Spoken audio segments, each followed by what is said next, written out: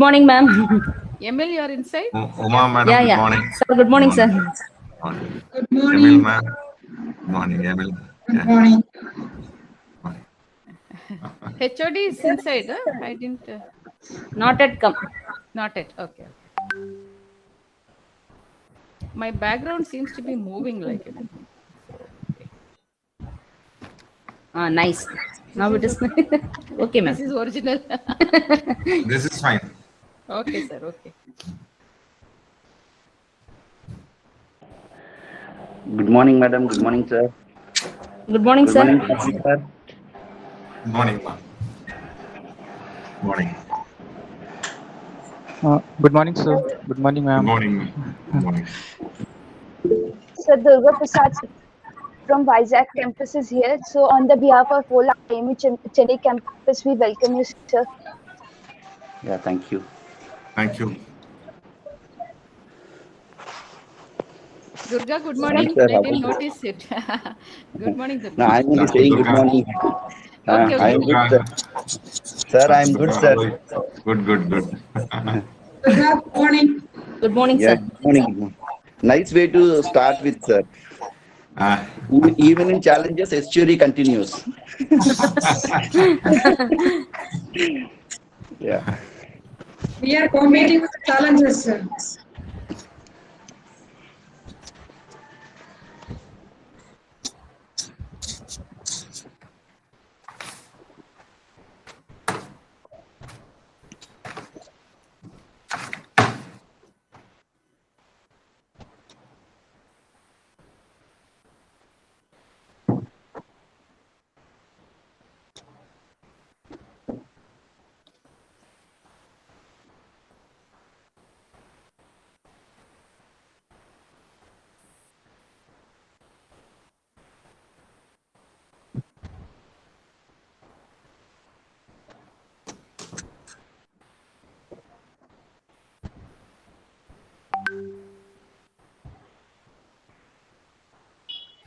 Good morning, ma'am. On the behalf morning. of Chennai, we welcome you. Thank you.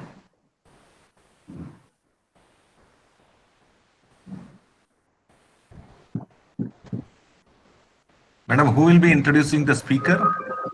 The forenoon? Lekha, ma'am? One second, sir. Yeah. Yes, sir. Sorry, who will be introducing the speakers, resource persons? Morning technical session. Meaning, you mean the MOCs? Apart from you in Yeah. introducing the topic and mentioning the speakers once, you can. Then you can hand over to the MCs. They will take from there. MC And Simar and Amrita. Final years. Amrita might start. Do I have to mention Amrita name or Simar name? You can just say the comparing team will take over from here, and both Okay. Simar and Amrita. Okay. The starting will be let me look at the script. Amrita, are you here?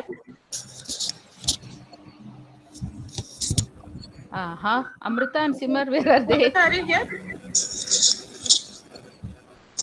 Ma'am, I'm calling them. Amrita and Simar, where are they? Okay. No problem.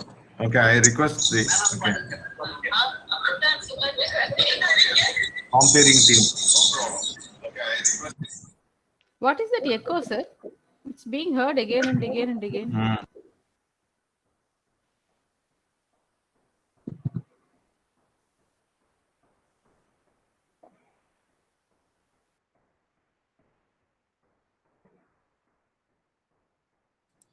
Everyone has to keep the mic in mute mode.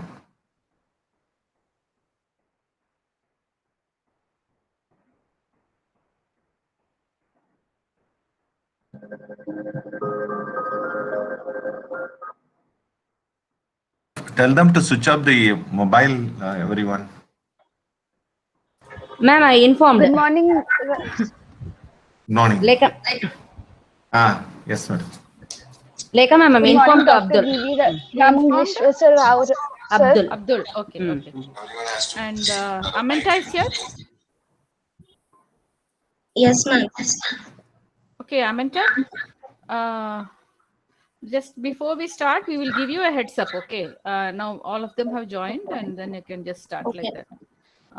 Then you can start with that good morning. But before that, you can just say one line. You can just add on if you want to. I request all the participants to kindly keep their mobile phones, like notifications off, not just mobile, notifications off their mobile devices. Write it down if you want.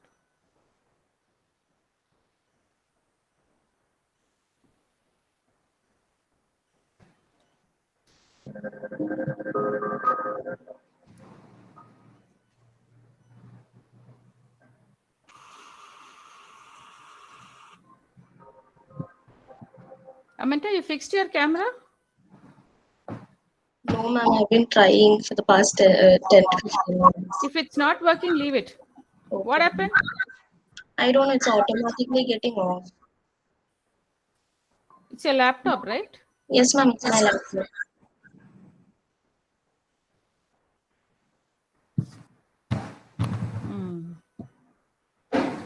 Swami sir. Yes, madam. Yesterday we practiced with camera, but I think Amanta's laptop, I think she's getting, camera is not working.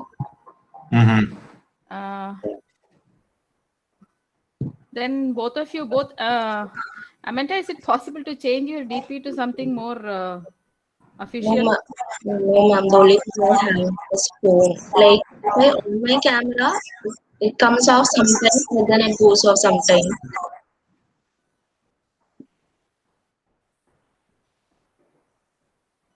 These are all digital glitches which can happen. But comparing team must ideally be, present. They must switch on and speak. Swami sir?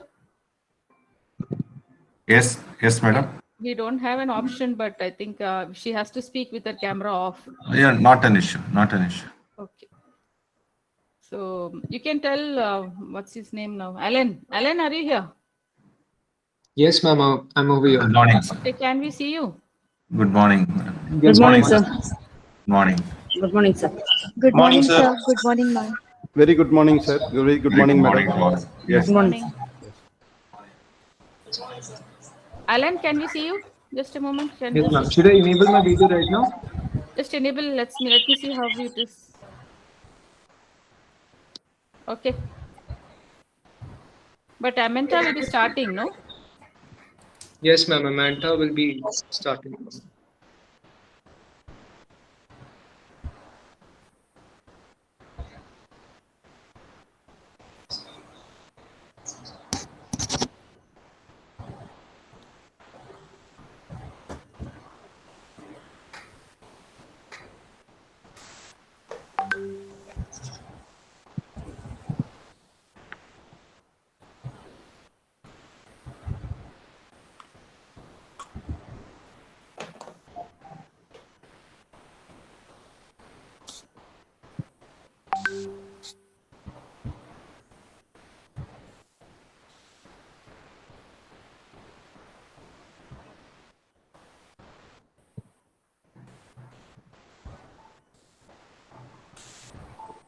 Good morning, ma'am.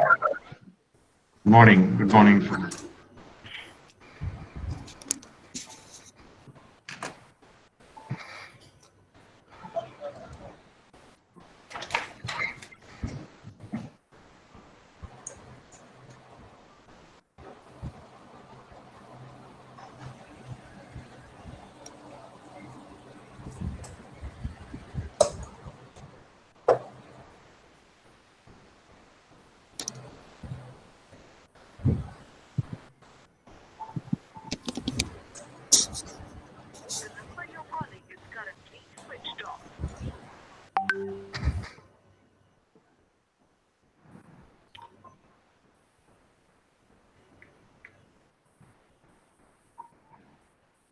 Praveen sir. Praveen sir is CEO, DP World. Okay. Good morning, sir. Joined, huh? Okay, Praveen sir. Sir, good morning, Director, Kochi Campus, sir. Yeah, how are you? Hello. Good morning, sir. This is Professor Murugan from Indian Maritime. Good morning.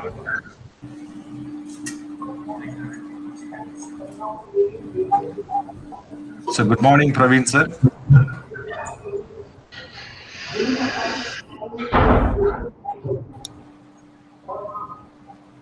Abdul, Praveen sir's audio is working. Did you check it? Yes, ma'am. Uma, Yesterday it was working. Okay, Praveen sir, you are on mute. Okay. Uma, you should your Yeah, ma'am. I'll take mic care of on it. mute. Okay. Arjun, mildly you can play. Praveen Joseph has left the meeting to join.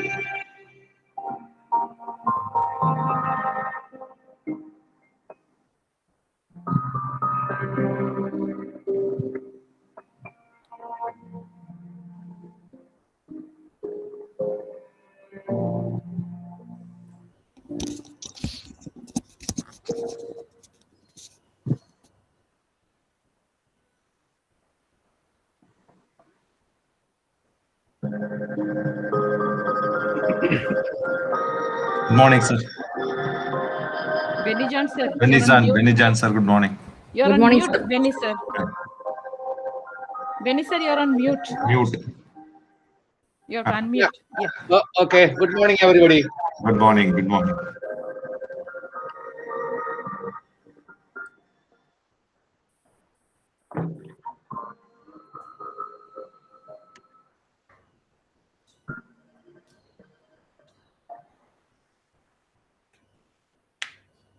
VCPS name என்ன sir?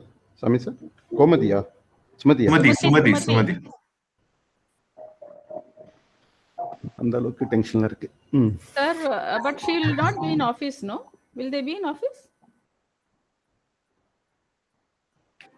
Sanjay ma'am, good morning. Sanjay ma'am, good morning, ma'am.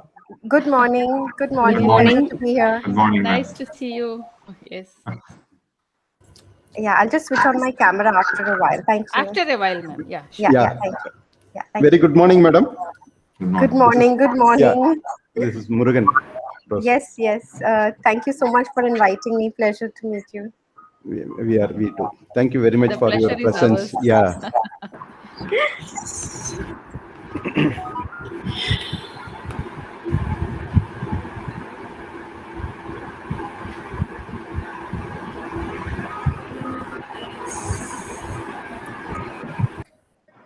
Dr. Murugan, good morning. Very good morning, sir. Thank you. Very good morning. Happy to All see the you, very sir. best. Nice thing to happen. Thank you very much, sir. With your blessing. Right. Good morning, Dr. Murugan. Yeah, very good morning, sir. Thank you very much for your presence. Thank you. Excellent. Yeah. Good morning to all. Yes, good morning, Dr. Murugan. Yeah, very good morning, sir. Captain, very good morning. Thank you very much for your presence here. Thank you for inviting. Thank Yes. you. You are always part of our team, Captain. Thank you, madam. Thank you.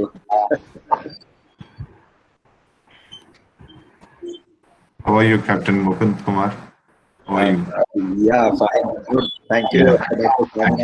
Yes, sir. Yeah. Nice. Welcome, sir. Welcome, sir. Right. Thank you. Thank you.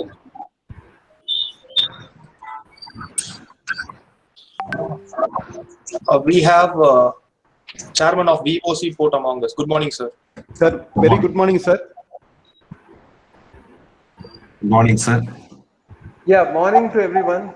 Yes, sir. So I'll switch on the camera in about 5 minutes. Is that okay? Yeah. Yes, sir. Within 3 minutes, sir. We call you. Thank you, sir. Thank you. Thank you. Hi, ma'am. Mr. Vinayan had joined. Sir Vinayan sir has joined. Yeah. Hello, sir. Very good morning. Hi, good morning. Nice to be here. Good morning. Yeah. Thank you. Happy to join from railway side. Yeah. Thank you very much, sir. Good morning, Chitra ma'am. Good morning, sir. Good morning, Murugan sir. Good morning, Lekha Good ma'am. morning. Good morning. Good morning, ma'am. Good morning, Uma. Good morning, Suresh sir. Suresh sir has also joined. NTC Logistics, President of Business. Okay. Sir. Good morning, sir. Suresh. Good morning, Suresh sir. Mr. Dr. Vinayan has also joined, I think. Yeah, Dr. Vinayan has joined. Yeah. Good morning, friends. Good morning, sir. Good morning. Very good morning, sir. Good to see you, sir.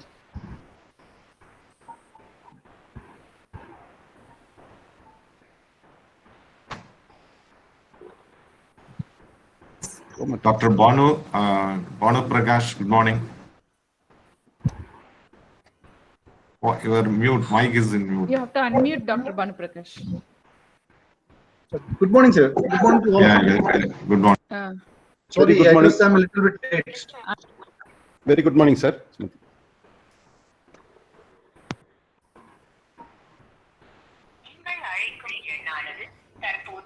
Suresh Pillai sir, good morning. How are you?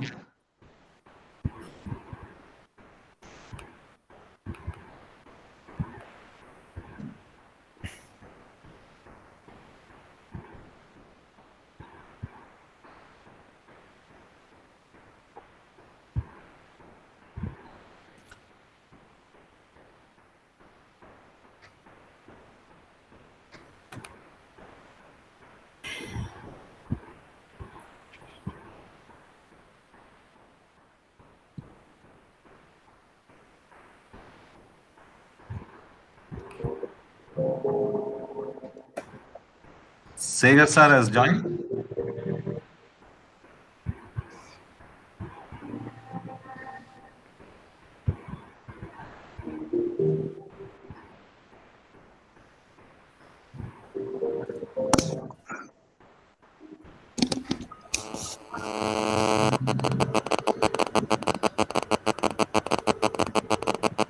Abdul, call other people, students to join.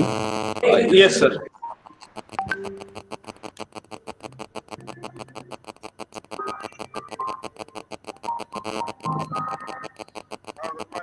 Good morning. எங்க இருக்கீங்க? We're getting disturbances of mobile phones, I think. Actually, search இப்போ அங்க யார் இருக்காங்க? யாரை கூப்பிட்டா அவங்க விமானத்தை பிடிக்க முடியும்?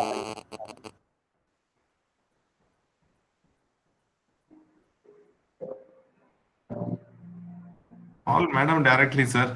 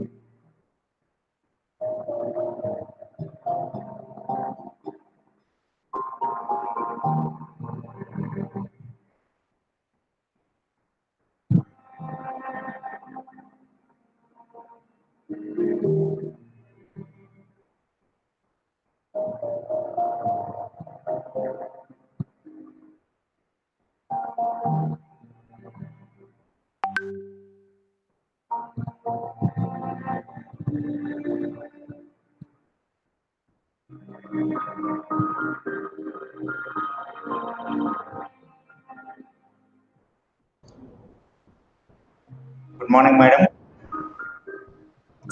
Good morning. Good morning.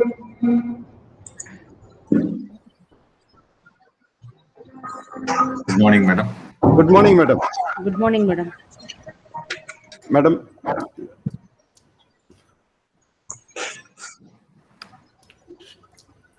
Good morning. shall we start, ma'am? Good morning, madam. Good morning. Good morning.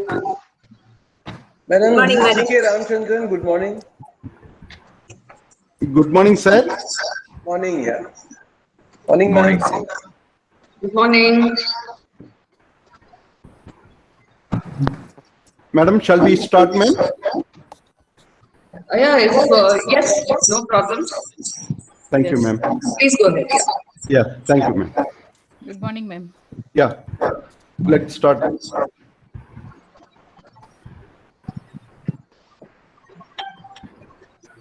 Amanta, you can start. I request all the participants to kindly switch to notification.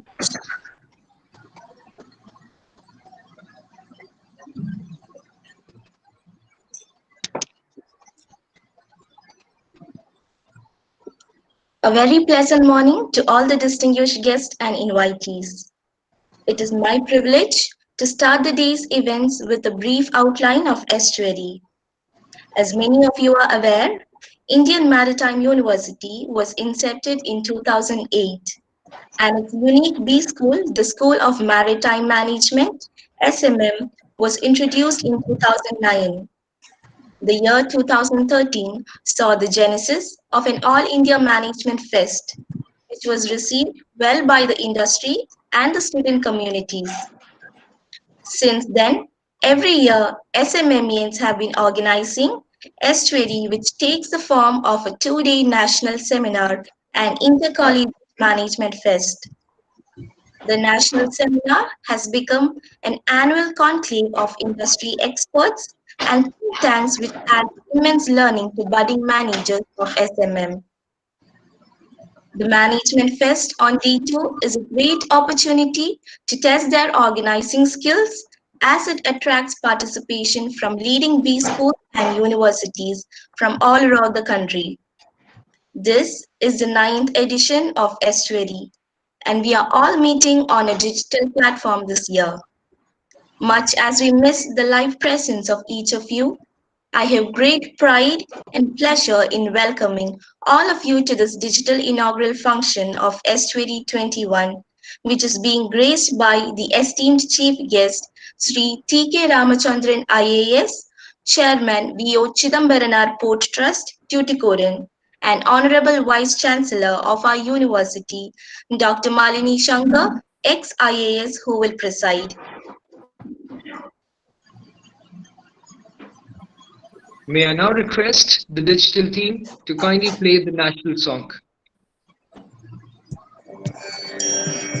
Vande Mataram, Vande Mataram, Sujala Suphala, Madhyaja Shitala, Sasya Shyamala Mataram, Vande Mataram, Shubhra-jyotsna pulakitayamini, Pullakusumita Drupadalashophini, Suhasini Sumadhurabhashini, Sukhadam Varadam Mataram, Vande Mataram, Vande Mataram.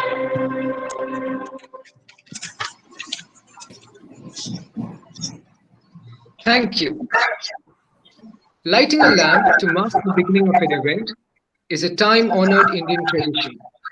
Here we present a digital version of the same.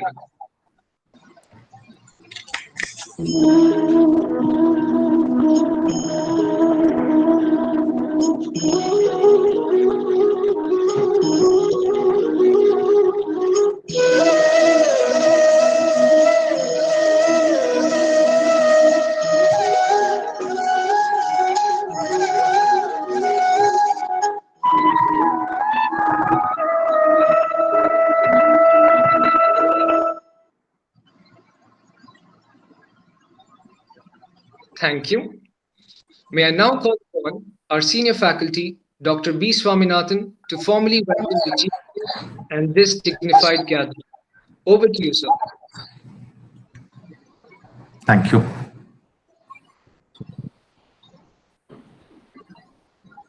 Very good morning to one and all present here, and thank you for joining us at the two-day National Seminar and Management Fest Estuary 21. On this occasion, the welcome address has to be delivered by Dr. Rajiv Balaji, Director, Chennai Campus, as per the agenda. Due to his health condition, I will be delivering his speech, welcoming the dignitaries as well as the participants of the webinar. Esteemed Chairman, V.O. Chidambaran Port Trust, Sri T.K. Ramachandran, IAS, Honorable Vice Chancellor, Dr. Malini Shankar, participants, colleagues, eminent speakers of the webinar, and dear students, very good morning to you all. On my team at Chennai campus, I welcome you all to this 9th edition of the two-day National Seminar and Management Fest Estuary 21. Thread the tagline, challenge, compete, conquer. In the last year forum, we had exchanges on e-disruption, how the business trade landscape is changing with the advancement in digitalization technologies. This we took at another disruption, the pandemic caused by COVID. Given the resilience of human spirit, we have endured this invasion, and all sectors have been finding ways and means to keep the business models active. Apart from nature's queries, history has proven that disruptions can be from human-induced factors also. Wars, piracies, and vessels grounding in space. We can rewind from the recent ever-given blockage of Suez into the pandemic periods. In the first leg of the seminar, we have topics ranging from liner trade, including ports, containers, box operators. The experts will highlight how they handle the times. There are persistent challenges while trade is stabilizing, problems in crew transfers, container shortages, and increasing freight. In the second leg of the seminar, the topics incline towards logistics. Under this, supply chain disruptions have been a major concern for over 90% of Fortune 1000 companies. For India, logistics costs are higher as compared to any benchmarks due to hinterland distances and higher unit cost. This needs to be addressed. Towards the end of 2020, it was seen that almost 85% of the movement was managed by personnel on work from home mode. This could not have been possible but for the digital advancements. This is an innovation which might just stay. India Vision 2030 and the recently concluded Maritime India Summit had showcased ambitious targets. Our experience from last 1 year, will it help in steering the growth, or will the second wave deter the planned growth? However, one thing appears certain, that the data and digital mantra will drive any innovations being thought of. Let us leave it to the expert speakers. And on the second day, there is an array of management games which can feed your thoughts. Isaac Asimov, the science fiction writer, said the saddest aspect of now life is now that science gathers knowledge than society gathers wisdom. This is true for the times, but with the twist. Science is also a bit fast with the COVID conundrum that nature had placed upon us. The COVID experience is ubiquitous in all walks of life, and to all generations. Let us hope that finds firmer curative remedies and we as a society come out wiser. I welcome you once again to Estuary 21. Good wishes and thank you. Now I leave the floor to the organizing team. Thank you very much, madam. Thank you. Thank you, sir. A leader takes people where they want to go. A great leader takes people where they don't necessarily want to go, but ought to be, as quoted by Rosalind Carter. Over to you, Manta. Thank you. Shri T.K. Ramchandran, IAS, Chairman VO Chidambaranath Port Trust, the Head School of Maritime Management, delegates from the industry, faculty, officers, the team at IMU, dear students, a very, very good morning to all of you. It's a pleasure to be with you today, albeit virtually. At the outset, I would like to appreciate the presence of Shri T.K. Ramchandran at the inaugural function of the 9th edition of this program, Estuary 21, organized by the School of Maritime Management of IMU. I would like to extend my personal thanks for your accepting this invitation, Mr. Ramchandran. I would like to commend the School of Maritime Management for organizing such a timely event to discuss pertinent current issues, bringing together industry experts to exchange their views on common areas of interest and consider the significance of international seaborne trade in world economy. The COVID-19 pandemic, as all of us know, has brought unprecedented challenges with global, severe and long-lasting efforts.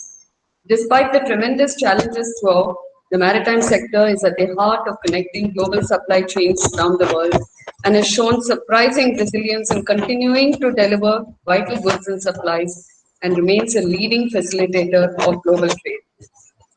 For this, we also have to thank the more than 2 million maritime fraternity, the dedication and professionalism in the face of mounting challenges, and they are worthy of our admiration and immense gratitude.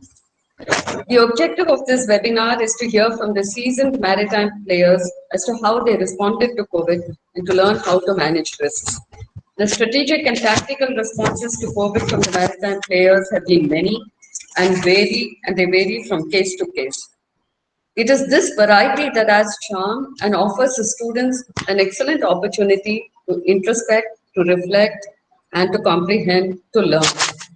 While we at the Indian Maritime University have organized a webinar topic stakeholder-wise, we realize and recognize that the discussions would cut across stakeholders and would be interdisciplinary. This seminar hopes to bring out that constant search inherent among maritime players to adjust to accomplish amid all conditions. Of course, the COVID-19 pandemic has presented challenges. Supply chains have been disrupted and supply chains have had to be rejigged. Business models have had to change, they've had to adapt tremendously. The digital economy has grown, and how? The access to digital facilities has suddenly and magically increased by leaps and bounds in the past year. Demographic changes are also taking place, which will have its impact on logistics.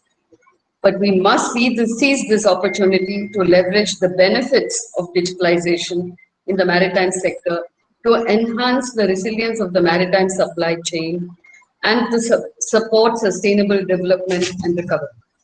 With this, I would like to thank the School of Maritime Management for hosting this Maritime Perspective online event. I'm certain that the presentations, discussions, and exchange of views during this event will provide new inputs for us to reflect, to introspect, and to improvise, and to innovate. I wish you a very successful 2 days of deliberations. I also extend my best for the management test, which is to be held tomorrow, and I understand will be a contest of managerial skills from the student community pan India. Wishing the Estuary team the absolute best. Thank you. Thank you, madam. Thank you, ma'am. Thank you. Thank you, ma'am. Yeah. Thank you, Known ma'am. as an excellent leader and a personality who has had stellar era of administrative service of over 3.5 decades. Dr. Malini V. Shankar last served as Director General Shipping on the rank and pay of Secretary to Government of India, and is currently the chairperson of the National Shipping Board, Government of India, and a member of Government appointed Board of Directors of the IL and FS Group of companies. With a doctoral degree in Institutional Economics from the Indian Institute of Technology, Madras, India, and Management degree from the Asian Institute of Management, Manila, Philippines, a professional diploma in International Economics from IIAP, Institut International d'Administration Publique, in Paris, France. Much of her career at the senior level was in the water sector, municipal, irrigation, environment, and economic sectors, power, commerce, and industry shipping. Dr. Malini V. Shankar has been a recipient of several academic recognitions. She was nominated by the IMU as an honorary member of the Board of Directors of the World Maritime University. Recently, she had the distinction of being chosen as one of the 7 global recipients of the AAA Award by the Asian Institute of Management, Manila, Philippines. She is the first Indian woman to receive the award. Ma'am, we are extremely proud to have you at the helm of this unique university, and we once again thank you, ma'am. We look up to you and your continuous guidance and support in all our endeavors. Thank you. Our esteemed chief guest of the day, Sri T.K. Ramachandran, was born in Chennai and educated at Chennai, Nagpur, and Delhi. He is a member of the Indian Administrative Service (IAS), which he entered in 1991 after completing the degrees of Masters of Technology in Computer Science from the Indian Institute of Technology, Delhi, and Bachelor of Technology from IIT Kharagpur. He also holds a master's degree in public policy from Princeton University, USA, for which he was awarded the World Bank Robert McNamara Fellowship. He has served the government of Tamil Nadu in various capacities, including those of Secretary to Government, Highways and Minor Ports Department, Tourism and Religious Endowments Department, Collector and District Magistrate in 2 districts, Ramanandapuram and Villupuram, Deputy Commissioner, Corporation of Chennai, Managing Director, Tamil Nadu News Print and Papers Limited. He has also served as Secretary to the Government of Tamil Nadu in the Information Technology Department. He is currently the Chairman of V.O. Chidambaran Port Trust, Tuticorin, under Ministry of Ports, Shipping and Waterways, Government of India, and also Chairman, Indian Ports Association. He has received several awards and citations from the Government of India and the state government, including one from the Deputy Prime Minister of India for his work in the field of land records computerization. His areas of interest include development economics, sustainable development environment, infrastructure and urban development, systems management, e-governance, and public-private partnership models. He has authored a number of papers and books in these areas. He was among the first to write about the need for a citizen identification number a couple of decades back. Widely traveled, he has presented papers authored by him at several international forums, including Princeton University, the University of Hawaii, and the Korean Development Institute. Apart from his work, he pursues several other hobbies. He is a polyglot with a knowledge of 6 languages and is a trained Carnatic vocalist and air artist. He also writes frequently on general issues and on matters related to heritage and culture. May I now request our chief guest, Shri T.K. Ramachandran, IAS, to deliver the inaugural address. Over to you, sir. Thank you very much for that exhaustive introduction. I would have thought it was easier for people to have simply Googled and got to know about us rather than have that read out so exhaustively and at times very embarrassing also. So anyway, madam, very good morning to you, and thank you very much for having invited me to the inauguration of the of Estuary 2021. And I would also like to thank the entire team at the School of Maritime Management who have taken so much trouble to put this webinar together in these troubling times. So let me start by thanking you and also by congratulating you, the entire team, as you said, under the leadership of Malini Madam, and for having taken the trouble to organize this event even in the midst of the COVID crisis that all of us are in. And I think that that bodes well for the future of both the event as well as of the university, that in spite of being in troubled times, you're able to take up this job and deliver such a fantastic output. I saw also the impressive array of speakers that you've lined up both for today and for tomorrow. Of course, I find that COVID is the main theme of this of today. Of course, tomorrow is an important day too, in which you are looking at various management games and so on. But the importance of these college festivals cannot be overestimated, as all of us who have gone through the grind, as well as who've gone through college, understand during these college festivals, important networks are established. Like was said earlier, the concepts of challenge, compete, and conquer. Of course, those were the concepts, but I think now we have to move from compete and conquer to co-opt and cooperate. I think that has to be the new mantra for the next generation. And that is seen in the way they co-opt and cooperate, with each other, whether it is on social media, whether it is on the internet, or in any other realm that you look at. Therefore, the concept of challenge, I think, will go, and the concept of conquest will go. The concept of cooperation will come in. There was fleeting mention made of the Maritime India Vision 2030.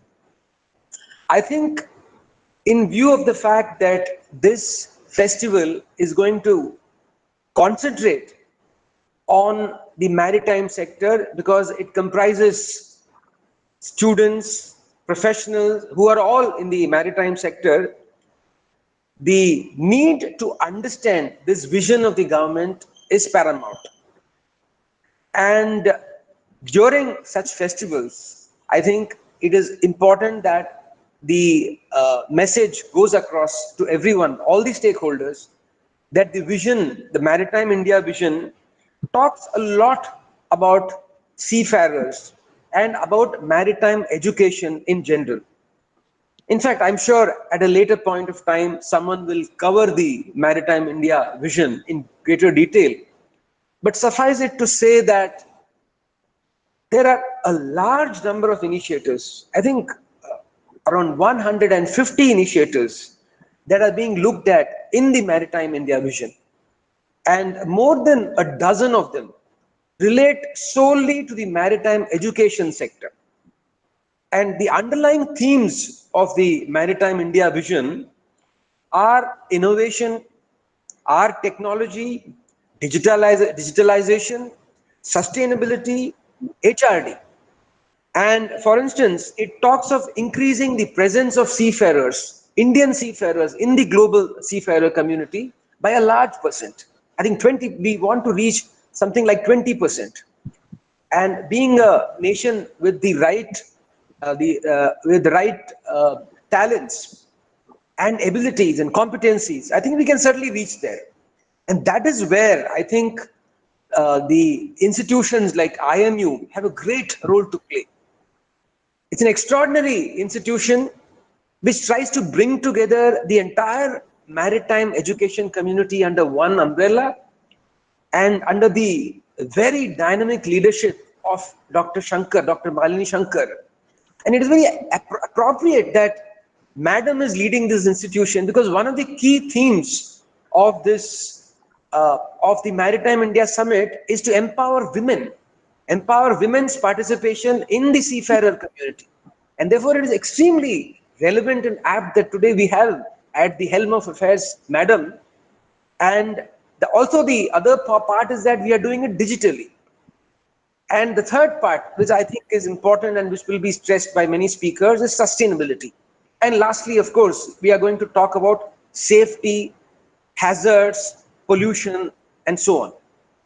So when you look at each of these topics, the first one, of course, like I said, HRD is important, because unless we develop the competencies of the next generation, we are going to have trouble providing employment to everyone.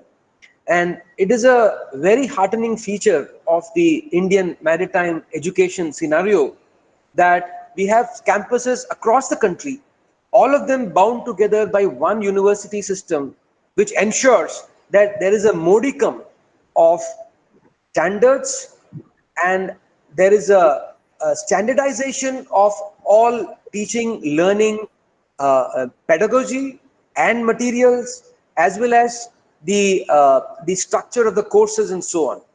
So on the one hand, we have this unified system, but on the other hand, to ensure that everyone gets the opportunity, we have campuses spread across the country, which means we give opportunities to every single part of the country. In fact, I was very surprised that we have people from Nagaland, we have people from Uttarakhand, we have people from Haryana, all of them doing courses in the various campuses of IMU. It's a great example of the way the nation functions. You don't have to have seafaring states to send cadets to the various courses. You have these. You have a nationally integrated system of taking in students, which means everyone from every part of the country forms the student body. So that is on the education part. The second part, as I said, the challenge is to go digital. The fact that we are today on a digital platform, on a webinar, doing it so well, every single one of us on this platform without any hassle, I think that speaks volumes of the kind of progress that we have made in this country. In fact, some of the digital initiatives that this country has taken, whether it is the Aadhaar or whether the Aadhaar stack or whether it is the digital payments system that we put in place, all these have helped the country during the COVID period. And one very important initiative which I thought I will touch upon is the national logistics portal, which is going to be put in place. Already we have something called the port community system, which all of you being in the field might be familiar with. Therefore, the NLP is going to be a few steps ahead, where all stakeholders from different, not just the ports, but also outside the ports in the logistics chain, which includes shipping lines, which includes every other link in this chain, will be part of. Therefore, the National Logistics Portal is an important digitization initiative of the ministry, which is being taken up by IPA, and all of you, I'm sure, will be part of that. All of you will also be important stakeholders in this exercise. The third and third pillar of this entire exercise, this Maritime India vision, is the green vision. As you are aware, the shipping sector also contributes to global warming, and therefore it is our duty also to ensure that whatever we do is sustainable, whether it is using the right fuels. As you know, we are shifting from sulfurous to non-sulfurous fuel, and similarly there is a movement towards CNG.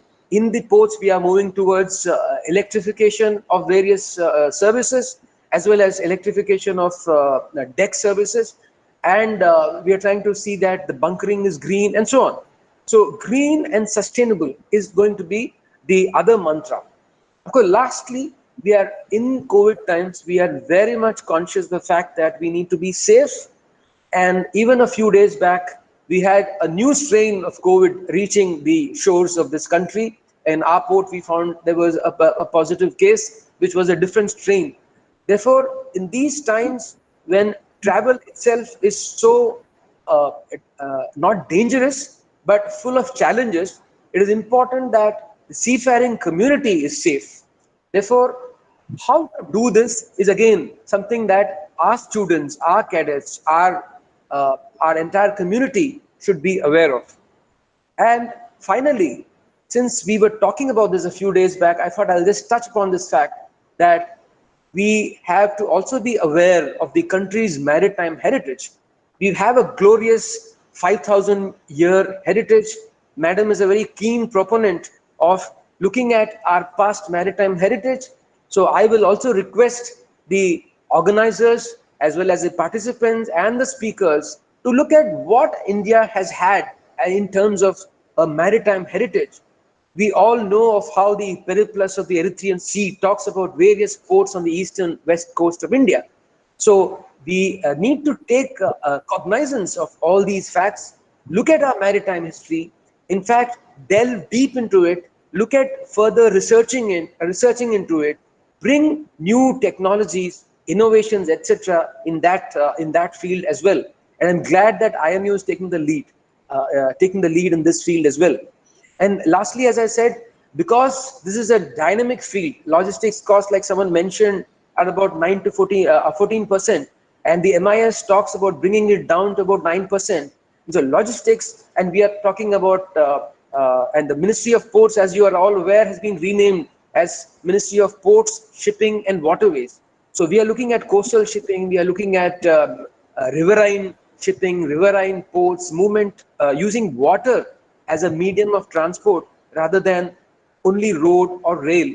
And everyone knows that the sea or the coastal shipping are much more environmentally friendly, are also cheaper, and it is up to us to make this vision of the government into reality. We have the next 10 years, and the immediate task before us is to ensure that all of us are safe, that the economy grows, and that we contribute to a great and growing economy which will add luster to our country and to the welfare of our countrymen.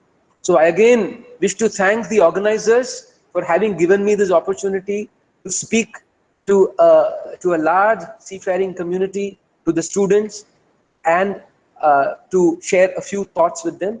And I hope the festival or the Estuary 21 will have a great 2-day session, will be a great learning experience for everyone.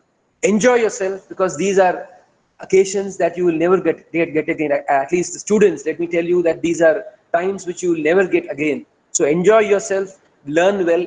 God bless. Thank you so much.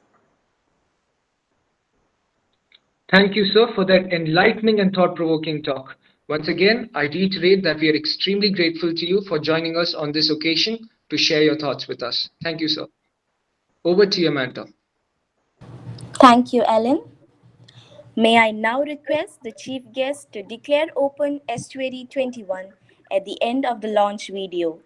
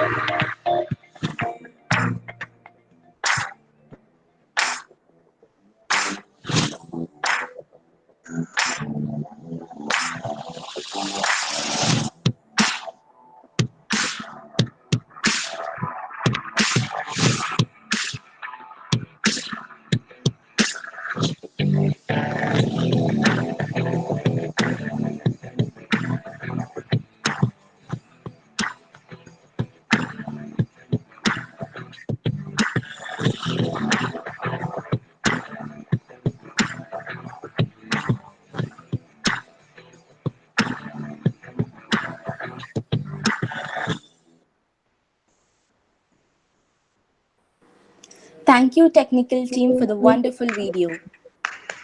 With this, we draw towards the end of the inaugural program. It's time to express our gratitude and appreciation. May I now call upon the head, School of Maritime Management, Dr. A. Murugan, to propose a formal vote of thanks.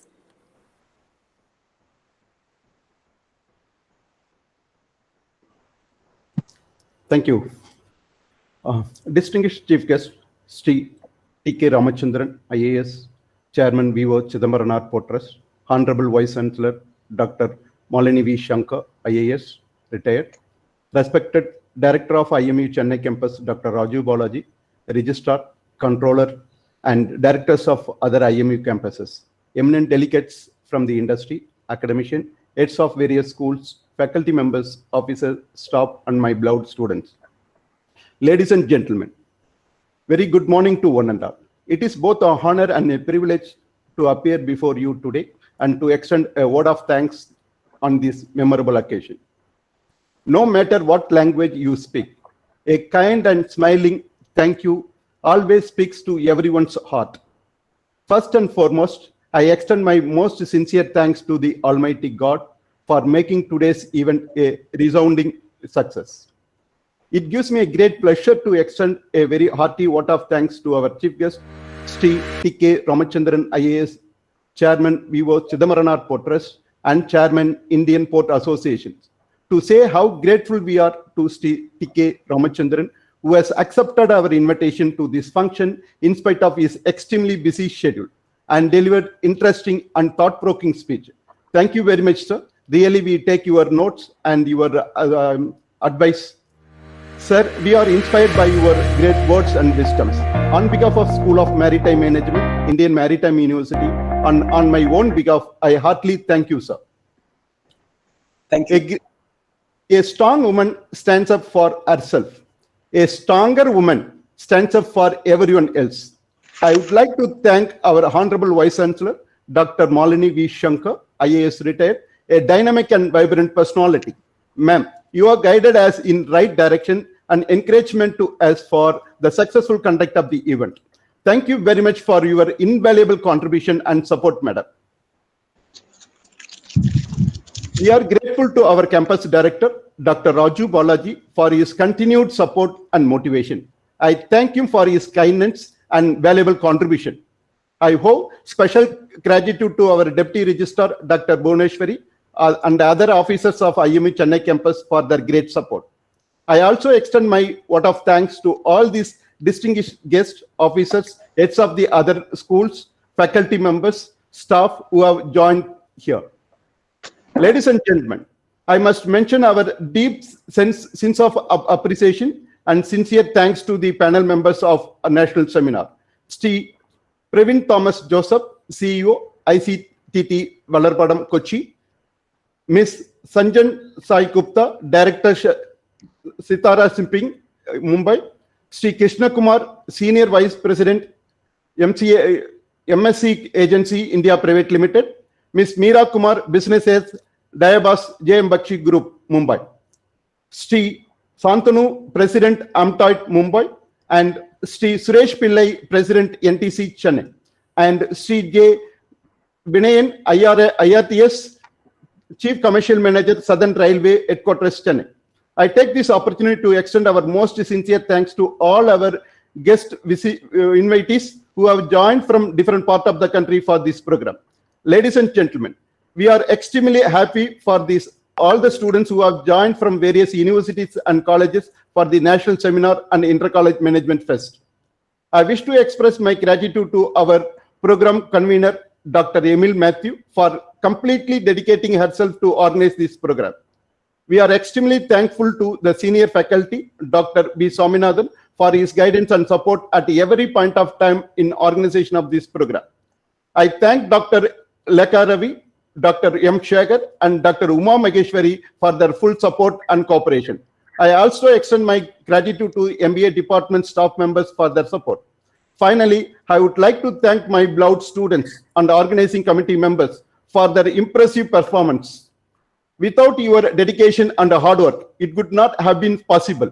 Thanks for bringing success to our school and the program. Once again, I thank you all. We look forward to extremely productive day event. Thank you very much. Thank you, sir. Thank you, sir. Thank you. Thank you, sir. With Thank this- you, Chairman, sir. Thank you, sir. Thank you, madam. Thank you, and wish you the very best for Thank a you, very ma'am. productive 2 days. Thank you, madam. Thank you. And really appreciate organizing this in such challenging times. Thank you, ma'am. Thank you. Thank you very much. Thank you. Thank you, man. Yeah. Thank Bye. Bye. With this, the Thank you, inaugural sir. session- Thank you, Chairman, sir. Thank you. Thank you, With sir. this, Thank you all. inaugural Yeah. With this, the inaugural session comes to an end. The first technical session of the national seminar will commence shortly. This year, the theme of the seminar is, was COVID a maritime obstruction or an innovative disruption? I request the audience to kindly after a 10-minute break. Thank you. Thank you, sir. Murugan, sir. Thank you. Great, sir. Great, sir. Great, madam. Thank you. Thank you. Thank you. Thank you all. Thank you, one and all. Sir, nicely done. Right. Thank you, sir. Extremely well. Thank you, sir. Thank you, sir. Thank you all. Thank you for your support. So request all of them to kindly stay. Thank you. Thank you, sir. Thank you, ma'am. Thank you, ma'am. Requesting all of them to stay for the seminar too. Yeah, yeah. Sure. We once again thank the chief guest and all the dignitaries who joined us for the inaugural function. We also request them to join the technical session, which is commencing at 11 a.m. Thank you.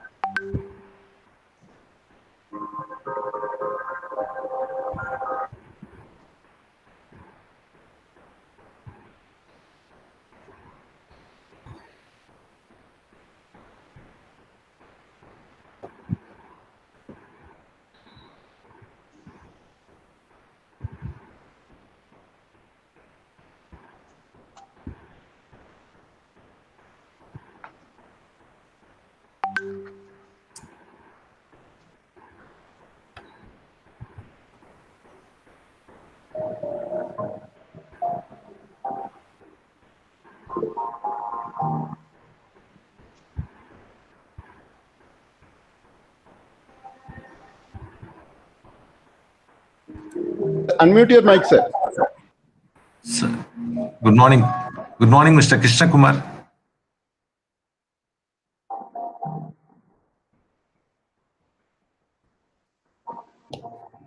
Good morning. Good morning.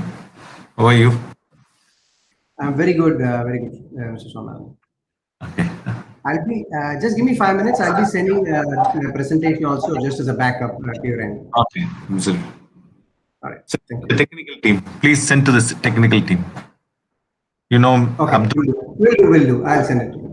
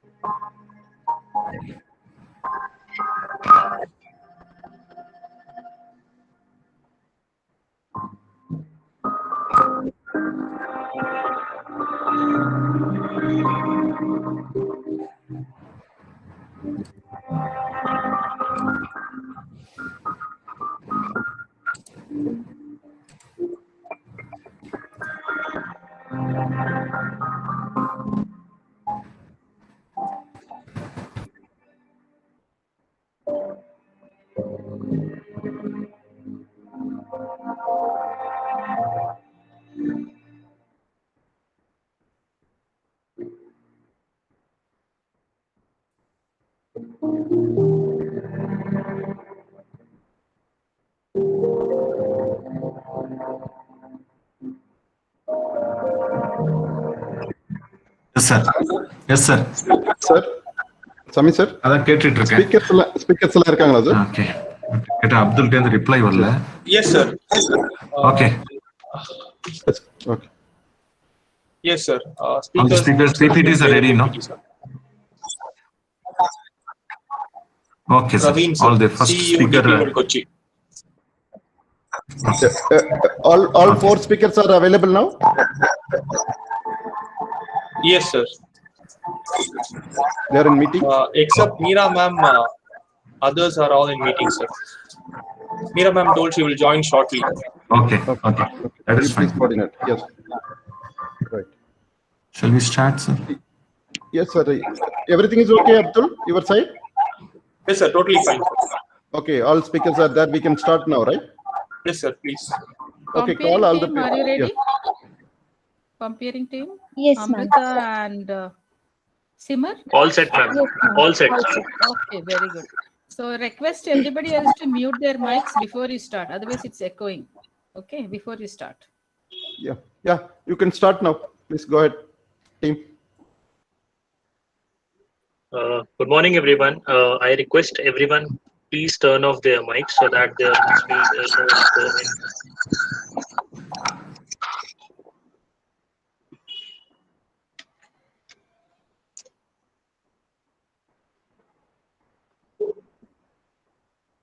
A very good morning to one and all present here.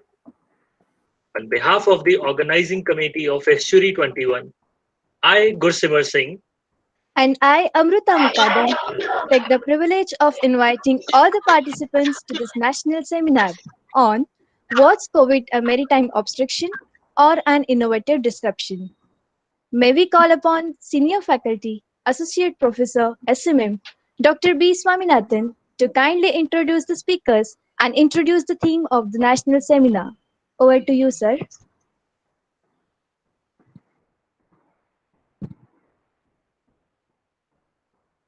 Thank you very much, team. Good morning to all the people, those who are present here once again. The inauguration of the webinar has been successfully completed with the vote of thanks delivered by Dr. A. Murugan, Head School of Maritime Management. Now it is the time for commencing the first forenoon technical session, Effects of Pandemic on Port and Shipping Industry. As a Chancellor rightly mentioned in her keynote address, the intention behind selecting the theme of the webinar was COVID, a maritime obstruction or an innovative disruption, is to hear from the seasoned, eminent maritime professionals as to how they responded to COVID and also to learn how to manage and mitigate the risk during COVID. The interesting 4 topics to be covered in the forenoon: disruptions in global ports and container terminals, challenge and resilience by Sri Praveen Thomas Joseph, Chief Executive Officer, International Container Terminal, Vallarbadam, Kochi. He will be delivering for 20 minutes from the private container terminal perspective, followed by how COVID changed the face of box operators and opened the door for new opportunities by Mrs. Sanjam Shahi Gupta, Director Sitara Shipping Limited. She will be deliberating the assigned topic from the NBOCC operator's standpoint. The third key topic is COVID and liner trade operations, new combat strategies by Sri N. Krishna Kumar, Senior Vice President, MSC Agency India Private Limited. He will be discussing from the point of view of container liner operators. The fourth and final topic of the forenoon session is managing podcast through the pandemic, which would be handled by Mrs. Meera Kumar, Business Head, Diapas JM Bakshi Group. She will be talking on behalf of ship operator on as Diapas assist ship owners, operators, and managers to their core business of shipping. IMU is delighted to bring them on board. I request the organizing team to introduce the first speaker, Sri Praveen Thomas Joseph, CEO, International Container Transshipment Terminal, Vallarbadam, Kochi, who will be handling the first presentation. Thank you very much, one and all. Thank you, sir. Now we will be moving forward towards the first technical session as mentioned by sir. In this session, we have 4 eminent speakers with us. I request the participants to avail the opportunity to get the best out of all these industry experts for your prospective careers. By the end of every session, participants have an opportunity to ask their queries to them. Kindly refer to the contact number provided in the chat box and in the YouTube description to drop your queries. A humble request to all, kindly avoid to send the questions in chat box. Instead, refer the number given in the chat box. Now I request Gursimar to take the reins from here. Thank you. Thanks a lot, Amruta. Good morning, everyone, once again. We welcome you all to the National Seminar Technical Session 1. Let us begin with the event with a brief note on the topic, Disruptions in Global Ports and Container Terminals, Challenges and Resilience. With this, it is my great honor and privilege to introduce the first speaker of the National Seminar, Sri Praveen Thomas Joseph. Sri Praveen Thomas Joseph has a BTech Mechanical Engineering degree and is a member of the Institute of Chartered Shipbrokers. He has more than 20 years of diverse experience in logistics with focus on third-party logistics, ocean freight, general management, port and terminal management, liner shipping, air freight, custom clearance, and warehousing. He has worked with legacy organizations such as Espinwall and Company Limited, Panalpina World Transport, and DHL Global Forwarding in India and abroad. He is the CEO for DP World's International Container Transshipment Terminal at Cochin. May I invite Sri Praveen Thomas Joseph to enlighten us on the topic, Disruption in Global Ports and Container Terminals, Challenges and Resilience. Over to you, sir.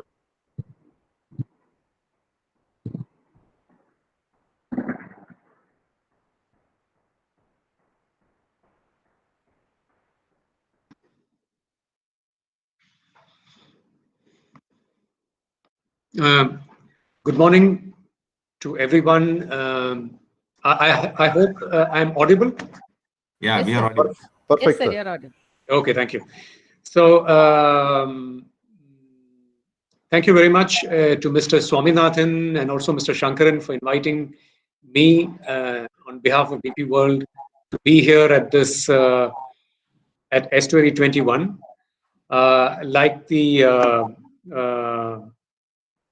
the chairman and the chief guest mentioned, it's indeed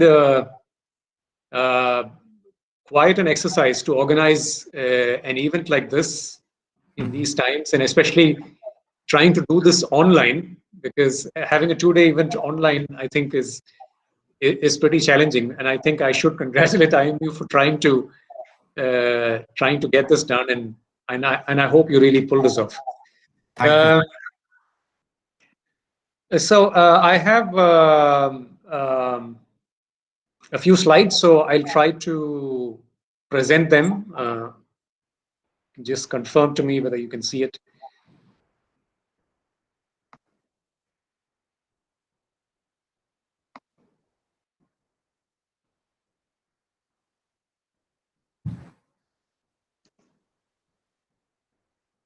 So is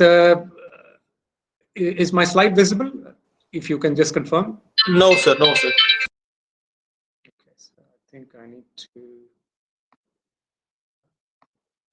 Sir, you just need to click on the present now button, and three options will appear. You can choose the option of window and move out to your PowerPoint. Yes, sir. Now it's coming up. DP World Disruption in Global Ports. Yes, sir.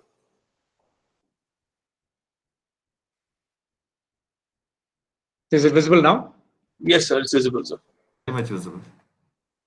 Okay. All right. So I thought I'll just spend 2 minutes just introducing my company, just for the benefit of everybody in the audience.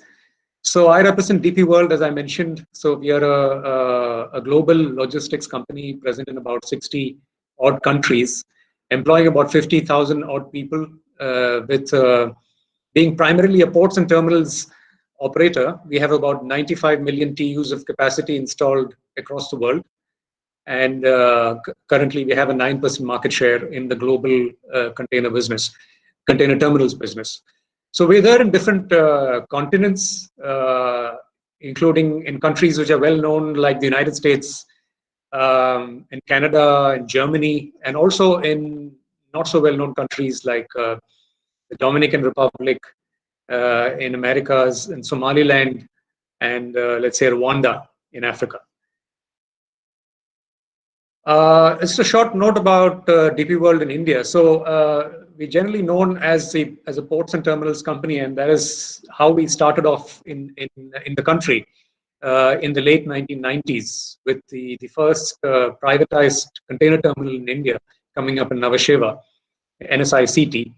And since then, we have a portfolio of about 6 port terminals, which includes Navasheva, 2 terminals in Navasheva, Mundra, Cochin, Chennai, and Vizag. And over the last few years, we've also developed into an inland logistics service provider also. So we have assets in the inland logistics side as well. So we have inland rail terminals, container freight stations. We have 3 freight trade zones under development, one in Mumbai, one in Chennai, and one also in my location, Cochin. We have cold chain. We have a cold chain company. We have a express distribution, domestic distribution company which serves more than 100 locations. We have a container train operator license, operating 30 container trains, and also in the contract logistics field, we have currently about 2 million square feet of warehouse space under management. And I represent the Cochin Container Terminal, otherwise known as ICTT, and most of the things which I will talk about today is about our experience in Cochin during this period. So COVID-19 is the theme for the day, and it's indeed quite an interesting topic. About a year back, in March 2020, at Cochin, we were just coming off the year 2019, where we kind of overall delivered a kind of acceptable, close to a 10% growth over the previous year. And it would have been higher if not for deceleration in the economy, which we saw in the last quarter of 2019. And the slowdown continued into the first quarter of 2020. This I'm talking about pre-COVID. But it was masked to some extent by the Chinese New Year and things like that, which usually happen during the first quarter of the year. So on around March 22nd, I think, when the lockdown was announced because of COVID, Our worst fears of not reaching our targets for 2020 were coming alive. But little did we know that that was the last thing which we should have been worried about. And none of us had any clue at that point that the lockdown would last not just for 1 week, but for several months. And the pandemic would still be with us after a year, even after a vaccination has been found, a vaccine has been found. So in some circles, people like to split this period into with three terms, just like how we split the millenniums into BC and AD. As BC, that is before COVID, DC during COVID, and AC after COVID. So I think the last part, after a year now, we would have hoped to be in the period AC after COVID right now, but we're not yet there. And I sincerely hope that all of us reach that stage very, very soon. So the challenges in COVID-19, which is what I've been asked to talk about, and how did we handle them? It is indeed, very thoughtful topic, because while all of us are still managing the pandemic, it is indeed worthwhile to look back over the last 1 year and assess or introspect what actually transpired and how did we actually handle it. Without doubt, the pandemic threw up many challenges, and it was unprecedented, and none of us were prepared for it. We had the pandemic mentioned in one of our risk registers somewhere, but we were nowhere close to being prepared to handle it when it actually happened. So with so many challenges we faced, I thought a bit of categorization would actually help in order to, kind of channelize our thoughts. So I try to put these challenges into 3 buckets for the sake of simplicity. So in the ports and terminals business, we are a heavily people-oriented industry. So for example, in Cochin, we have about 600 employees, both direct and indirect. And normally, if we have a 10 or 15% reduction in that headcount, for some reason, we can still manage our operations. And without any loss of productivity. And productivity is one of the non-negotiable things which anybody who works in a container terminal will tell you. One is productivity and the other is safety, which is considered our key deliverables. Operations. So operations is the heart of the terminal industry, and which actually makes the link between what has been promised to the customer and what we actually deliver to the customer. And the productivity target, which I mentioned before, is the gospel which this function lives and breathes. And finally, of course, the business, which is our customers and the commercial shipments they transact through us. So these are the 3 main buckets of challenges which I would like to talk about. So first, to talk about people. So very basic challenge, which I'm sure everybody around this room, in this audience and on this call faced. Simple difficulty of employees reaching the terminal. So there's a lockdown in place. Now we are an essential service. We have the responsibility of delivering, operating 24 hours, delivering shipments. The only gateway possibly to the state, because all of the modes of transport were not operational or only partly operational. But if the employees don't reach the terminal, we just can't operate it. So we are a very physical kind of business. You need to be on site. And even if some of the employees manage to reach the terminal, there are people who are stuck in containment zones. And if you have a group of people stuck in containment zones, it's a real challenge. And you're not allowed to leave. And once the employees come into the terminal, then they have their own apprehensions. For example, while operating in the terminal is fine, but when you board a vessel, people had apprehensions about boarding foreign vessels. Like if we have vessels coming in from China, for example, and the perception was that everybody on board a Chinese vessel already had COVID, so how can we board? So these were some of the people challenges, and how did we actually try to address them? So of course, like everybody else, we got travel passes. We organized. We informed the employees not to use public transport. We organized company transport. Accommodation was arranged So some of the employees stayed at the terminal. The terminal was their residence for several weeks at a stretch. We arranged alternate accommodation in the city for people from containment zones. So there was a new process implemented during COVID times by the DG Shipping, where the port health officer is the first officer to board the ship outer anchorage and clear the vessel that it's COVID free and it can actually berth.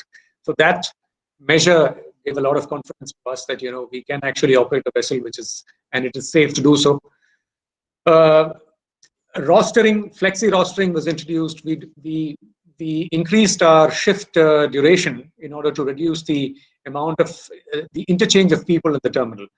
So the more you have exchange of people in the terminal, the more the possibility of contracting the virus.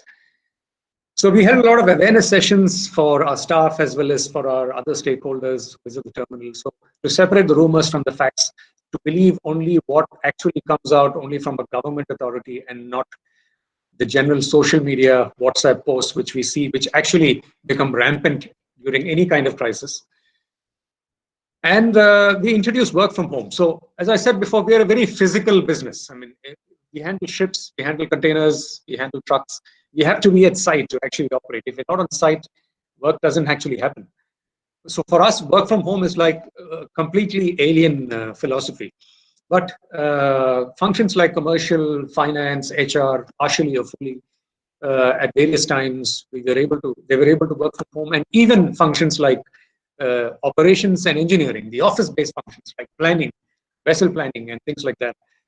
People were actually able to operate from home, and that was actually a revolution. So that we were able to kind of de-risk the operations of the terminal to some extent.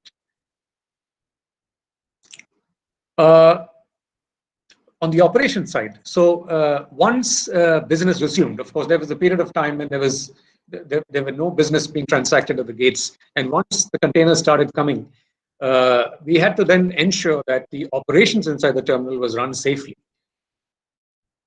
So the staff in the terminal were using personal protection equipment, so that we had to ensure that there was no shortage of that.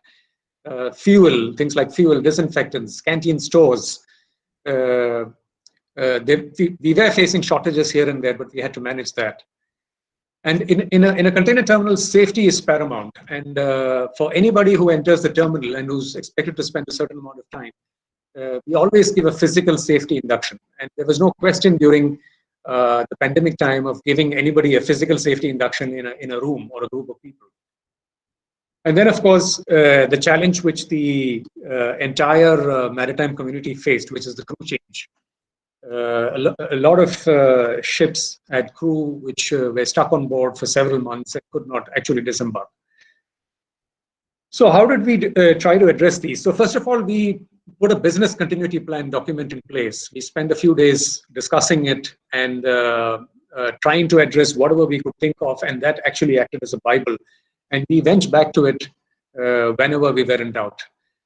We removed all contact-based activities, including things like attendance, and made it contactless. Personal protection equipment we provided for the staff, including the staff which were boarding the vessel. So, for example, somebody who boarded the vessel for doing lashing was given a full body suit. He had to enter a full body suit, especially while operating on a foreign-going vessel. And you can imagine somebody working in the hot sun, already in a boiler suit and wearing a full body suit, a COVID suit on top of that.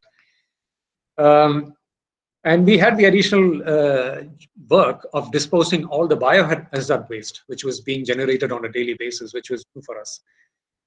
So we were probably one of the first terminals to introduce sanitization of trucks. So every truck, container truck which entered the terminal was sanitized before it actually entered the terminal.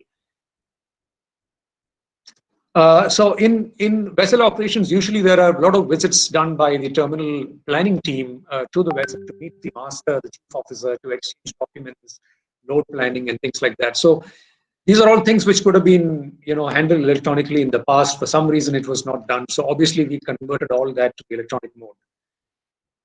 And one of the biggest pluses of positive fallouts of the pandemic has been the increase in automation. So for the last 5 years, we've been trying to convert the documentation transactions in the terminal to a paperless mode. And in 5 years, we managed to only reach a penetration of about 20%. But in the few weeks or few months of the pandemic, that 20% went up to 65%. And in our gates, in the terminal gates, there is still a lot of documentation which was being used in order to enable containers move in and move out. And if you have paper, then you also have people. And when you have people in any location inside a terminal, then there is always a risk of the virus spreading. So we were able to automate our gate processes and reduce our pedestrians by as much as 50%. If you now come into a terminal at any point of time, you hardly find anybody, person walking who's outside a cabin or something like that, or walking on the pedestrian walkway. You hardly find anybody walking inside the terminal these days.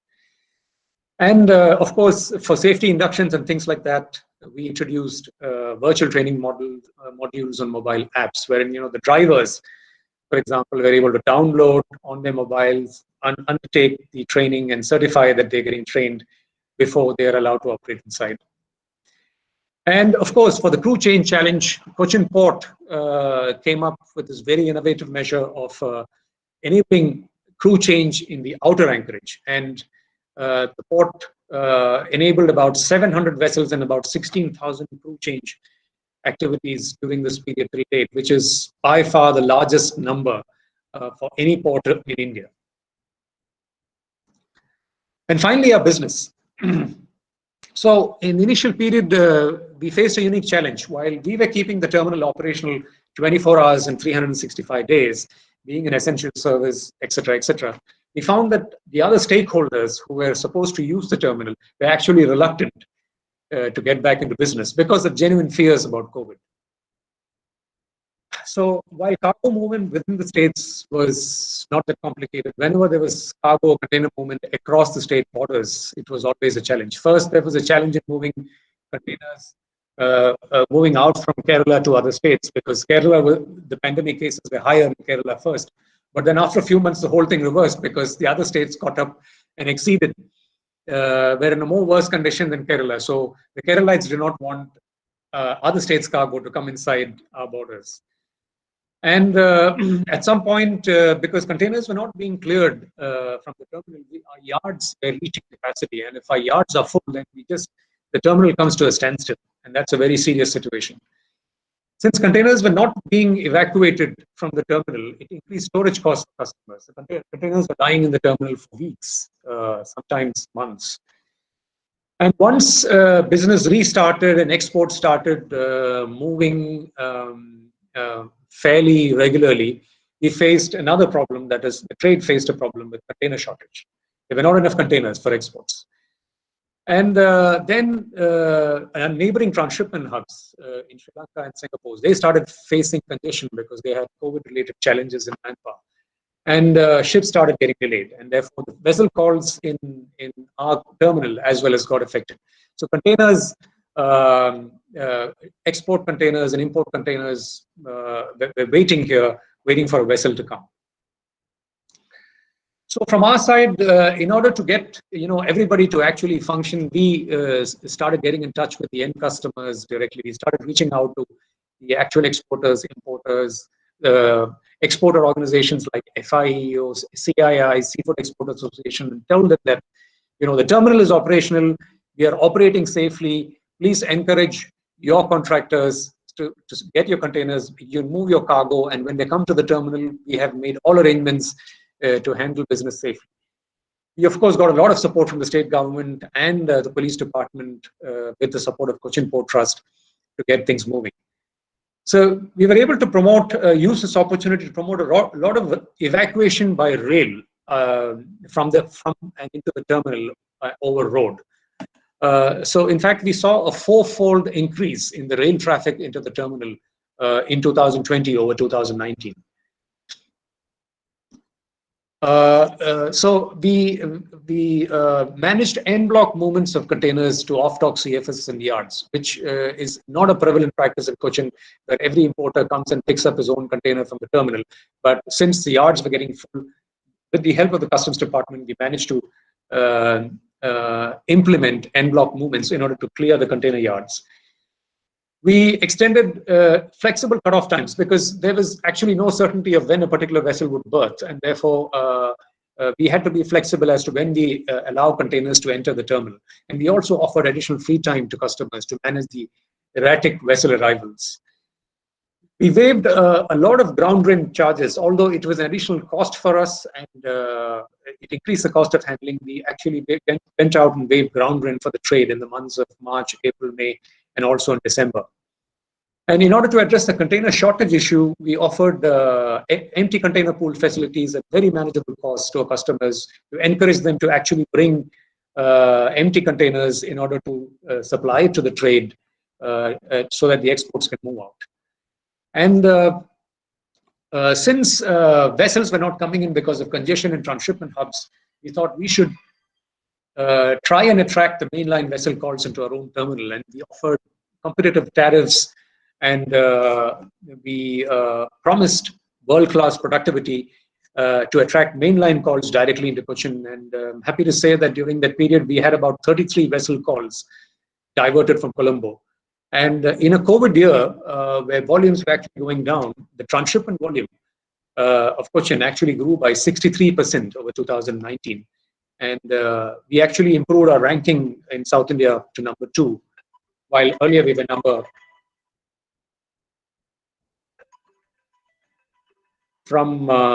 4. So this is a picture of the largest vessel which we handled during this period, the mainline vessel. It's a Maersk Edinburgh, which called us on 6th of December with a capacity of 13,500 odd TEUs and the length of 366.5 meters. It is one of the largest container vessel, if not the largest container vessel ever to call an Indian port. And just to show you how our volumes actually moved during this period. So from Jan to March 2020, pre-COVID, we were doing about 50,000 TEUs per month.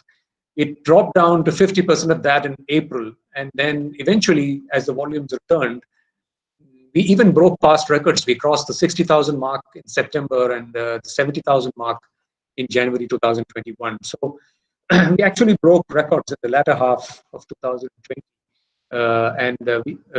We saw a resurgence in volume. And we believe the confidence which the trade had that they had a safe gateway and a reliable gateway helped a lot in that. And while the overall South Indian terminal volumes dropped about 11% in 2020, we managed to maintain our 2019 volumes into 2020. And actually, as I mentioned earlier, improved our ranking in South India from number 4 to number 2. So my last slide, what were our learnings? So even in the worst of crisis, planning is important. That's something which we learned. I mean, you have a crisis, you really cannot run around like headless chickens trying to address, put out every fire which you come across. It's important to take some time and make a business continuity plan and keep the documents where it gives you direction. The next thing which we learned is that the importance of communication, and this is probably a cliche, but then especially during a crisis and especially when things are not going well, we learned that it is important to over communicate. Even when things are not going well, tell your customers what is happening. Otherwise, your customer is going to imagine the worst and he is just going to hold back. He or she is just going to hold back. Now, work from home, work from anywhere, actually. So it's not super important for employees to clock in and clock out at a particular time during the day at office, as long as they are able to perform their function satisfactorily wherever they are. We realized that we did not relax any of our safety standards during this whole COVID. I mean, if we had relaxed our safety standards even a little bit, I think it would have led to overall deterioration in the safety in the terminal, not just operational safety, but also COVID-related safety. So safety is non-negotiable. Even in a crisis, you have to keep, there are certain things which is non-negotiable. One of them is safety. And we kept up those high standards. So the business resists automation because of various reasons, despite the advantages. So during a crisis, we were able to bulldoze all these reservations and push automation through. And the question we have to ask ourselves is, do we actually need a crisis to every time to bring meaningful change and improvement to our business processes? And finally, I'd like to leave you with a quote from Winston Churchill, who said, "Never let a good crisis go to waste." Thank you all once again for the opportunity, and thank you very much for the invite. Thank you. Thank you, sir, for helping us become more aware of the challenges and the ways we can help solving them. Now it's time to discuss how COVID changed the face of the box operators and opened the door for new opportunities. I take the privilege of introducing Ms. Sanjam Sahi Gupta, Director, Sitara Shipping Limited. Ms. Sanjam Sahi Gupta is the Director of Sitara Shipping Limited and an advocate for diversity in the maritime industry. She is a founder member of Vista India and a board member of Vista International, as well as a member of the executive board of directors of the World Maritime University, Malmö, Sweden. She has won several awards, most prominent being the Sandvik Gender Award for her outstanding contribution and commitment to gender equality. Glenmark Pharmaceuticals awarded her Woman of the Year 2019 in March 2019. In June 2019, she was invited as a part of high-level panel initiative by the Norwegian Prime Minister Erna Solberg for a sustainable ocean economy, comprising a group of world leaders from coastal states committed to ocean action in support of the Sustainable Development Goals. In February 2020 and 21, she was named as one of the top 100 women in the shipping by All About Shipping UK for 2 consecutive years. She is the member of the Diversity Committee of International Chamber of Shipping. To further her commitment to diversity in the maritime and logistics industry, she has launched Maritime CEO to provide solutions to the industry. The first Maritime CEO conference, held virtually in November 2020, the world's biggest maritime gender equality conference ever held, gathering 1,500 plus participants from across 70 plus countries, featuring IMU Secretary General, India's Minister of Ports, and Norway's Minister of Foreign Affairs, plus a strong lineup of leading executives. Now I invite Ms. Sanjam Sahi Gupta to share her insight on the subject, how COVID changed the face of the box operators and opened the door for new opportunities. Over to you, ma'am. Hi, good morning, and thank you so much for inviting me. It's indeed a pleasure to be here today. I will share my screen. Please let me know if you can see that.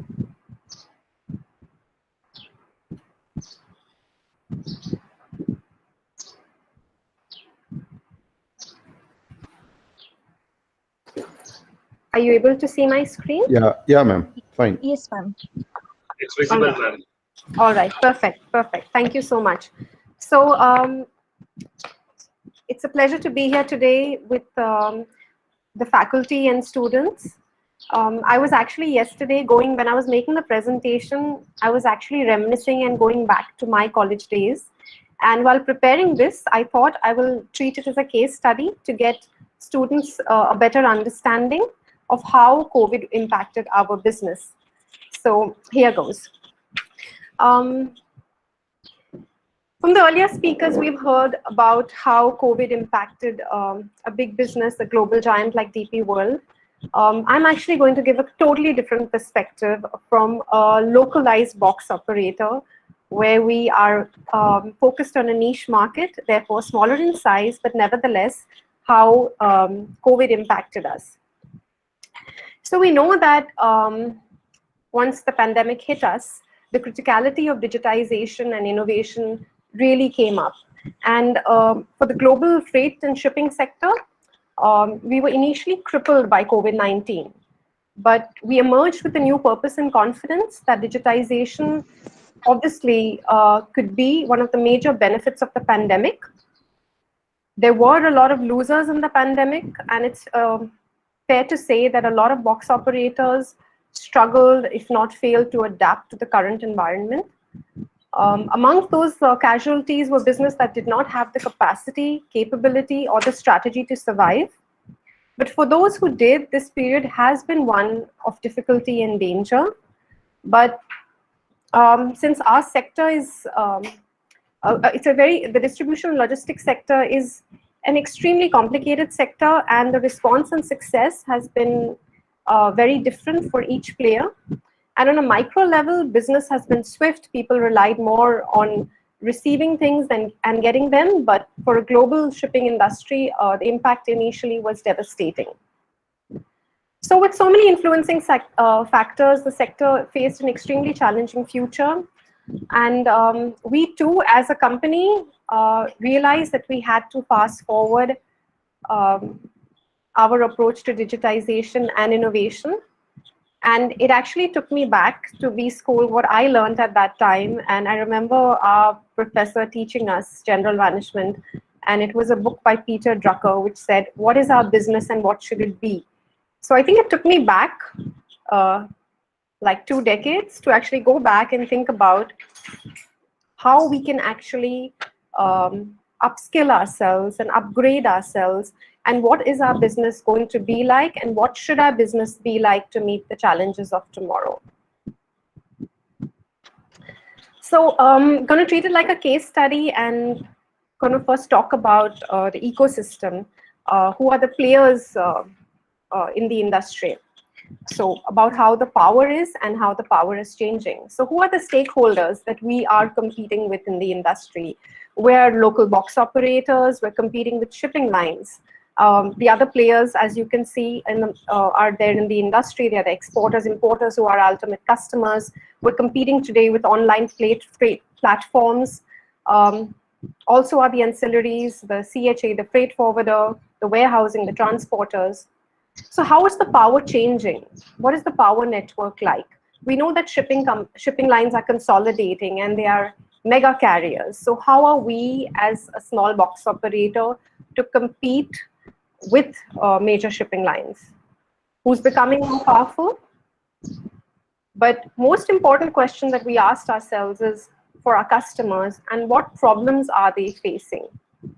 And what are the gaps or the weaknesses in the system? That was our starting point to redefine our strategy.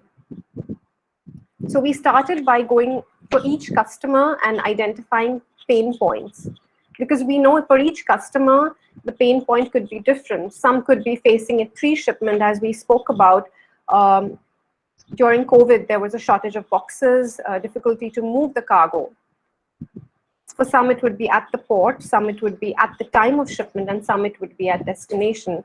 And for each customer, we got their unique pain point, which really helped us identify solutions for them. So we know today that customers are very knowledgeable, sometimes even more knowledgeable in the market. They know a lot about their product. They know what is the container type they need for their product, to carry their product. They have their buyers in their various destinations. And they have a fair knowledge of what the process is and how they must execute. What we try to do is find the gap, to find the area where they lack the knowledge, the skill, and the know-how to understand the processes. And that was the highlighted risk. We went back to each customer and showed them that part where they did not understand what risk, where their cargo they felt would not be protected. Basically, it meant also doing a SWOT analysis of our business. And I know as students, everybody is going to be very familiar with this.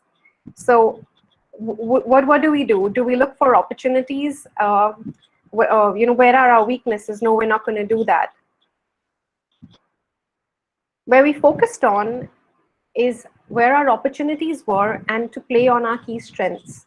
So we identified areas where we are strong, in sectors that we are strong in carrying cargo, that is our niche. we identified opportunities within that particular sector.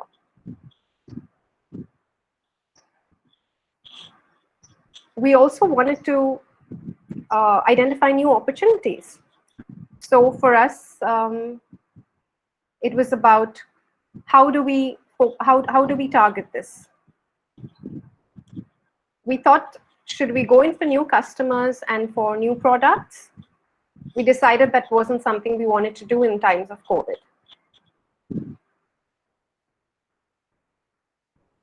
Existing customers, existing products is what we were doing, but we thought that we should leverage our expertise in our niche market of overdimensional cargo with new customers. So we actually weighed the opportunities with our strengths. Most importantly, we went back and we identified who is our ideal customer profiles. We conducted a best and worst case analysis. We studied our top 5 customers' commonality to identify what was it that we really wanted to serve. We also identified the worst customers in terms of behavior, price, and payment terms. And that's how we actually went back and decided to pick the customers according to what we wanted to serve. And COVID also was a huge opportunity because it gave us that opportunity to reinvent our business. So what we really are today is an NVOCC, an overdimensional cargo specialist with our own fleet of containers, which has general purpose open tops, flat track, and flatbed containers. But apart from the traditional business model, I wanted to actually talk to also the students today about what you can do out of the box. So my traditional business model was that I am an NVOCC player, and I use this pandemic as an opportunity to relook internally, to relook at my business and see where are the pain points. Because so often in our daily routine, we are so caught up in our business that we forget to go back and relook at our business, what it has become and what it should be to meet the challenges of tomorrow. And of course, digitization has been a major step for us because it also taught us how to increase efficiency. Most of our people are working from home today. And I realized that we can actually work more efficiently and effectively. We're actually working with 50% of our staff strength right now, but with an equal efficiency. So that goes to show that work from home is not a bad thing. Work from home is also very, very good because it gives a lot of women the opportunity to take up new roles. I particularly like to support that because I know that our industry lacks diversity. We really need to encourage the women workforce. So in a way, I feel for the women, this is a huge opportunity where they can work from different remote locations. I myself have been looking at hiring interns and people from different parts of the country. We've also been working with the Global Youth Forum. Ma'am, yes. Could I interrupt you for a moment? Yes. We are not able to see your slides. Have you turned them off? Or... Yeah, I've turned them off. Yeah. Okay, right. Okay. Sorry to interrupt. Please. No, that's all right. Yeah. So what we actually thought, this was a very unique opportunity as well. So we are taking on interns from different countries. So starting June, we will be having student interns from the US joining us to work with us. And actually, it'll be great to have that global perspective. We're also trying to place students to give them global internships with different shipping companies across the globe. So with the Global Youth Forum, we came together last year. We were around 10 to 15 youth organizations globally. And we felt this would be a great opportunity for the student community, for say somebody working in, a student in India to work for a virtual internship for a company in Greece. So I think the pandemic has offered huge opportunities, not only in terms of business, but as we mentioned earlier, that I was going to hold the first Maritime CEO conference physically in March 2020. That was my new venture, and then the pandemic struck. And initially, when the disappointment wore off, we realized we could turn it into an opportunity. And what really ended up happening was a global Maritime, the world's biggest gender conference where we had over 1,500 participants from actually 77 different countries. So I think there's always a silver lining in every problem, and it's when we can convert those opportunities out of problems. And as Praveen said, never let a good crisis go to waste. I think that is definitely the learning that we have also made. And I would invite the students to also come back to me. I'd love to hear from them, their views on how they feel this is going to shape their career. And definitely I'm also looking for 2 interns to work for me through the summer, and I'll be really happy to get applications from the IMU student base. So that's all for me. I hope this was informative for you, and look forward to hearing from the other speakers. Thank you, ma'am. Thank you, ma'am. Thank you. Thank you, ma'am, for enlightening us on the topic, how COVID changed the face of the box operators and opened the door for new opportunities. Thanks a lot, ma'am, for your insightful talk. With this, I take the privilege to introduce Shri Krishna Kumar Nagarajan, the speaker on COVID liner trade operations. Shri Krishna Kumar Nagarajan has done his postgraduate executive program in management from Great Lakes Institute of Management. Sir has done a course on transformational leadership from Indian School of Business and a course on supply chain management from Cranfield University. He started his shipping career with AP Moller Group in 1993. He started his career at Maersk India Limited as an assistant manager and then became the business development manager at Maersk Logistics Hong Kong, and was further promoted as the regional manager Southeast India at Maersk Logistics India, and finally went on to be the country manager at Maersk Logistics Egypt. He is the senior vice president at MSC. Sir also enjoys reading, cycling, running and yoga to stay healthy and happy. With this, I welcome Shri Krishna Kumar Nagarajan to kindly take the platform. Over to you, sir.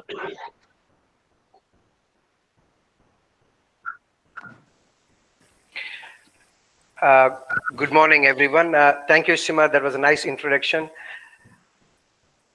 First of all, I wanted to thank Dr. Swaminathan and the entire Maritime University team for putting together this fantastic platform and having this Estuary program on the web portal.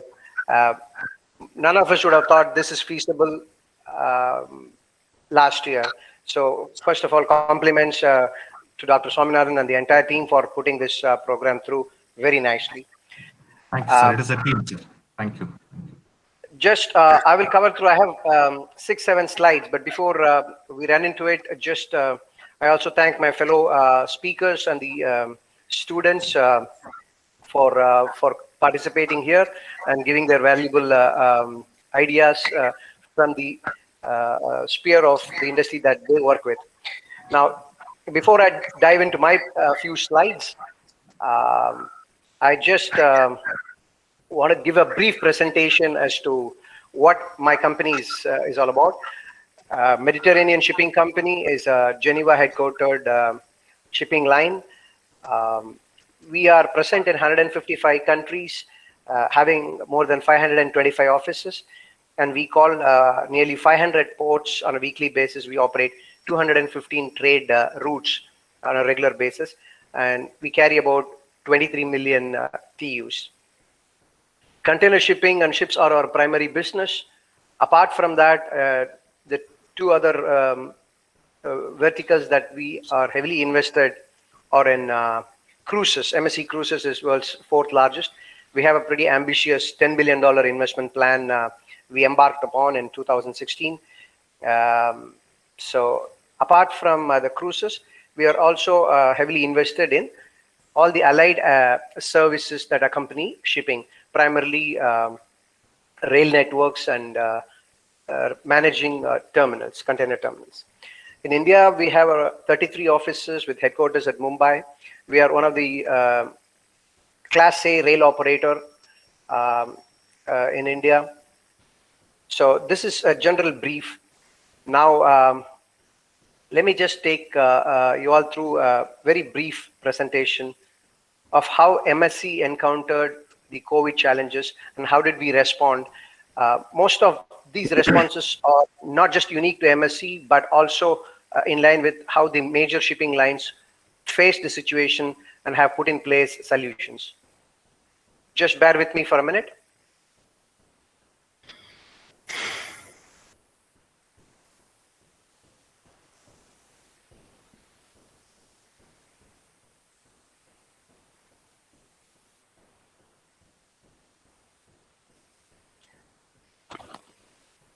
Is my slide visible? Yes, sir. Yes. All right. So thank you. Thanks for giving me an opportunity. Once again, I'll just take you through how the COVID impacted the global trade. As shipping is a business of derived demand, our demand comes from the movement of goods from place to places, and indirectly, in effect, we need the global trade to be in good, healthy spirits for our shipping to thrive and not just survive, but to thrive. So as you know, by hindsight now, the Q1 and Q2 of last year had a massive downfall. In fact, we had 30% reduction in the global trade in the first half of 2020. This brought a huge jolt. It had repercussions not only on the trade, but also on the human side. As far as we are concerned, this sudden huge drop meant that our shipping cycles and the shipping services have to be rescheduled. Lockdowns halted trade everywhere. So we had ships that had a longer turnaround time at the ports. So we had containers which are stuck in the ports, in the shippers' premises, and in the yards. And the whole March-April scenario was one of mayhem, basically chaos. Everybody was running helter-skelter to ensure that, first of all, they stay safe. The businesses came second. However, the chains of business have to continue, but ships in the seas were left without their berthing on schedule, and the containers are not recovered from their places. They stayed stationary. Now, we all know from March 23rd last year, India went through a lockdown. But before that, Europe in phases, if you remember, Italy primarily, and then in Spain, and then in UK, they all went through their phases of lockdown. And when the lockdown hit us, it impacted the movement of people and restricted the movement of cargo as well. So the result was that the exports drastically reduced, right? What did the shipping lines do? Faced with this very, very small export volume, the shipping lines blanked the calls. In the first 3 months of last year, I'm talking about April, May, June, as much as 530 calls, weekly calls, were blanked in India alone. And while we talk about this business aspect, what is the human side impact as far as we are concerned is the seafarers. As you all know, and most of your students can relate to, the seafarers, they work on the seas for a longer period of time, extended period of time, anywhere ranging from 3 months to 6 months, depending upon their contract. Now, they are stuck in the mid-seas when this whole globe went through this crisis in pockets in different countries. And these countries put travel restrictions, which meant the seafarers were not able to sign off even after the contract has expired. As much as 400,000, 4 lakh seafarers as of December 2020 are still stuck in sea even after their contracts have expired. It is a huge human problem, not just for the seafarers, but also for their families in the land. They are not able to get back their family member on time. This had a huge psychological impact as well on the mental stability and health of the seafarers. And there have been 1 or 2 occasions where there have been accidents because of extended working period of these seafarers. So while we are very familiar and we talk about, the media covers about the health warriors or the frontline warriors in the land side, I must highlight that these seafarers are our frontline in the maritime industry. They are the people who are impacted the most when trying to hold the fort and keep the maritime wheels running. So this was how the situation was. But how did the lines adapt to that? The initial couple of weeks was a huge problem because the government circulars came in calling port as an essential service. However, there was no clarity on how the other stakeholders like the shipping lines, the truckers, the empty container yards, container freight stations, clearing agents, and the surveyors, and all these people who make up the supply chain possible. What is their role? Are they considered essential service or not? A lot of it was left to local interpretations. In many cases, that led to challenges, anxiety. So we had ships coming in and where we are not able to go and attend to the ships. And we had some challenges where we are not able to sign off our seafarers. So the initial couple of weeks was a bit of a mayhem. While ports was recognized as an essential service, it took some time, and in a fragmented way, the authorities approached on signing off and authorizing people to work. So every component of our shipping industry faced these uncertainties. So there were pockets of lockdowns where container yards were located. So these employees were not able to go and work on these containers to clean them up, to give them for delivery. And that essentially also had a problem affecting our exports and ultimately our vessel utilizations. The lockdowns, what it did was it propelled the digital adoption among the shipping company. But let me state an obvious fact. Shipping is not cutting-edge technology business. We are not an IT industry. We are not an R&D focused industry. The changes are far and few in between. However, the last couple of years, there has been a lot of momentum towards changing our process to automate it, to simplify it, and that initiatives got a further fillip due to this. So what essentially happened during the first couple of months was the simple things like courier companies were not able to collect the parcels and send it. And these courier companies do a vital role of handling the bill of lading, which is the sacrosanct document in our industry. So the consignees wanted to take delivery of the cargo, but they do not have the bill of lading in. They don't have the couriers to send the bill of lading to our offices. So what we did is we simplified the process of cargo release by just requesting them to scan the copies that they have and the originals that they have, just canceling them, striking them off in the hand, and then scanning to us, or if possible, faxing to us. And then we arranged an electronic delivery order to the concerned container freight stations with a copy to them. So there is no runner boys, there is no need to submit the original documents. So this was an improvisation. This has not happened before. This crisis gave a scope for us to try this and trial this, and it worked very well.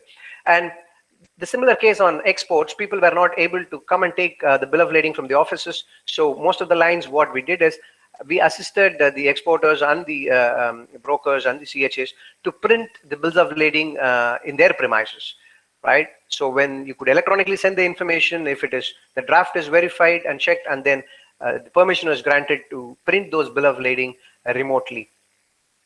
And the whole bill of lading, instead of being a paper document, got a further boost to convert into an electronic bill of lading, where the information is completely transferred as a data over the mails and then confirmed back.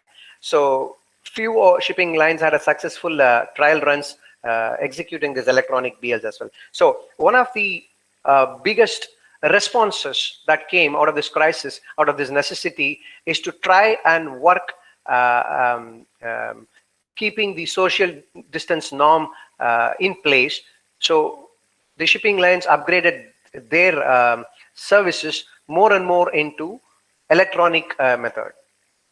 While this was all happening, especially Southeast India had a jolt, because we depend upon Colombo primarily for bringing our containers in and out. And starting from middle of August up to November, Colombo faced varying problems. They had cat strikes, flash strikes, and then they had elections. And then subsequently, due to COVID reasons, their terminal staff got reduced less than half. This created congestion, and mother vessels started skipping Colombo. They were all looking for an alternate ports, and that's when our South Indian ports sprung up to handle these volumes. Praveen at Dubai ports to complement, we handled 11 ships in that period last year at DP World Cochin, and then we also handled a couple of ships in Tuticorin and a lot more in Chennai, Ennur, where MSC calls their ships. Interestingly, this crisis brought some good achievements as well. Just like Praveen was highlighting about one of these ships with large ships, Ennur terminal had the honor of handling the largest ship handled at East Coast. This is a ship by name MSC Faith with LOA of 365 meters, around 14,500 TUs capacity. So out of this crisis, there were a lot of good things that had happened where South Indian ports showed their capability to turn around these ships faster. And then one of these issues that had been plaguing the export-import community, primarily the exporters, is the lack of inventory, equipment shortage.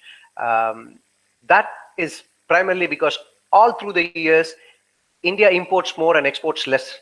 So you had a equipment surplus, and this equipment surplus always ensured that the exporters did not have to face for equipment problems.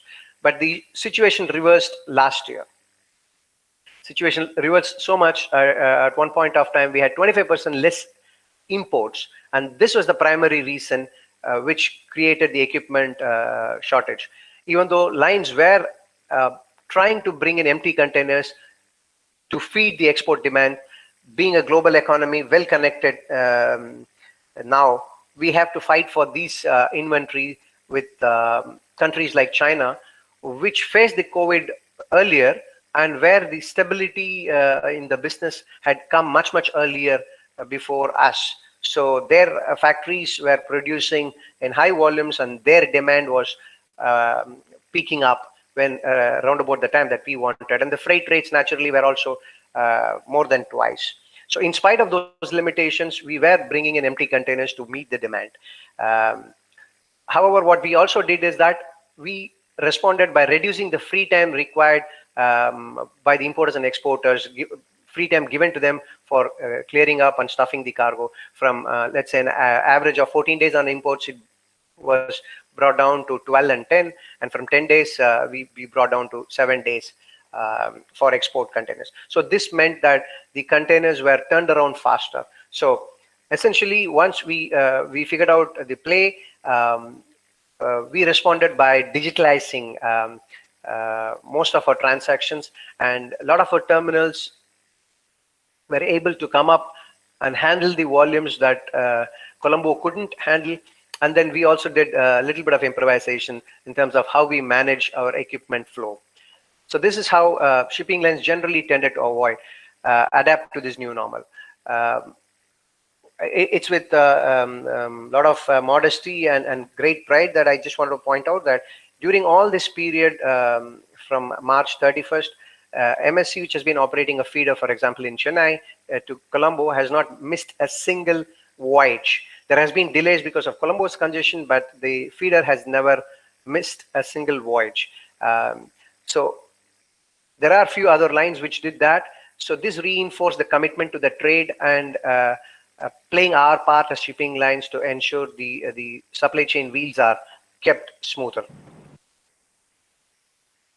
And coming back to the initial days, how we responded, and now looking at the next stage, as you could see from this graph, after the first 2 quarters, which were a huge negatives, both in terms of value and volume, the trade strongly bounced back in the 3rd and 4th quarter of last year.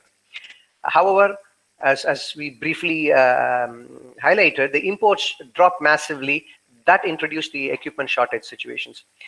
And not only that, the congestion and major ports continued to plague us. It's not just Colombo, which is in our immediate vicinity that I talked about.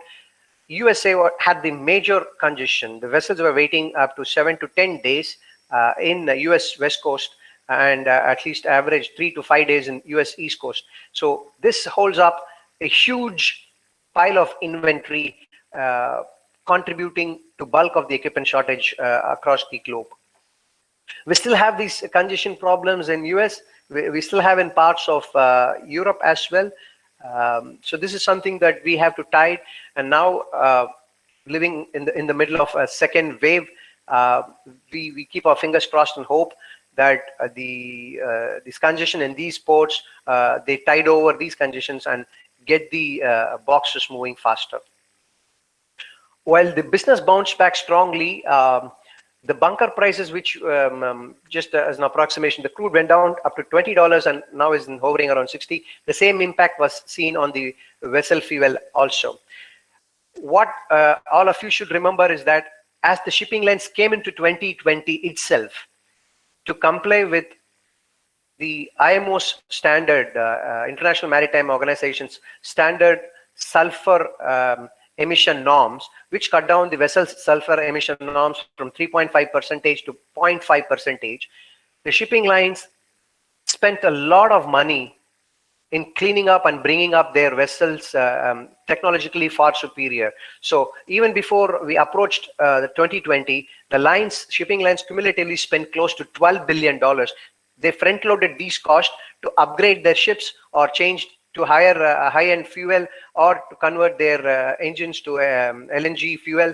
So due to a lot of these investments, shipping lines were hoping for, if not a blockbuster year, at least a normal year where some of these front-ended costs could be recouped. But little did we all know what was in store for us with COVID acting the way it did. Again, the ship charter rates also went up. Extremely strong markets now. The ship charter rates are at a 12-year high. So to find spot market rates for ships is also become expensive. That also partly explains why the freight rates are high. A lot of our input cost, primarily the bunker cost, which acts as at least 45 to 55% of an operational cost, and the chartering rates are at all-time high. This I want all the audiences, students, and also all the stakeholders to understand. When people talk about the ocean freights going high, it's partly, to a great part, depends on our input costs also being at all-time high. And while we are all recovering through this, the latest irritant was the Ever Given ship, which got stuck in the Suez Canal, holding back the traffic for almost 6 days.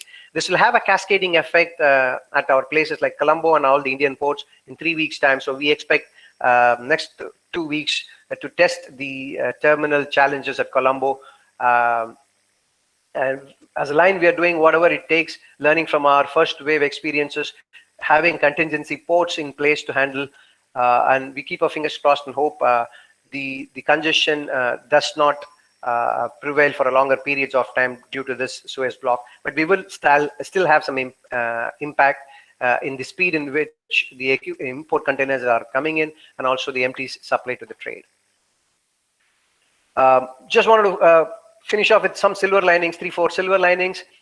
The shipping new fleet orders, the whole of 2020, we just ordered 1 million TEU of container capacity was ordered. But look at the graph, the March graph, the bar is very high.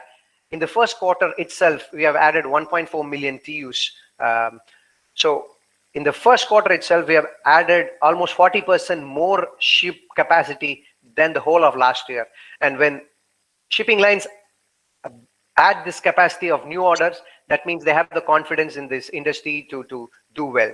And the ratio of fleet ratio to the existing fleet was hovering around a single digit. Now it's at 15% of the existing fleet. And all these are because of the buoyancy in the Shanghai Freight Index that you could see. It's also at one of the all-time highs in the last 5 years. So adding up new capacity by the shipping line is certainly is a good news for all the export-import community in the world. The other silver lining, as I briefly said, is that this pushed the shipping lines to digitalize. This pushed the shipping lines to find electronic way of handling things. So in the small graph that I said, there are various operational activities, right, from planning to operations to commercial and support functions that the shipping line does. And there are a lot of impact areas because of the technology. It could be as simple as e-platforms for handling online bookings or managing the cargo track and trace, to cyber security and blockchain. There are some shipping lines we have actually picked up one of two major exporters and did trial runs on blockchain, which basically means that instead of bringing in papers, we handle all the data through electronically, right from the exporter to the banks here and to the shipping lines and to others involved. The documents were moved in blocks in pouches, so there is no paper involved. So this is still at a infancy stage. It needs a lot of regulatory authorities to sign off, like the Indian Banks Association. But this is something that the shipping lines are geared to do. And what we also found out is that there are a lot of app-based trucking aggregators like BlackBuck and TruckMandi who came to the fore. They were able to put the demand and supply together through applications, and shipping lines actually had a back-to-back tie-up with some of them to take care of their last mile connectivity. Because of the crisis, most customers are comfortable talking to one reliable transportation partner, and if it is a shipping line, the shipping line had a gap in terms of doing the last mile and first mile, and part of it was filled by these new age technology, so to speak. And there are two more protocol process-oriented systems which are initiatives that are getting a lot of momentum. One is the port community systems, about which Meera, my next speaker, would be able to speak with a lot of clarity.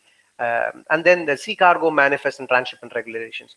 These PCS is basically involving all the stakeholders involved in export and import activity through a connective platform. And this SEMTR is just a sharing of information about import and exports much ahead of the current EGM and IGM deadlines. So these two initiatives will drive a lot of data, a lot of e-way of doing business among shipping lines. Apart from that, on a global scale, there is this Digital Container Shipping Association, which is a consortium of major lines. What the association is trying to do is to put some standardization protocols in place so that export-import community customers can actually use some standard methods when interacting with the shipping company. There are standard templates and protocols that they're coming up with, all the touch points that today the exporters and importers interact. So this should augur well. Instead of having multiple systems, standards will be defined. Ease of use for these exporters and importers will be seen as we go forward. And last but not the least, the government of India announced the container manufacturing facility in Bhavnagar. As we know, this crisis put a spotlight on the equipment shortage, and equipment shortage made people look at what is the source. Just like most things, manufacturing items, China produces 90% of the equipment, maritime containers. And so the government of India, just to de-risk our businesses, let's also, as part of the Atmanirbhar initiative, had announced this container manufacturing facilities. And already a couple of Indian companies have signed a letter of intent to start processing plants there. So this augurs well in the midterm to long term for our self-reliance to ward off the equipment shortage issues. I once again thank the organizers for a fantastic event put together, and I wish this program lots of success. Once again, to my fellow panelists and the students, thank you. Thank you very much for inviting me. Thank you. Thank you very much. Thank you, sir. Thank you, sir. That was a very insightful talk about how shipping lines responded to the crisis and the bouncing back of the sector. Thank you very much for the valuable insights on COVID and liner operations, especially during this pandemic while dealing with the new normal. Thank you once again. Now I welcome our next eminent speaker, Ms. Meera Kumar, who will talk about managing port costs through pandemic. With over 25 years industry experience, Ms. Meera Kumar has gained a leadership skills for 15 plus years in the shipping and logistics domain. She is a fellow member of the Esteem Institute of the Chartered Shipbrokers London. She is a global C-level consultative, sales, cross-cultural marketing for core shipping and digitization projects in shipping.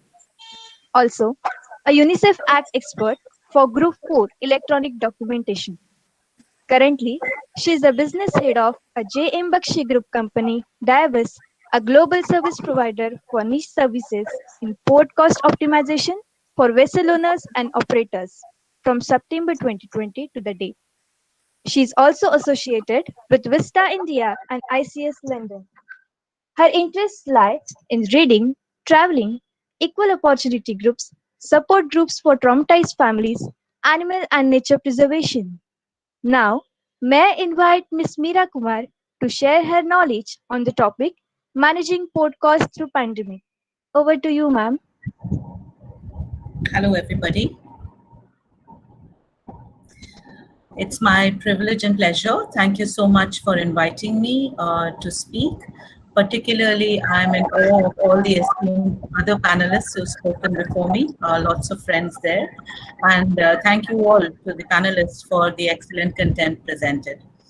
I will have been asked to focus on the other side, the side that is not yet much touched upon, for the non-container side. And in terms of vessel operator, vessel owner, how port costs have been optimized or handled through this process. So I'm going to share screen. Please let me know if it's visible.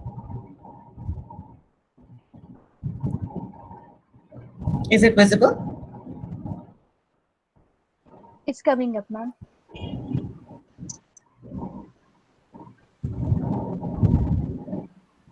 No, ma'am. No, No. it's not yet coming. It's not Okay. Just give me a minute. Let me do this again. What about now? Yes, ma'am. Yes, ma'am. It has come up. So before I start, to the previous speaker, Mr. Krishna Kumar, I guess you didn't know I've moved on from the PCS project, but still in the same group. As the, it's come up? Okay. You can hear me as well. Yes, ma'am. Crystal clear. Thank you. So to my previous speaker, Mr. Krishna Kumar, before I start, it's been about 7 months since I moved on from the PCS project, but yes, it's still close to my heart. I think as the inaugural speaker, chairman of IPA spoke, the NLP now is going to actually deliver even more than the PCS, and it's certainly something to look out for and to embrace. But with that, let me move on to the topic given to me. Port cost management impacts on key workers, owners, and principals. My slides are a little text heavy, so I'm going to be picking and choosing what I focus on in the narrative, and I will share the presentation with anybody who's interested later. So the question posed was this a maritime obstruction or an innovative disruption? According to me, this really depends on what time frame we're looking at. Like when we drive a vehicle, if we hit a speed bump, it looks like an obstruction. And it's only as we drive along the path we realize there was a purpose to that. In much the same way, if at a very short term, it was obviously a huge obstruction and it impacted every walk of humankind, forget about trade or shipping. But if one steps back and looks at it as a medium or even a long term, I do believe that it has pushed us to fast track a lot of things. Technology, of course, all the previous panelists have spoken about that. But I think it's also pushed us as human beings and individuals to rethink all those things that we have considered are unshakable. remote work culture, the ability to connect and trust and build business relationships without actually meeting and greeting somebody, and the ability to produce results no matter where we are. So I do believe that this was an innovative disruption in the medium to long term. I think we will look back and also appreciate the good that came out of this period, notwithstanding the human tragedy, of course. So giving you a few examples, most of these points previous panelists have spoken about. Of course, there were huge issues on crew. Of course, there were delays in cargo operations, congestion in ports. There was huge impact on voyage costs due to this. Some ports declared force majeure, which then again left the cargo interest with no recourse, again resulting in claims and delays. There was, on the other hand, as Krishna Kumar also just mentioned, a very quick adoption of certain things. Electronic documentation, which people had been trying to push for the previous 10 years, suddenly took traction in a matter of months after the lockdown. Traders innovated, as always. The moment the crude oil prices fell, ships began being used as floating storage, and they still are. Also, there was very quick, never before seen quick response from all the apex bodies, BIMCO, PNI, IMO, UNCITRAL, UNCTAD, and a lot of support infrastructure just grew overnight, enabling trade to function and enabling, the world to continue enjoying what vessels carry around the world. So coming to port costs, I wonder how many of you realize that after bunker, it is actually the biggest expense in any voyage. And the port cost can be the make and break between something that's profitable and vastly unprofitable for the vessel owner, the cargo interest, the charterer, the operator. What we saw during the last 15, 16 months is there was volatility. In most parts of the world, we saw port costs went up compared to earlier, pre-COVID, 6 to 12%. But there were also surprises. There were places where port costs went down because they were innovative, again, rebates and discounts that were offered in certain areas of the world. Freights more or less consistently went up. And charter hire swung up and down, but largely up. Then we found that ports who really struggled with access, with adapting to electronic working, they tended to delay invoicing because work did not stop, work needed to go on. But what is critical to close the books and to find out where you financially stand are the invoices. And there were huge delays, which then resulted in final disbursement account submission by agents, cash flow issues at agents' end, as owners' end, at charters' end. There were lots of unpredictable expenses all through the year. Crew change expenses, sanitization expenses, which was a cost head we did not even have before this. Quarantining expenses, testing and treatment expenses. And all of these, one must remember when you look at it as a global perspective, there was no previous point of reference and there are no port published tariffs. So everything was sort of changing on a day-to-day basis and the vessel needed to be geared up to handle those unpredictabilities. Agency coordination fees also in most areas went up, and yet they were the most heartening stories right through. There were parts of the world where agents went the extra mile and more to help crew, to handle vessels, to get the work done without a single paisa extra, almost gratis. They were in the middle of COVID, again, not sure how many know, but the rules in FCA compliance, the Financial Control Authority, the compliance rules changed drastically. This is because overnight, what was paid in other instruments began to be electronic. And as overnight, the electronic quantum of transactions exploded, there came to light a few areas of concern in compliance in electronic payments. And FCA published new guidelines. So this meant that while the ship owner and the operator was dealing with everything else, they were also facing delays in making payments for their vessels, for their crew, for their bunkers around the world. So the time and the cost repercussions have other impacts. If a vessel is not paid for in time, she can be held or arrested. An agent may not release her. And that then again has spiraling spin-off effects. For service providers like us, we provide these services of cash management. we found ourselves tested as well, because we do fund projections. We are expected to deliver a just-in-time remittance. We are expected to perfect the art of which foreign exchange to pay in, such that we deliver the least cost of payment to the principals. So considering what was happening, sanctions were changing from day to day. Vessel ETAs were impacted thoroughly, as everybody has spoken before. We didn't have predictability. And we still needed to deliver this right fund in the right currency at the right time anywhere in the world. So this was a huge challenge as well. Little bit about the company that I represent, Diabos. We're part of the JM Bakshi Group, one of the oldest Indian shipping conglomerates. We have a presence in infrastructure, technology, and in shipping services. As a company, Diabos, we have currently about 120 employees. We function out of Dubai, Pune, and Mumbai. We do about 4,000 plus port calls a month, largely for bulk, tanker, chemical tanker, gas, and project cargos. We don't yet do container cargos, but this is something that we might get into. Give me a minute. Right. So for us as an organization, how did we show resilience, and how did we serve these clients of ours distributed in most parts of the world? So firstly, I think our experience, and I think this is not just true for us, but for all organizations who survived and thrived, it was our experience over a long period of time and teams that we had retained through those long periods of time who actually came to our help when all the traditional framework of working disintegrated. So we were still able to serve clients, internal and external stakeholders, and the people actually helped us transition. Also, of course, always technology. So we have a cloud-based proprietary application which we've invested in over the years. And this was the time when it actually delivered value, because it helped all our stakeholders to work remotely from wherever they were, without even sensing that there had been a disruption from our side.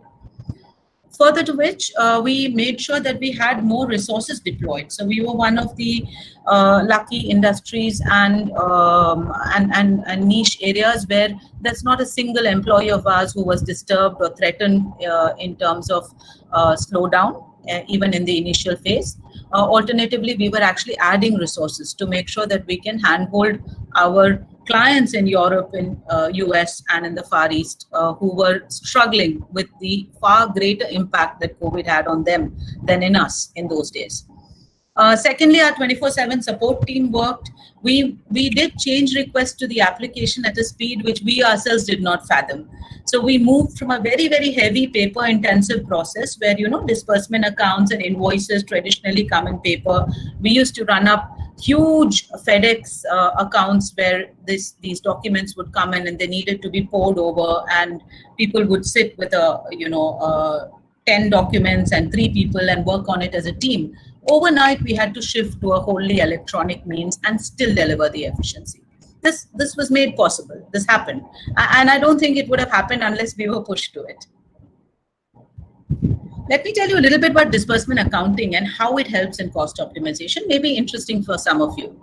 So disbursement account is the actual invoice of the entire vessel's call at a port. And the agent normally prepares this. It encompasses all the activities that the vessel has done at that port, whether it's husbanding related activities, cargo related activities, technical activities, or crew related activities. Depends, of course, on the agent's scope of operation on that particular call. So what companies like we do is we cultivate expertise in teams and in our database to understand costs at various ports around the world. Today we manage at around 400 ports across the world for various vessel types, various trades. And we then have the job to audit these disbursement accounts, to control cost, and to deliver visibility to the vessel owner and the operator.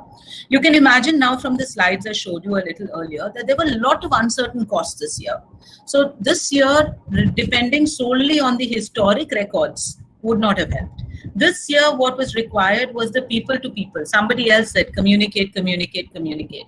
This year, that was required, where one could speak to somebody and understand whether there was validity, or it was an inflated cost, or it was backed by some piece of paper, or whether it should still be applied. So this year was a year where we had to put ourselves on the line, understand a lot more, invest in our communication skills more, build stronger partnerships in order to deliver what we deliver with DA processing and cost optimization.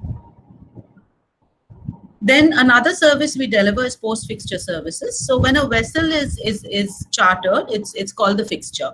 And everything after that is then, once you negotiate the price, everything after that is then post-fixture, just as a thumb rule definition. So we provide services on charter party drafting, charter party auditing, lay time calculations, and reconciliations. Again, you can imagine, we spoke earlier, but when vessels have unpredictability and voyages and negotiations are done in advance, the quantum of reconciliation that is required and two parties renegotiating that is required obviously spiked, and our services were very much in demand. Coming to cash management, touched upon it a little bit earlier as well. So what we do is we manage to save between 2 to 3% per disbursement account just on the way foreign exchange is handled and the time and the mode in which payments are made. We also were tested deeply because we went through a 3-month extensive audit on under the new compliance laws. And you would have noticed during the last year, the sanctioned entities and sanctioned countries kept changing, sanctioned ports kept changing. So for at the time when a voyage was fixed, or maybe this was a doable port call, and maybe the payment was a doable payment. But by the time it comes time to make a payment, something's changed. And in all these cases, remember, we get like 12 hours, working hours in their time zone to respond and make an active payment. So these were the things that our cash management team worked with. Notwithstanding, business actually grew over the period because however difficult the scenario, it was difficult for everybody across the world. And people like us who had put in those number of hours in training people were able to ride the difficulties slightly better. So we actually had clients coming into us saying, listen, will you just handle it because our costs are going through the roof. So the gist commercially and operationally was we did see growth despite everything in 2021. In terms of our clients, by and large, they survived. Some consolidation did happen and some really thrived. Again, as the previous speakers addressed, many people did very well, particularly with charter rates going through the roof. We were able to migrate people 100% to work from home. Even today, from March last year till today, all of our people, including me, we are working from home. We were able to retain efficiency while we do this. We were also able to move 100% paperless from, as I mentioned to you, a highly paper-intensive process. A huge win for us, again, done under all other pressures at the same time. We didn't allow team members to be impacted. We continue to hire and we continue to deliver savings. So this was a very, very testing year, but I think as a team, we managed to pull through. I want to spend a couple of minutes on the human element. I think it's unfair to give this a miss. I know the previous speakers have spoken. What we did is we just compiled for you in first person something from one of the tanker captains. It's an anonymous submission. In fact, it's not from one person. We spoke to 3-4 people. I'm going to leave this screen here and just give you a minute to read it. You may not manage to read all of it, but I'll share the presentation later.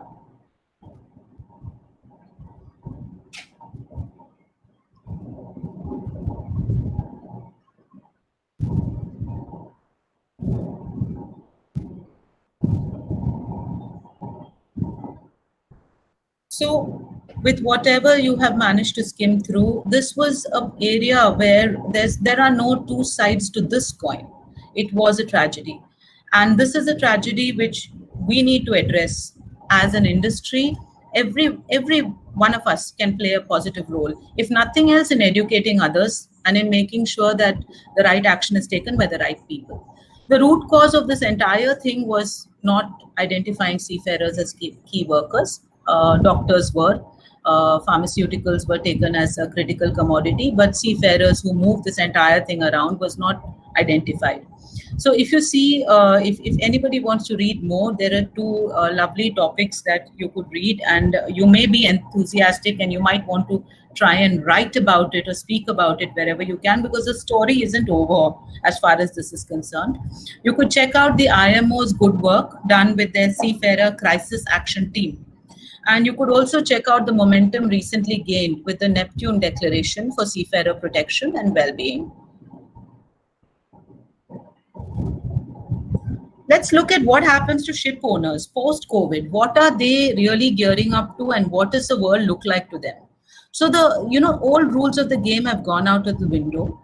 Earlier, the biggest recourse you had was in your contract, and the only risk you had was to contract poorly. Today, the soundest of contracts hold no water because this ecosystem is changing rapidly.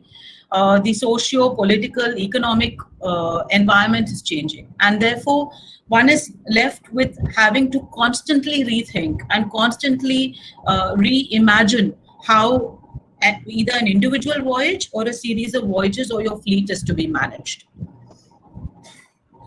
So let's look at some of the categories. Again, not going into it, I'll just focus on the headers for now, paucity of time.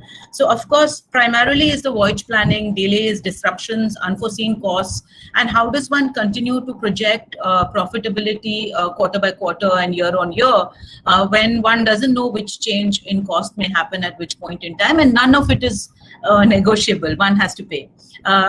Again, we were talking about the Suez incident recently. So, and I think it's been on the tip of all our tongues, the kind of cost and unforeseen cost spillover there is, not just on the vessel concerned and the canal, but on everybody. Another thing that came up is safety. I was really happy to hear Praveen speak earlier about the safety rules at the port. But what we hear is that in the interest of cost and in the interest of COVID prevention, probably one of the things that might have taken a hit is the safety protocols in many parts of the world. And that's a danger, because now what would have been okay to ignore in a 3-month period becomes critical if this continues through 2021 also in one way or another.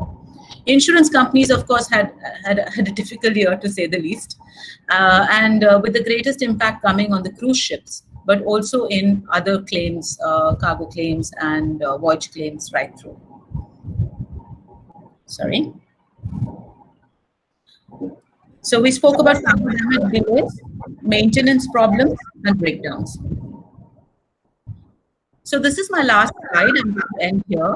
What does the future look like? I know that my panelists have been talking about technology. I'm myself a devout believer in technology being the savior. But one thing that came to my attention in this past 1 year, also like in the opening address, IMU, your tagline is challenge, compete, conquer. And that was the whole capitalist story all along.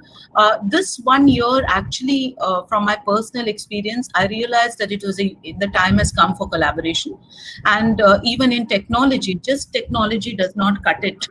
You need trust, you need teamwork, and you need technology. So it's a never before scenario where stakeholders need to develop trust, need to develop different models of working together, and then technology will make us future ready.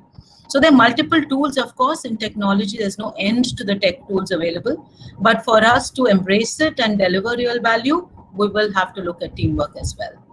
I'd like to end with a small note for the students here. I myself have spent 25 plus years in shipping. I want to tell you that this new normal it's a beautiful time that all of you will be entering the industry. The innovation will be the name of the game. And, even people who have worked for 25 years like us will not really know all the answers. And so you have this beautiful opportunity of reimagining what shipping has to be along with us. Thank you so much again for giving me the opportunity to speak to you all. Thank you. Thank you, madam. Thank you very much. Ma'am, that was an excellent review on handling port cost of unprecedented nature and the unpredictability element. Also, your last slide on the human side to the COVID crisis offers a much needed insight. Thank you, ma'am, for the wonderful exposition on the theme managing port cost through pandemic. We thank all the speakers on the panel for their valuable inputs and for having taken time of their busy schedule to join us today. We would also like to thank all the directors of IMU campuses, all the professors and faculty members, and all the participants who took the part in this valuable session. Thank you one and all. We'll have a question and answer session. Yeah, without moving forward, without wasting any time, now it's time for Q&A session. I request Dr. Lekha Ravi, Assistant Professor, SMM, IMU Chennai campus, to take over the platform. Over to you, ma'am. Thank you, the MCs Simar and Amrita for taking us through. Sir, Swami sir, could you please mute your mic, sir? Yeah. It's an echo. Okay. So first of all, I'm not going to take much time to go through all the speakers, but I must definitely mention that all the speakers have invested time and effort to give us the gist of the very vital information on the respective topics. And since Dr. Swaminathan will be summing up in his concluding remarks, we have got a lot of questions from the audience, so which I have just sort of sorted out. And if I may say, can I go from from speaker to speaker, and then maybe we could ponder over it. So the first question to the speaker, the first speaker of the day, Mr. Praveen Joseph. In fact, there are a lot of questions for you, sir, some of which are relevant to the other speakers too. So the first question to our Praveen Joseph, sir. So you have mentioned, so sir, you had mentioned that there was nobody allowed at the Cochin Port Terminal, and the procedures of the customs, as the students understand, it requires the customs to board the vessel first, and only then the loading and unloading is carried out. How were the customs procedures handled and performed? It's from the students of logistics and retail.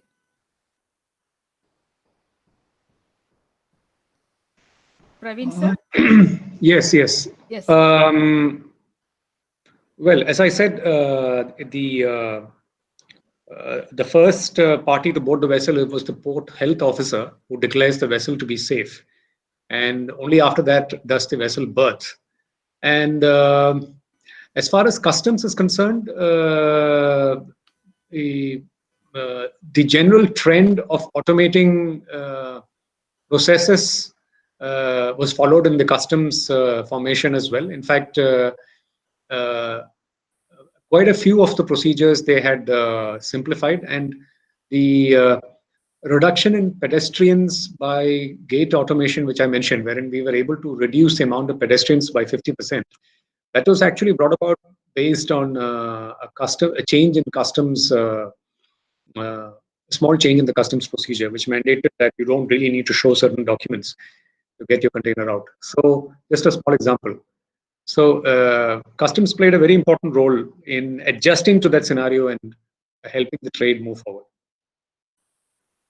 Thank you, sir. Thank you very much. There is another question too, but I will just come to that after we just address a question to the second speaker of the day, Ms. Sanjim. So there is this question as to how did this crisis management plan actually pan out? Where the box rates negotiated before the crisis and after. Also, there is another question, whether how did the small NVOCC operators manage the pre and post pandemic era? How did they survive? Madam Sanjeev?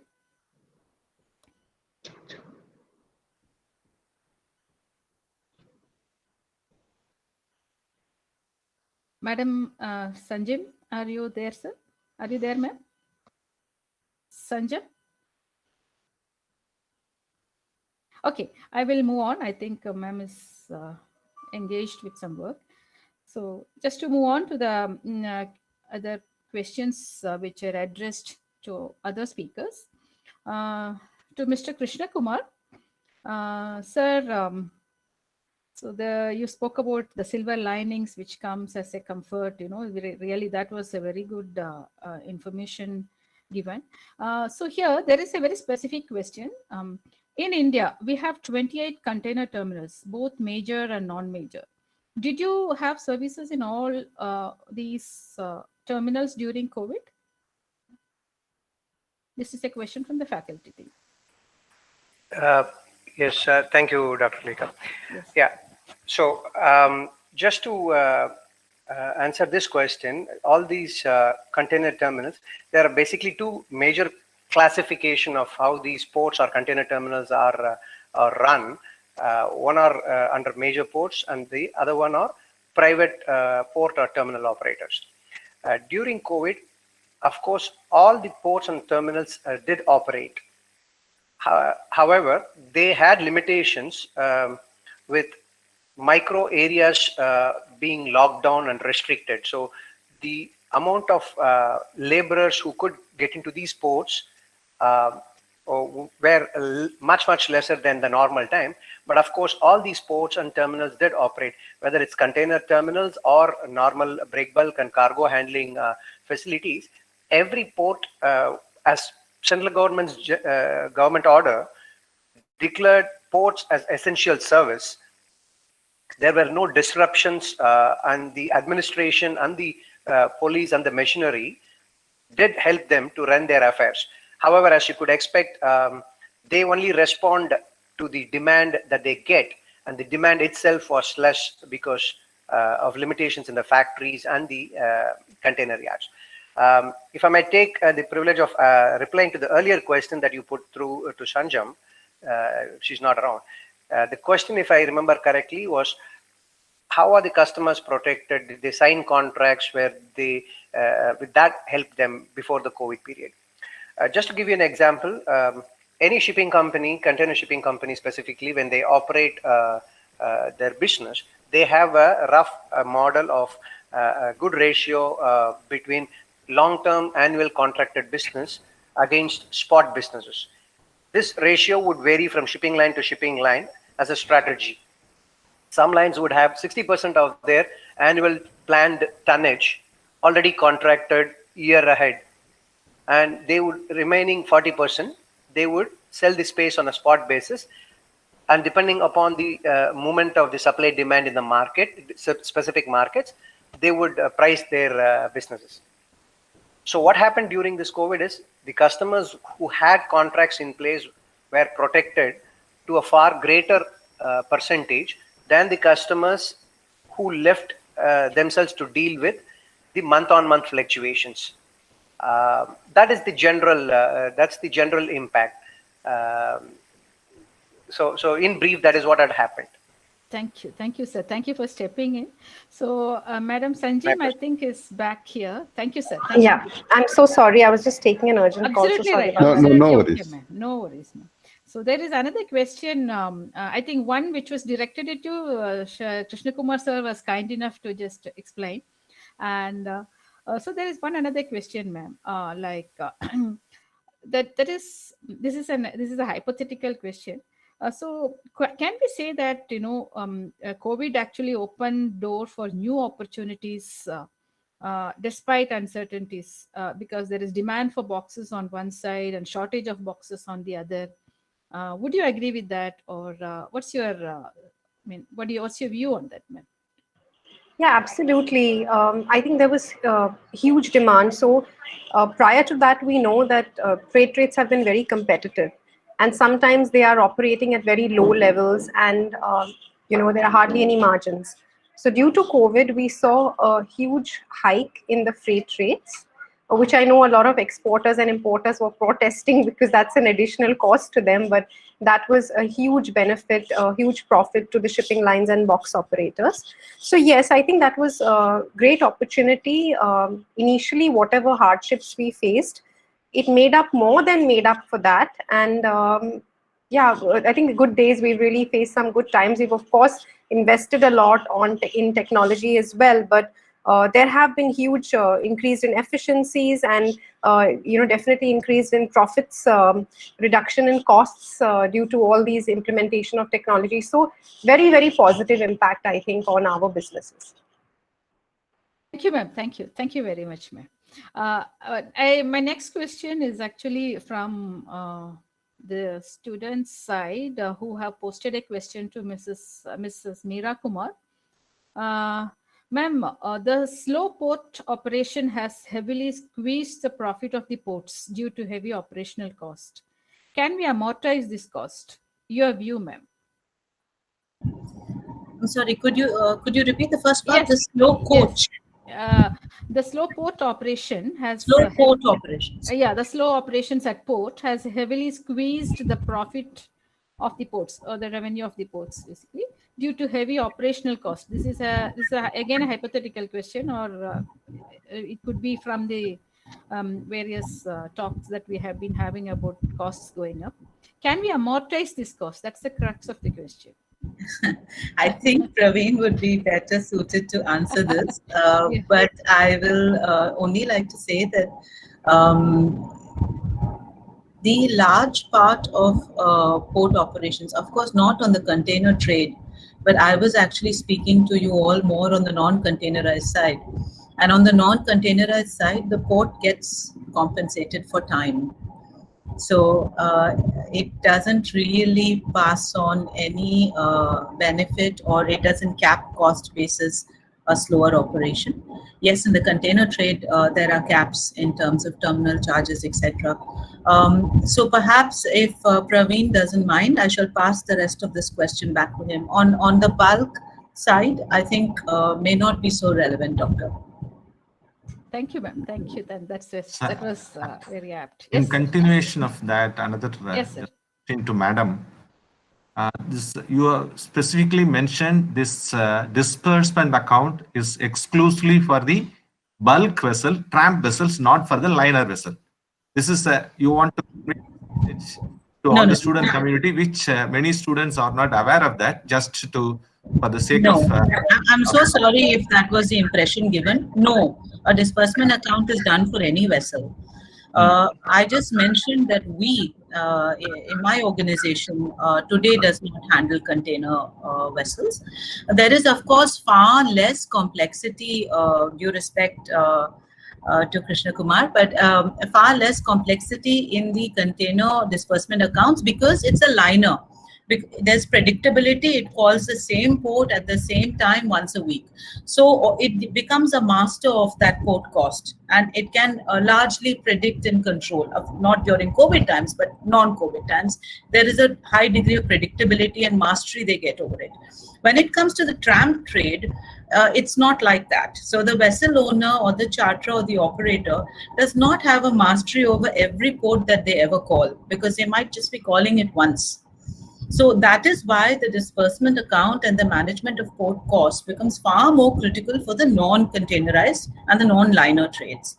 But it is, of course, applicable on all vessels at all port calls. I hope that helps. Thank you. Thank you, ma'am. And as you said, there is no precedent for this, which we can use as a, as a pre thing. Like, okay, thank you very much, ma'am. And as your question passed on to Mr. Praveen, I have another question on the same tenor, which basically asks this. While dealing with the COVID losses, did the Port Authority provide any additional concession to the terminal operator? Praveen, sir?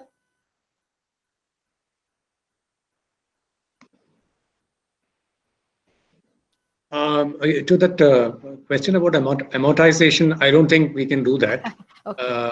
And number two, from the port trust side, yeah, there was an attempt to offer some kind of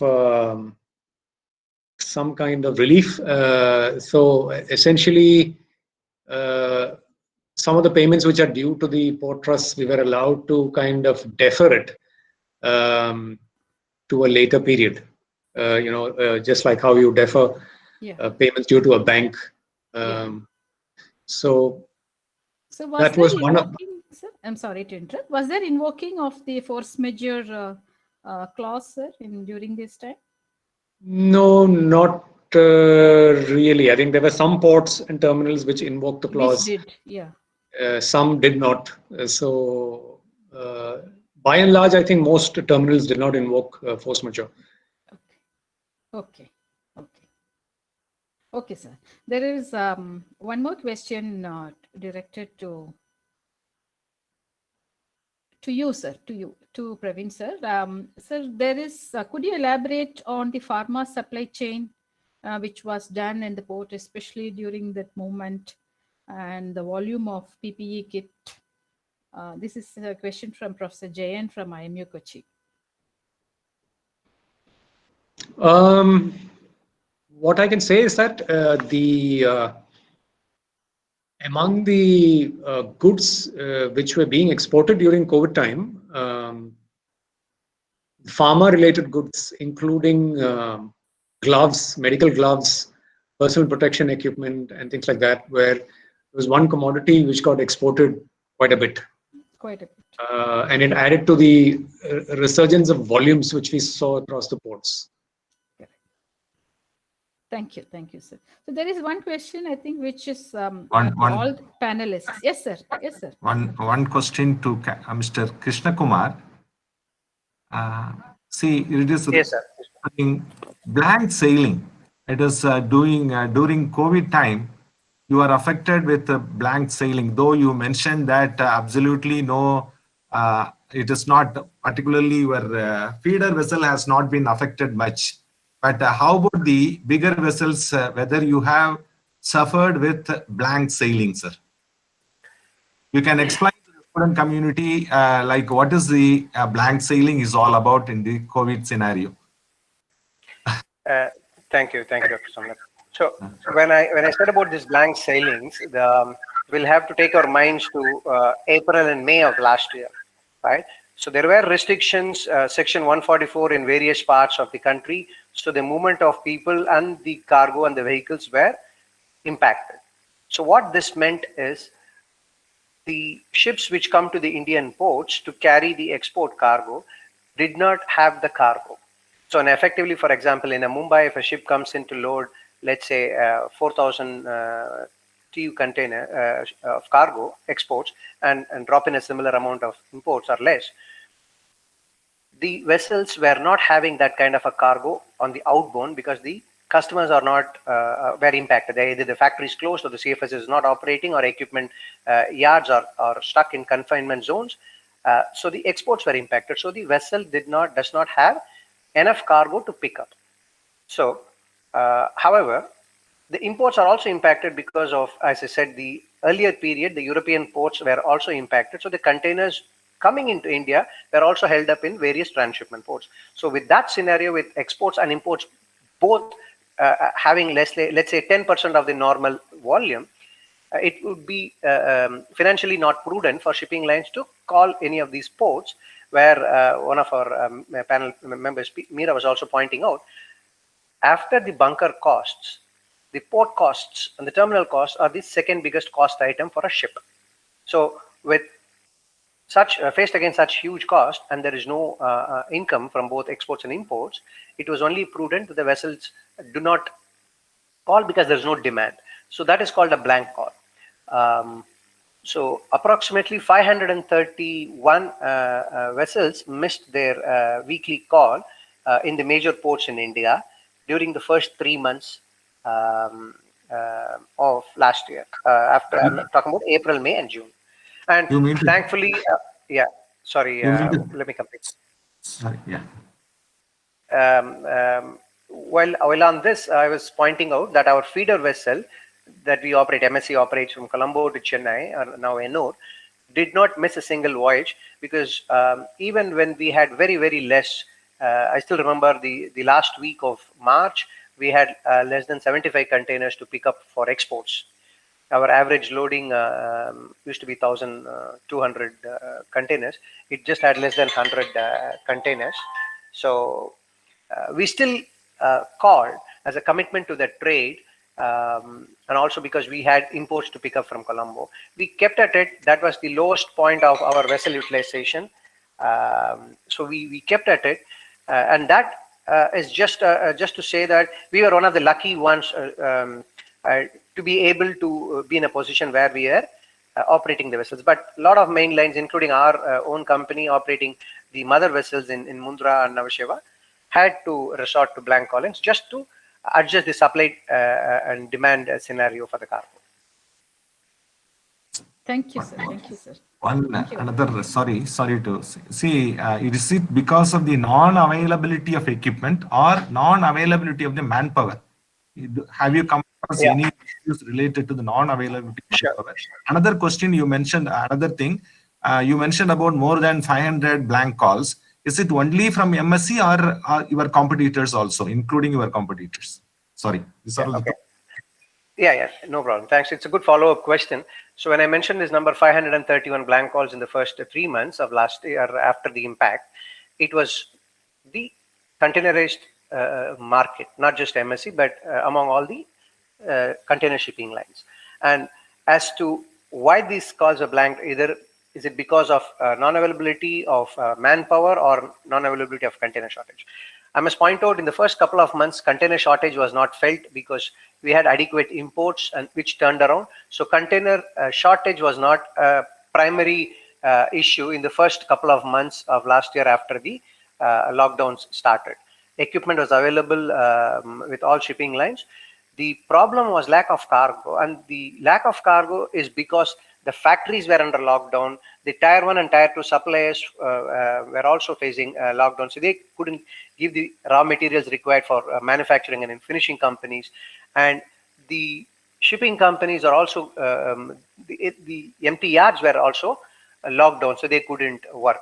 So it's more of a COVID-related problem, which restricted movement of people, which means that cargo flow were also restricted, not on equipment shortage in the first 3 months due to blanking. Thank you. Thank you, sir.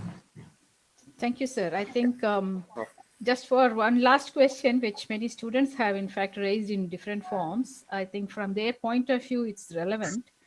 They just want to know whether, this situation which we are now facing, and a lot of introduction of various technological advancements, import, terminal operations, and there is an adverse effect on the use of manpower because productivity is lower. And if work is done by machines and systems, will you stop hiring people? Will it have a adverse effect? Where will the uncertainty increase this? It's a natural anxiety which they have. So it's to all the panelists. If you could offer some insight into this.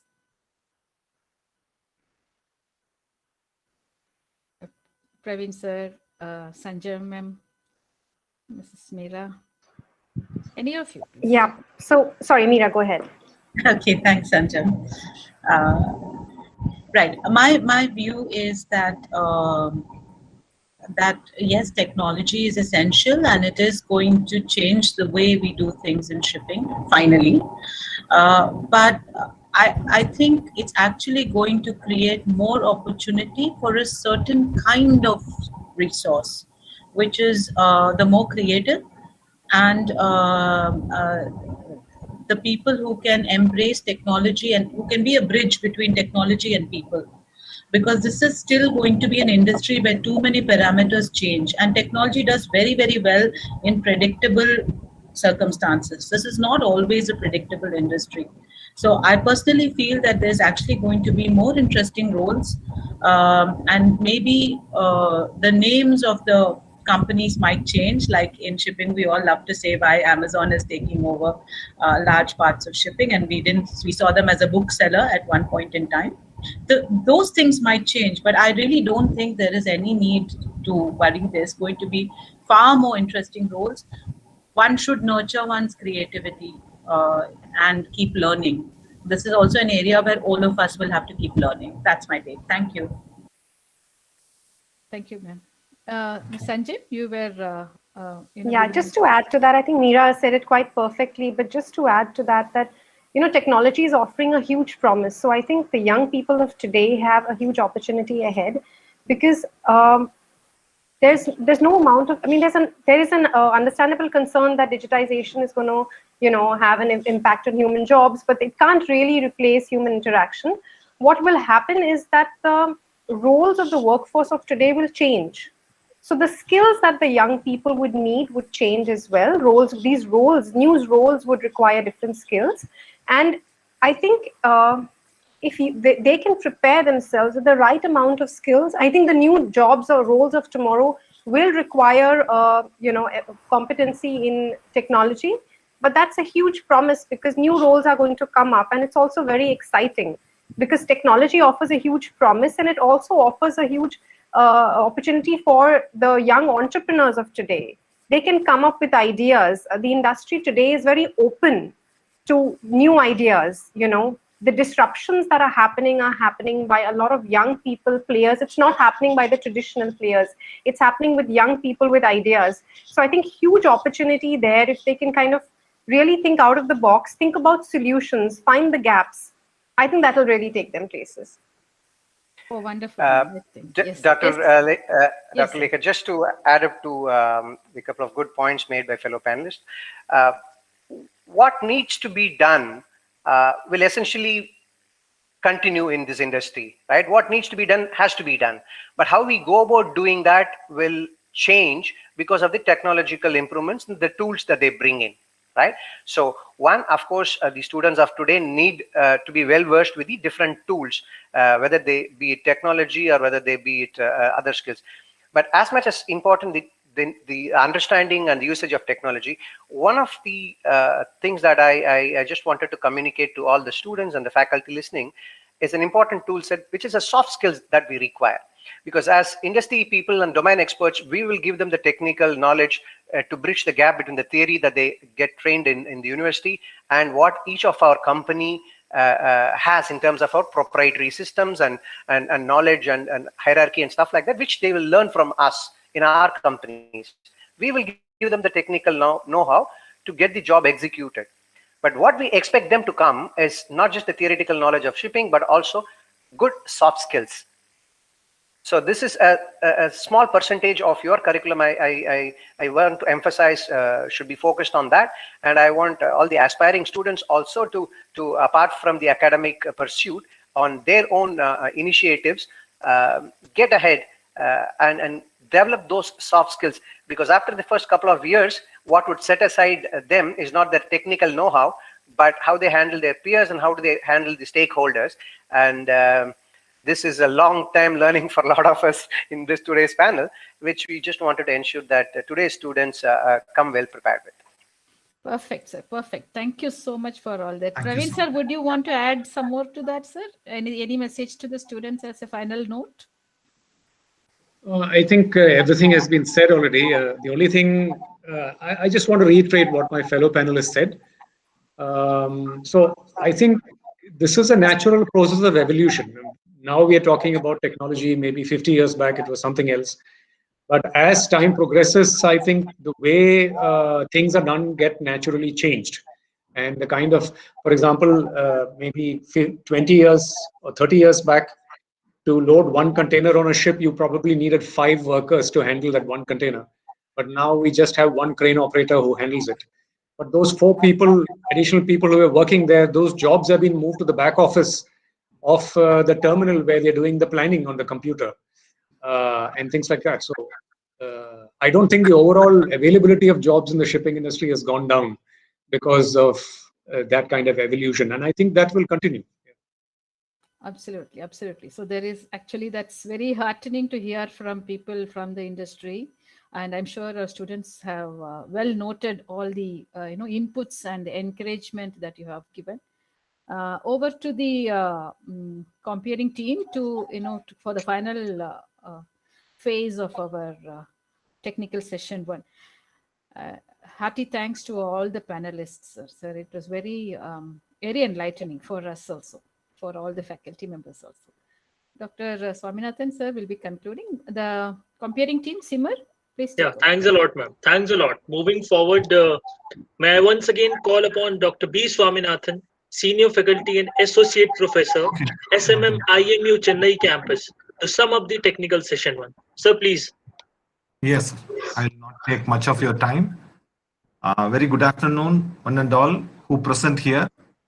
We have reached the end of the technical session 1. And it is my privilege and honor to be entrusted with such a responsibility at a gathering of such eminent speakers from our country's maritime industry in the field of industry, government, and academia. And all the topics discussed in the forenoon were all very well articulated by the identified speakers. I am sure we have all benefited to a greater extent from this webinar. Numerous points have been outlined and many messages have been delivered, covering the whole spectrum of port and shipping industry, having brought together industry leaders representing ports, CFS, shipping lines, and shippers to discuss the issues pertaining to COVID and its implication across the supply chain during the lockdown. I would briefly like to review some of the main points aired during the deliberation. Mr. Praveen Thomas, he introduced the DP World worldwide presence and India's presence. He mentioned DP World is the leading provider of a smart logistics solution, enabling the flow of trade across the globe through their own terminal. And he emphasized the importance of people, operation, business, during these COVID time challenges and responses. He has given excellent responses for each and every challenge and highlighted the importance of planning, communication. He emphasized the word communication and safety during the crisis. Now I move on to the second speaker, Mrs. Sanjam Sahi Gupta, Director. Madam has deliberated how COVID impacted the NVOCC operators and ocean shipping delightfully and elaborated on how COVID opened the door for new opportunities. When we raised some questions, she explained very nicely about how it created a new opportunity in spite of uncertainties in demand for boxes on the one side and the shortage of box on the other side. On the one side, there is a greater demand, and on the other side, there is a shortage of boxes. In that scenario, how they have managed the situation. She also perfectly narrated the small NVOCC operators manage pre and post COVID for their survival. She mentioned that she organized a global gender conference during being a CEO, that is a CEO, not CEO.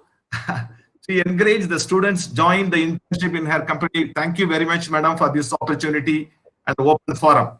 And coming to Mr. Krishna Kumar, Senior Vice President, he mentioned COVID has imposed major difficulties on the settlement of such time during the period, as the vessels are prohibited from entering into certain ports, forcing them to be a territorial waters for an extended period of time, forcing them to be a party to pay additional costs that are under the light of dispute. And work of seafarers, he mentioned about work of seafarers, he concerned about the seafarers.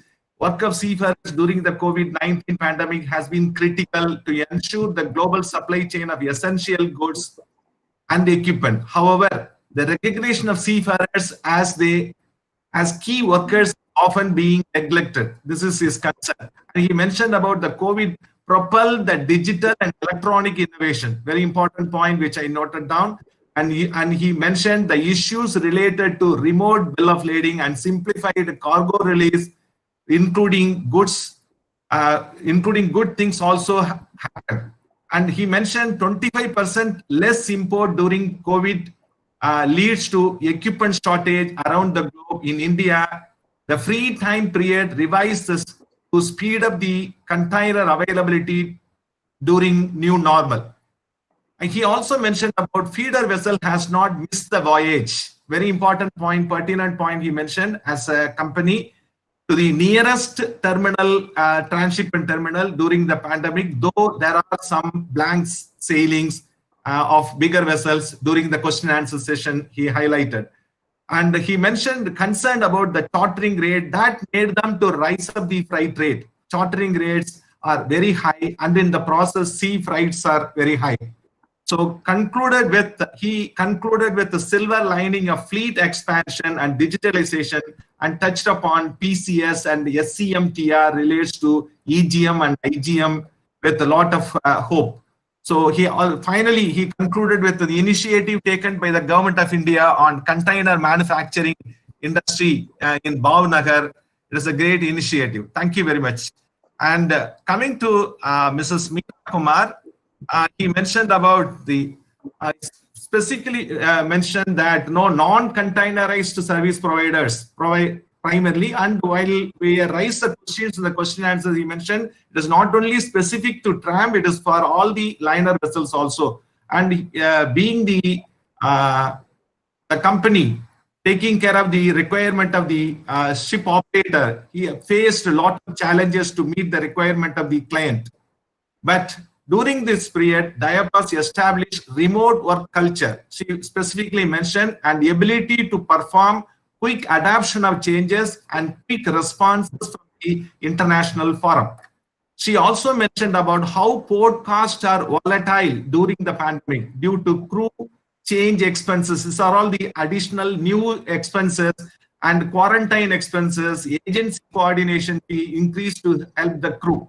So Diapos, as I have understood, Diapos assist in clients, including the ship owners, operators, and managers, to focus on the core business of shipping by taking over strategic cost management for their clients. Diapos provides reliable and smart technical-driven solutions towards planning and managing the cost of ports on call and towage and cash disbursement and management in the course of voyages and other related services such as vendor audit, documentation, and data management. It runs into, I have noted down various points. Due to paucity of time, I complete this. He said, resilience to disruption remains a core challenge. Concluded with her talk, no? She mentioned resilience to disruption remains a core challenge for the global shipping and port industries, including the student community. So finally, on behalf of School of Maritime Management, I should like to thank all the speakers and panel members. Their presence has been invaluable and without any doubt has helped to make the event a great success. And I would like to quote the message highlighted by head of the department in his chat box: our deep sense of appreciation and sincere thanks to the panel speakers for sharing your valuable time and live time information with us. Thank you very much. We are all grateful to all the speakers who have involved in this event. Thank you very much. Thank you. Thank you, sir. Thank you, sir. Thank you, sir, for your valuable thoughts on the session conducted. Thank you, sir. Thank you very much. Once again, Thank we you, would madam. like to thank all the speakers on the panel, Meera all the ma'am, thank you. directors of IMU campuses, all the professors and faculty members, and all the participants who took part in this valuable session. Thank you, one and all. Now, it's a humble request to one and all, kindly refer to the URL posted in the chat box or YouTube description for feedback form, which is to be filled by the end of the technical session. Now, I request the participants to disperse for lunch and be present at 2 p.m. sharp for technical session 2. Thanks a lot. Thank you. Thank you all. Thank you very much, one and all. Thank you, ma'am. Thank you all, and hope Thank you all you, join ma'am. us back in the afternoon session. Sanjay ma'am, thank you. Yeah.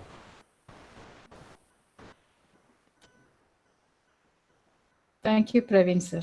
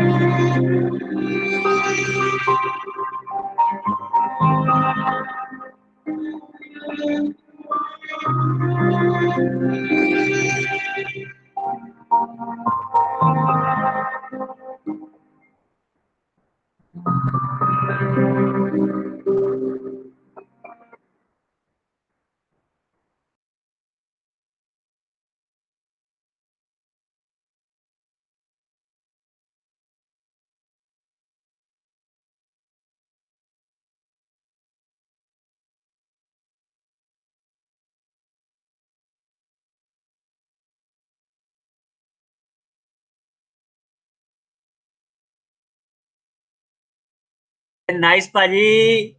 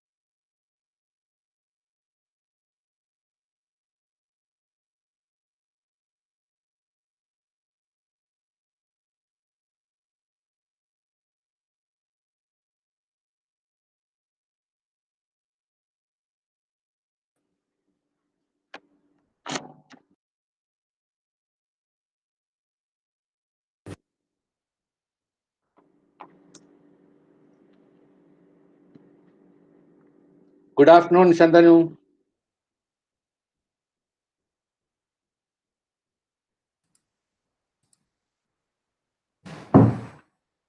So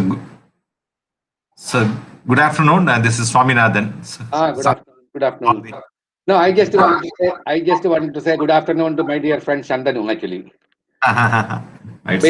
Benny John here, Shantanu. Benny, namaskar. I'm fine, thank you. Nice that I can hear a lecture of yours today. Yeah. Look forward to giving the lecture. Thank you. Sir, How are you keeping Benny? Good afternoon, Suresh Pillai, sir.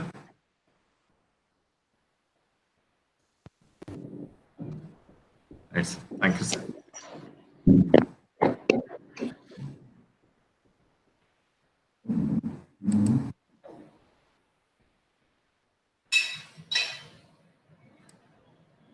Dr. Swami, we spoke on phone. Sir? We spoke on phone, I think. for this. Yes, sir. Yeah. So this is all. Thank you very much, sir, for this. Your time for IMU.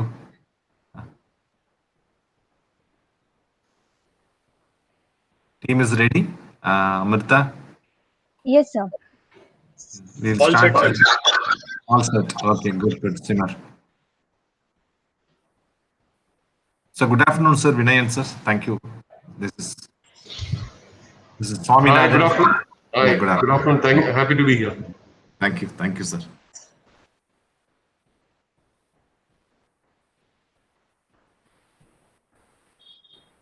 Just make a call to HOD, sir. So Segar, sir, good morning. Good afternoon.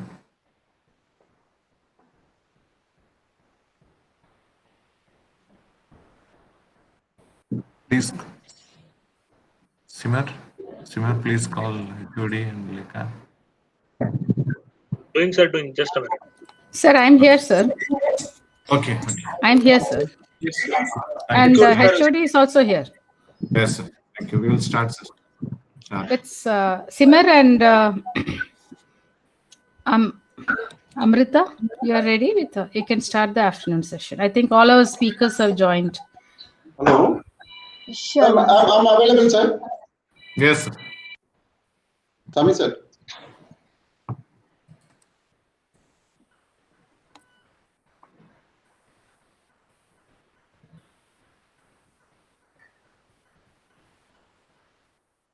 Right, sir. Shall I proceed?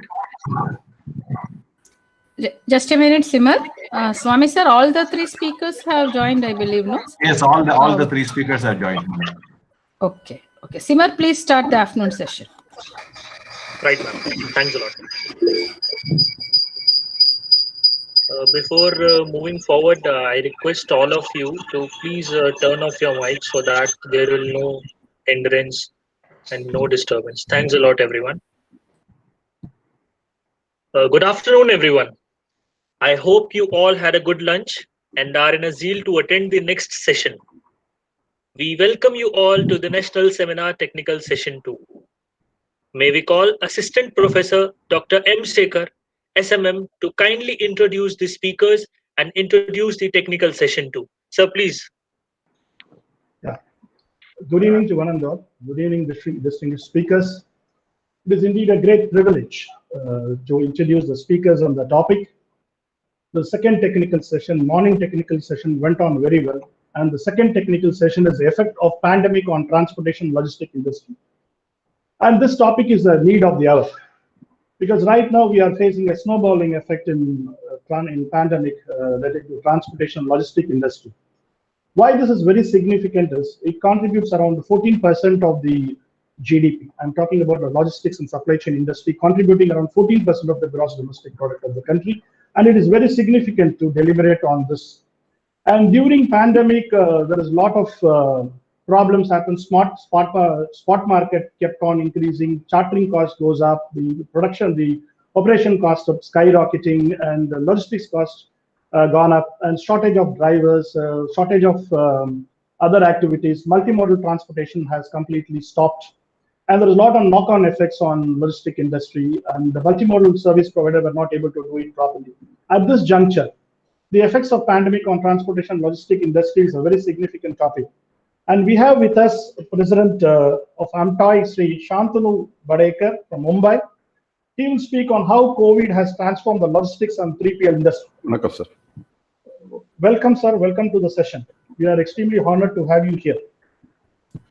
And we have Sri Suresh Pillai, President of LTC, who will be talking on keeping the wheels turning around in a pandemic era. Welcome you, sir, on behalf of the school. We are extremely proud and privileged to have you here. Then we have our Chief Commercial Manager of Railways, Sri J. Vinayan, IRTS, who will be speaking on Indian Railways upbeat in the face of pandemic era, key facets of rebuilding trade, connectivity. In fact, these topics are very encouraging. Our students have received these topics in the morning session very well, and these topics also will be of quite interesting to all the people who are participating, and also to my students and for other faculties as well. Over to Sri Shantanu. Before can I share my presentation? before that, Excuse me, sir. So I would like to give a brief note and introduction Yeah. about our next speaker. May I proceed, sir? Yeah, please go ahead. Thank you, sir. Let us begin the technical session 2 with a brief note on the topic, how COVID has transformed the logistics and third-party logistics industry. With this, I take the privilege to introduce the next speaker, Shri Shantanu Bhadkamkar. Shri Shantanu, sir, is a second-generation licensed customs broker and a full-service international freight forwarder. His company has a pan-India presence with a global network of associates. He is a science graduate with an OPM from Harvard Business School and is an honorary fellow of Narottam Murarji Institute of Shipping. Currently, he is the president of Association of Multimodal Transport Operators of India, AMTOI, a member of the Court of Indian Maritime University, and a member of the National Shipping Board. He has held several prestigious posts in Chamber of Commerce, Industry and Agriculture, International Federation of Customs Brokers Associations, and Federation of Freight Forwarders Associations in India. Also, he is an advisory on the boards of several educational institutes like IIF and Symbiosis.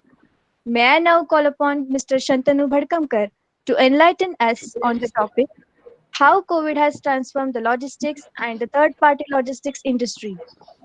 Over to you, sir. Thank you. It's nice to be with all of you, and thanks for the opportunity.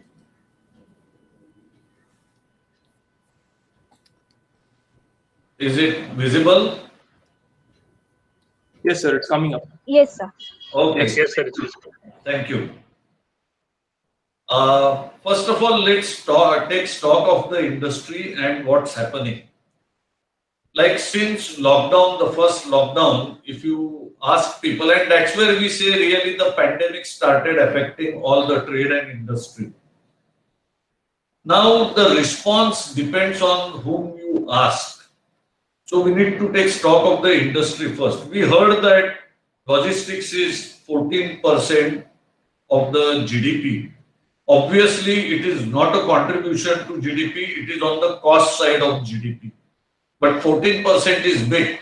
It's like saying how something has affected manufacturing or how something has affected agriculture. Like all over the country, manufacturing has been affected differently, agriculture has been affected differently. It depends on crop, it depends on where it's consumed. So same with logistics. If we consider the very first month, almost everybody suffered. But then people found huge opportunities in home delivery. We also found people who had exclusive contracts, who could establish exclusive contracts with societies, big complexes. For residential, they earned a lot of money, including the home delivery service itself. One is home delivery providers. But after the month or so, generally it was found that people who had invested in asset heavy investments started getting a lot of rental income. When I say rental income, it's the income out of delay in clearance of cargo for import. So it comes in form of container detention, it comes in form of ground rent for container freight station. So it's a revenue of different kind. It's a revenue where it's a financial pecuniary penalty for delayed clearance. We also saw some commodities did extremely well for export. While they couldn't get market in the domestic segment, their exports increased extraordinarily well. They are like metals, zinc, steel, agro products. All of them are bulk products, so it gave a lot of support for EXIM logistics in the export sector. But then as we move on, we saw railway also gave greater importance to cargo because on passenger side the traffic was less. Can we say that this was innovation? Was this disruption? It was neither. Whether it's a disruption, time will tell. We also saw shipping lines declared extraordinary profits, and this is in public domain. Most of them have total profit of this year, which is more than total aggregated profit of last 10 years. In some cases, even more than that. So was it innovation or was it because certain asset-based people could, I will not use strong words like cartelization or like, I would say they didn't spoil the market or eat into each other's market, they did well. So logistics per se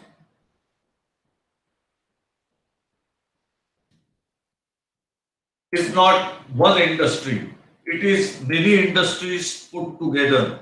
And if we see the models or how do we see this industry as, the models are asset free, asset light, which most of the people like us are, I have highlighted because that is one segment I represent as employee or individually also. Then the modes we handle are typically air, ocean, rail and multimodal. Road also I would include, but in India road is considered more as domestic and same with rail, but I have included rail also because we did Bangladesh exports by rail. Bulk cargo like oil and dry bulk as it comes like grain and break bulk like heavy project machinery, FCL, full container load, LCL. Then we also have a range of services from somebody doing just one activity, say filing a bill of entry in customs, to rendering door-to-door services, which includes intermediate warehousing, distribution, and several value-added activities. We also have people who do general things to people who are niche operators and are specialists. Now, logistics also includes financing. Most logistics, big logistics companies and shipping lines have finance wing. Some of them have research and advisory wing. The impact also depended on whether you had long-term contracts or you had transactional relationship with customer. A customer-focused service provider should largely have been better benefited, but here it was other way around. It also depended whether your relationship was as an agent, principal or hybrid. And of course, geographies and trade lanes also made a big difference. Now, when we come to financial models, now I'm talking about organizational types. It can be from proprietary to closely held joint stock companies or partnerships, which is quasi-partnership, like jointly held, closely held joint stock companies are quasi-partnership. But again, it has nothing to do with size because some of the biggest shipping lines are actually closely held joint stock companies and they were partnerships not too long back. Then we have real partnerships, which is some external partners and promoters are working together. And why I'm sharing this is to show the increasing trend. Now we also see a growth in strategic investments and non-strategic investments and even more financial institutes as partners. Logistics has been at the top of the list for investments for all big funds, and their investments are largely in domestic logistics, and even within domestic, they are making huge investments in warehouses. Of course, they are also making huge investments in your digital platform-based models, which are sometimes called digital forwarders. And it can be only trucking. So these are very high investments and you can see it has been amongst top 5 foreign direct investment list. Then we have listed companies, that is what we say go public or list on the stock exchange.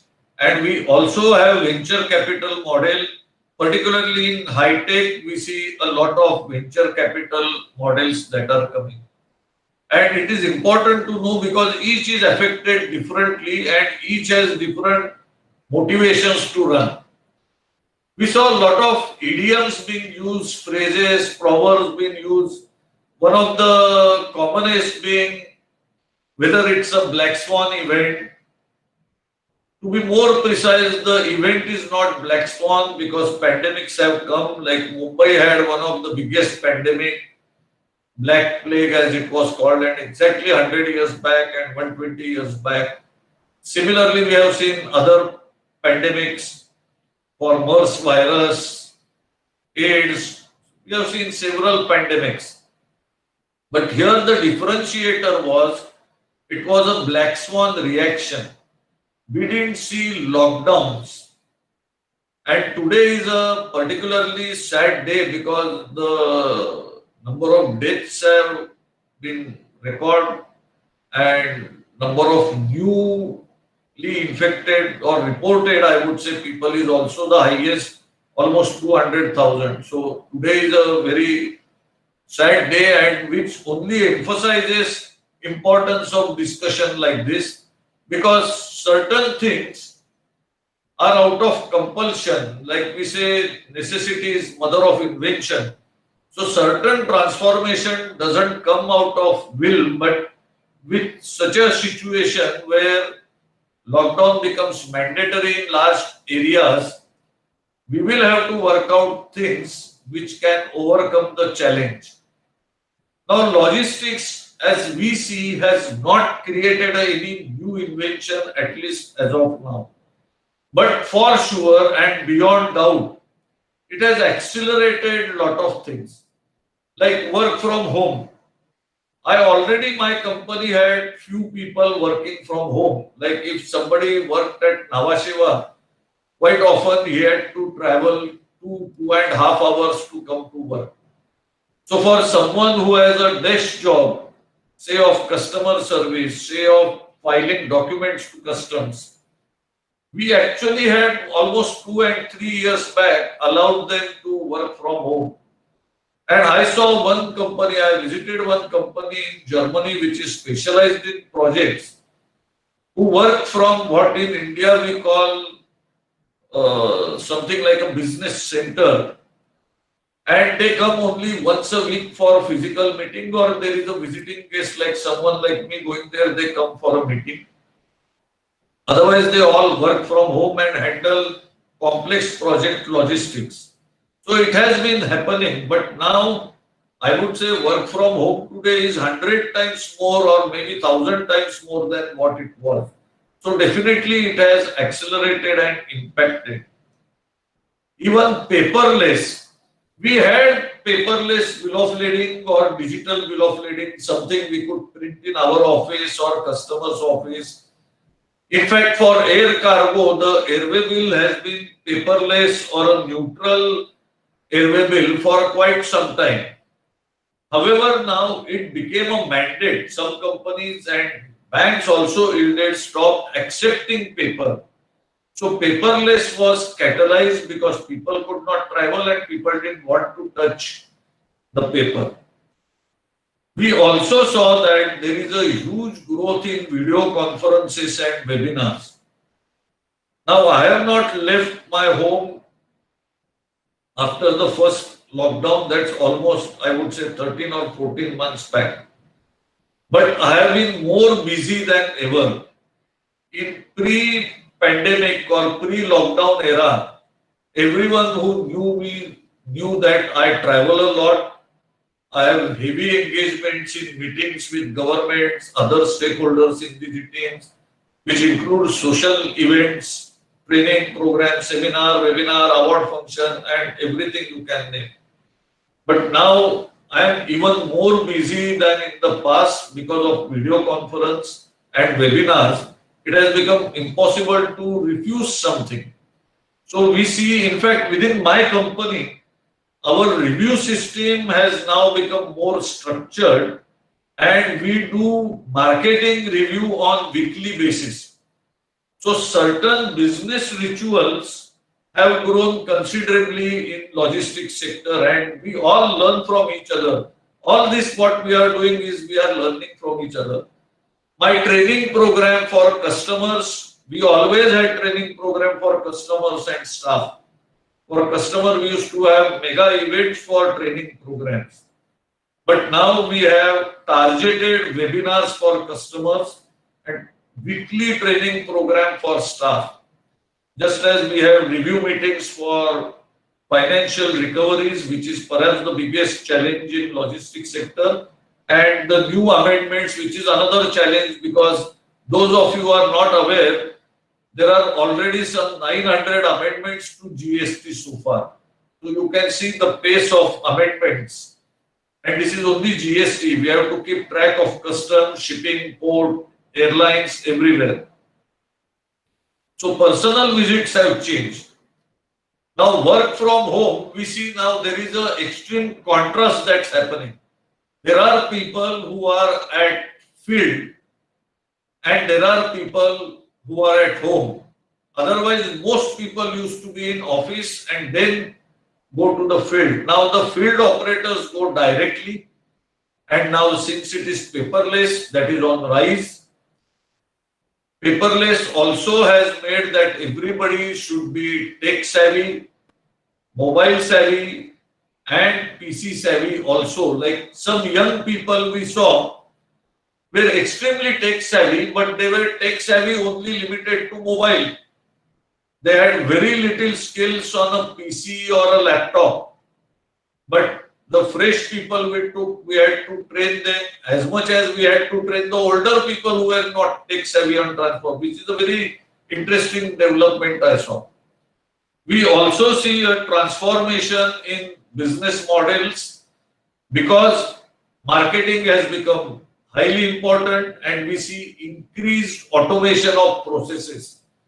More and more customers are now willing to exchange their information digitally. And I am not saying sending scanned documents. Sending scanned documents is not digital exchange of information. In fact, some customers I will try for last 10 years that we will send only a digital bill in any flat file format, CSV format, any format which their system recognizes, and not a scanned bill per se. They were refusing so far. Now, except 2 or 3 customers, everybody has accepted this because they understand they can seamlessly upload whatever I have sent to them. Now, with smart contract, everybody is aware that we have binding contracts. With smart contracts, they are able to process our bills without human intervention. Was it available in the past? Yes, I know at least 2 companies were doing it in the past. But today, at least 200 of my clients are willing to do. So that's a big difference. Sometimes I would say disruption may not be the step itself, but the volume and the quantum of adoption itself becomes a disruption. With this, there is one soft kind of observation I want to say is attitudinal or temperamental change. A study of State University of California, I think North, has observed that people are relatively more polite on social media and more polite and accommodative of each other. More and more people are now doing sales from home because the jobs which became redundant, they had to be accommodated. So there is a drive of sales. Then a big trend in logistics we see is domestic logistics is growing by far much faster than international. Was it a case before lockdown and pandemic? Yes. But now again that pace has accelerated, and as you see, there is a huge investment coming in domestic logistics. So obviously it is having a double whammy effect. One is the growth because of the need, and second growth because of the huge investment. Did we have e-commerce in the past? Certainly we had e-commerce. We had government e-market is one of the biggest initiative by the government. And I would say that will bring a lot of transparency in government customers. And this pandemic essentially enabled it. They had ideas, but then it got accelerated. reverse auction we have been having for last 5 or 10 years, I would say 5 years it has been very rampant. But we see e-bidding coming up, we see portals, people building up portals for which is called digital forwarder, or now government is also having a idea of having a freight market like a stock market. So these are some ideas which are coming in. With this, as promised, I have completed in 19 minutes instead of 20. I am open for questions, or if you have common question answer session, I am happy to deal with it in a common manner. And thank you for the opportunity. Namaskar. Thank you, sir. Thank you, Thank sir. you. Thank you, sir. So we have a common question answer session at the end of the entire session. So questions will be raised there. Thank you so much. Thank you, sir, for sharing your valuable thoughts and experience. That was a very significant input on the logistics scenario. As students of port shipping and logistics, the views shared are immensely useful. Thanks a lot, sir. With this, I take the privilege to introduce Sri Suresh Pillaira, the speaker on Keep the Wheels Turning Around in Pandemic Era. Mr. Suresh Pillai is a logistics professional with over 3 decades of experience in various functions and roles across industry sector. He is a dynamic, results-oriented leader with a strong track record of performance in turnaround and high-paced organizations. He is highly regarded mentor, strategic advisor, and is recognized for his expertise in talent attraction, acquisition, retention, training and development, leadership, and business optimization. He is often invited to share his valuable experience at various universities and logistics events about current and potential industry and logistic trends, emerging developments, sharing and publishing research performed by various forums conducted by Shipping and Logistics, as well as Confederation of Indian Industry. He is a keen team sports person and represented his alma mater throughout his academic years, as well as Tamil Nadu Cricket Association. And he is an excellent hockey player too. Right from 2015 till date, Suresh Pillai is working at NTC Logistics India Private Limited and is presently designated as President Corporate Business Development at NTC Logistics. Now, I invite Sri Suresh Pillai to share his insight on this subject. Keep the wheels turning around in pandemic era. Over to you, sir.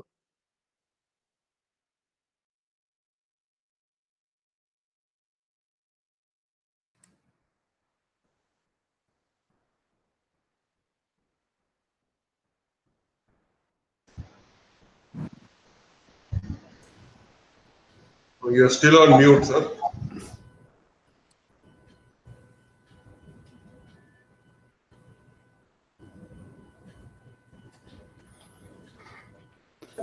Suresh sir, you are on mute.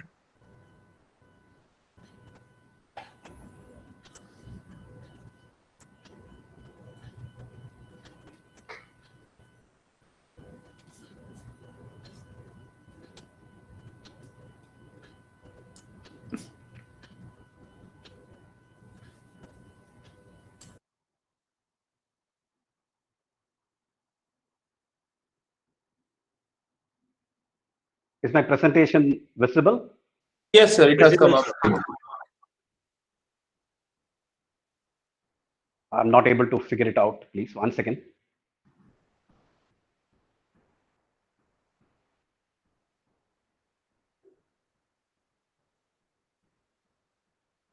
Seems to be a problem. Sir, you are visible and we can hear you also. Yes, sir. Okay, I'm not able to see it, please. Okay.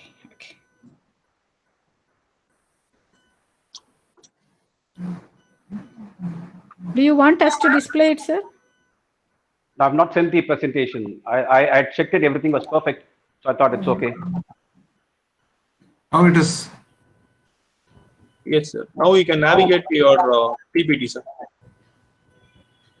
Okay.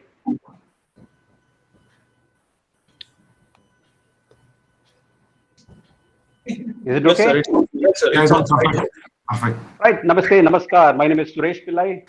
I work as a president for NTC Logistics. Yes, sir. I would like to thank the team for giving me an opportunity to present on behalf of our organization. I would like to say I've traveled the ECR road many times during my younger days. I always had thought like whether I would get opportunity to study in IMU, but God gave me different options. But now, last 2 years, I've been constantly visiting IMU, which is one which I was thinking, which I got it. So it was a pleasure to be there as a part of the IMU, and to come in to be there is something which I cannot explain how it is. So once again, I would like to thank Mr. Swaminathan, okay, to putting this wheels on, because season is there where they teach you how to turn the ball. But Swaminathan and team has decided how the commerce wheel is getting turned by these logisticians. So in this logistic year or a COVID-19, new normal has been the key word around.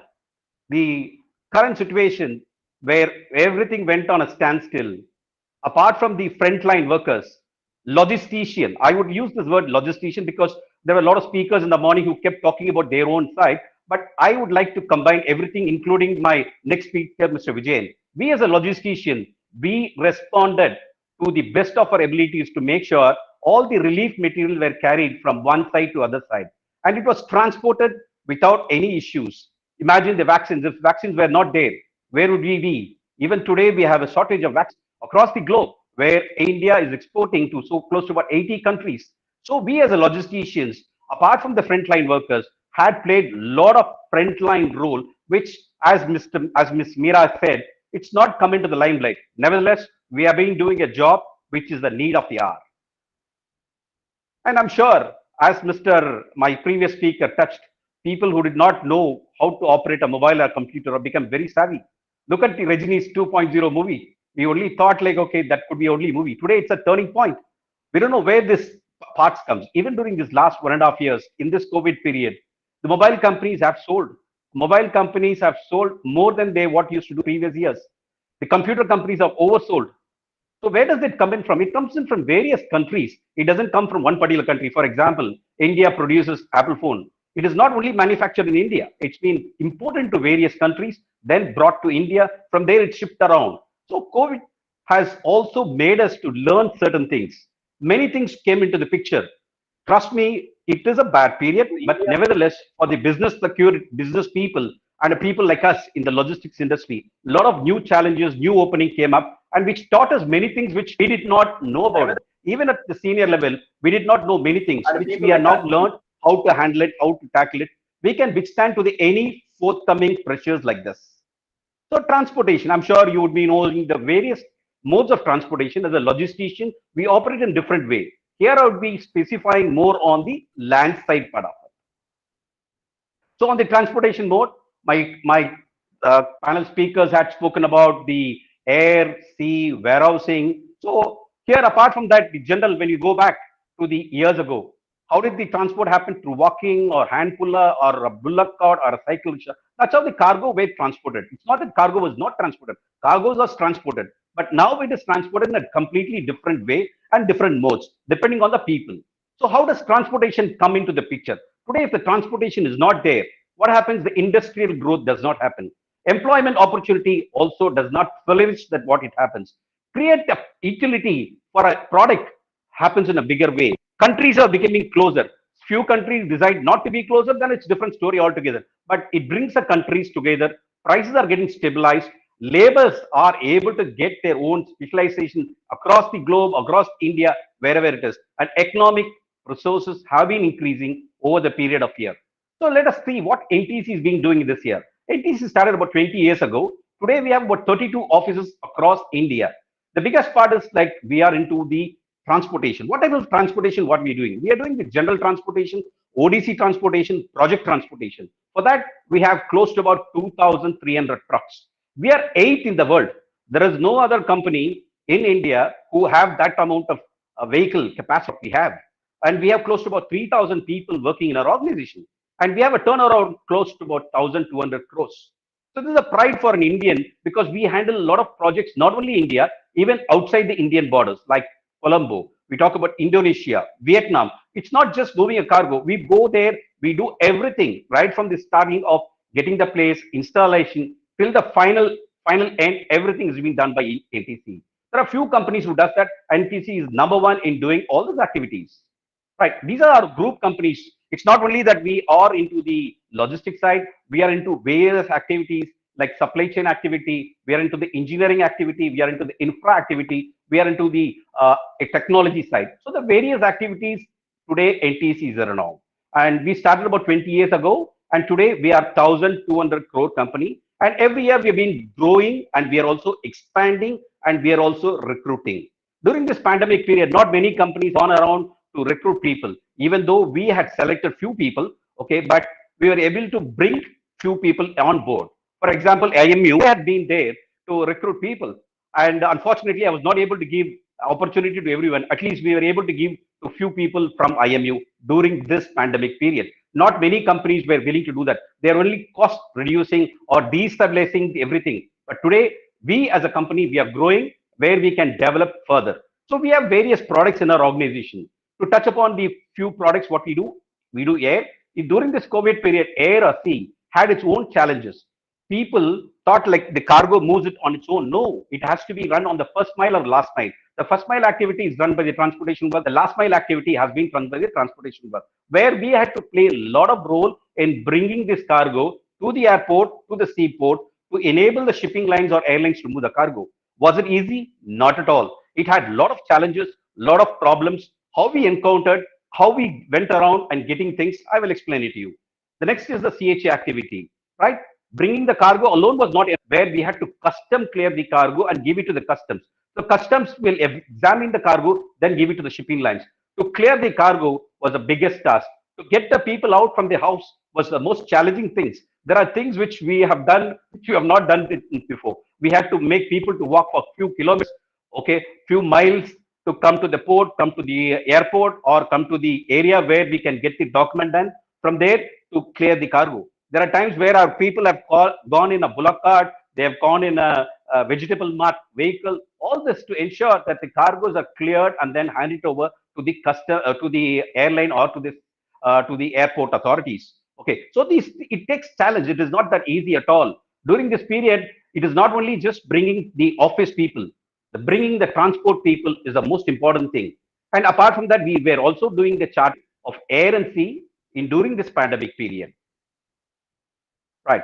In terms of 3PL, yes, this is another area where we were working throughout this pandemic period. Even though a couple of days we are closed, okay, because of the materials what we are handling, like engineering items, fast food items, we are handling more of the IT related items. So we have to keep our warehouse open discreetly because we had to carry out certain activities which will enable the economy to flourish. If the economy happens to get struck, what happens? Then it will be a big problem. So we ensured we were able to move cargo, move things in a fast and swift way. These are some of the things what we move around, both on air, sea. Right. We come to the main transportation activity. As I said before, we have close to about 2,300 trucks of various capacities, right from the 20 feet containers or a 40 feet container, special vehicles. We have various types of vehicle. Normally, not many logistics company would invest on the asset base. We are a heavy asset based company. Today, we have 2,300 vehicles. To serve these vehicles, we have service centers. So how did we manage during this pandemic period? It was a very tough task. For people to move around was a tough task. To make the cargo to move, especially the cargoes, what we are going to show it to you, was not that easy. So we had to go invite all the drivers in their houses, take care of them, give them money, give them everything where we were able to support them. Even to the drivers, when they came into our office, we take care of them very well. And during this entire pandemic period, starting from May, they were working, we were moving cargoes. So these cargoes, when we moved, was not a very small cargo. I will show you to how we were moving the cargo. Starting number one, we moved a lot of these project cargoes. These project cargoes weighs between minimum 50 tons. It goes up to 400, 500 tons. To carry this cargo is not an easy. We are specialized in doing the project cargo. NTC today ranks number one in India, and in the world, we are standing number 8 in terms of whatever equipment, what we have to move such special vehicles. Imagine the next vehicle, which I'm going to show it to you, where we carry the blades. See, when the blades were traveled across, going across the country, it was not that easy to carry the blades because the tips were getting damaged, it was getting pilfered, all the things were happening. The customer said, nothing doing, you don't have to do anything. This has to come as it is. So we had imported these special vehicles. These vehicles, each vehicle cost about 1.5 crores. So these vehicles were used to take it to the mountain areas, okay, hilly terrain areas, where we ensured that no cargoes were damaged during the year. It was not that easy. People were not allowing us to travel, but we had to get the permission, starting from the local police station up to the central government offices, to ensure that the cargo kept moving from one place to other. This is another special vehicle what we have. Okay, the vehicle cost about 3.5 crores. Today, if you ask me whether the vehicle is on the road, yes, we have about 3 vehicles. 2 vehicles are on the road. One is carrying about 400 capacity, the other is carrying 300 tons capacity. Do you think it is easy to carry this cargo from one end of the cargo to the other end? Not at all. We do a survey. We have to do the inspection of various lampposts, signposts, various activities, and then we have to accept this cargo. Normally, it doesn't happen overnight. It takes over a period of time before the customer gives an approval where we take the cargo and move it. The challenges are plenty on such types of cargo. We have escort vehicle, we have people traveling along with the vehicle. So we have a lot of people are there. So we have to take care of people. Each and every people were taken care in terms of food, because not many places had the food facility. So we had set of people to prepare food for them, to take care of the safety. We had doctors in reach points where they were testing the drivers and the entire crew members. So all this we had carried during this period to ensure the cargo moved from A place to B place. We had carried off cargo, the bulk cargoes I'm talking about. Apart from that, the special cargo which is currently moving is also under the steamier way which we are carrying it out, so that there is no casualty in our organization. Touch wood, till today, everything is going smooth. God has been very kind to us. With the wishes of the entire community people, we've been able to move the cargo in a very nice, good, decent way. Some of the cargoes what we had moved, okay, which I'm going to show it in this pandemic period. This is just before I go into that subject. This is a metro coach. If you had seen the metro coach, Chennai metro coach, the 138 metro coaches were handled by NTC organization. For that, we have to have a special jack. This is a special jack only to carry the coaches. Apart from India, we had carried coaches for the Australian metro trains, for Lucknow, for Cochin. So NTC has a specialty in carrying these vehicles. Even during this pandemic period, we had carried coaches. For that, the safety is one of our top priority. We have a special team to take care of the quality part of it. Without quality being confirmed, not even a single cargo is moved out of NTC's place. This is another tower adapter which we had done during before the pandemic period. Let me go to the shipment what we had handled during the pandemic period. Look at the cargo.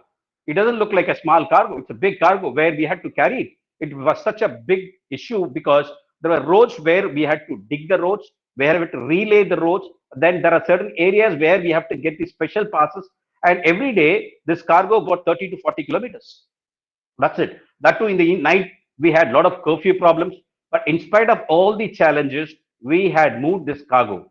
So this cargo is something special because it earned a name for us ourselves, because a lot of media had flashed that during this pandemic period, this particular organization was able to take the cargo without any strain and stress.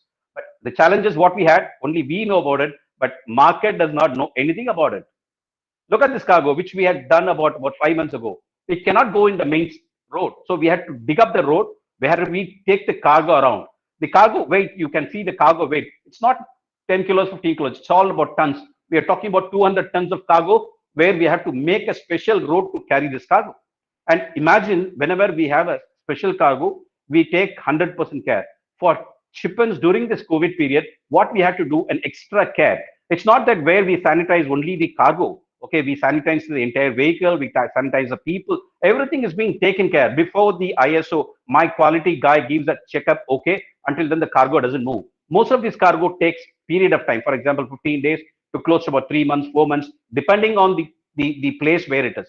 We had really moved a cargo to a place very near to Chennai, Mount Road, Higginbotham, where we had moved a transformer. It took almost close to about 20 days before we got the permission. The people did not allow. So we had to take special permission right from the local government authorities till the central government, where we got all the permissions to move the cargo. Because during this period, as you know, You are not allowed to even walk in the road. During this period, to move such cargo is not that easy at all. So the contacts what we have, the permission what we have, the credibility what we have enabled us to take the cargo from one end to other end.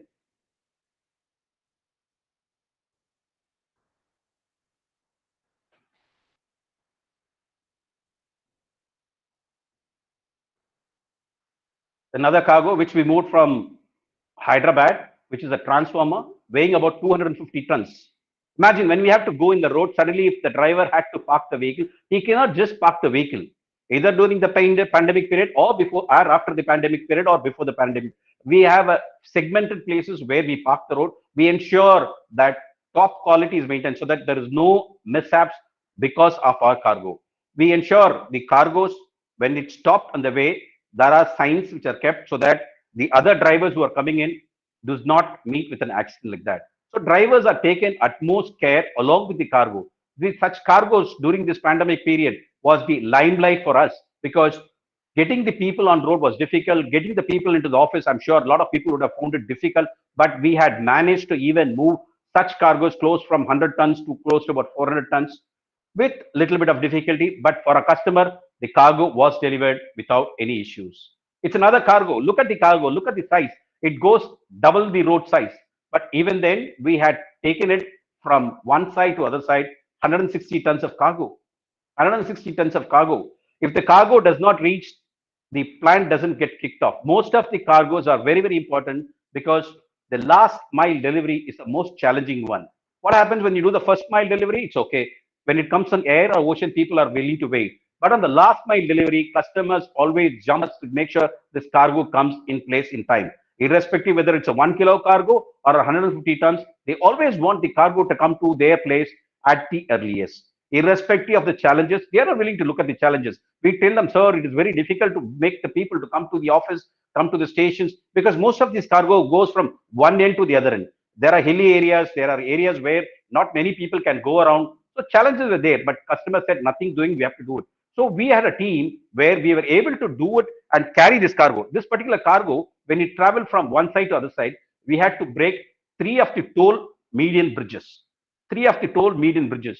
And once we do that, we also make sure that we rebuild it again.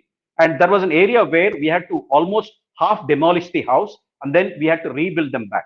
So that is how we had carried this cargo during this pandemic period.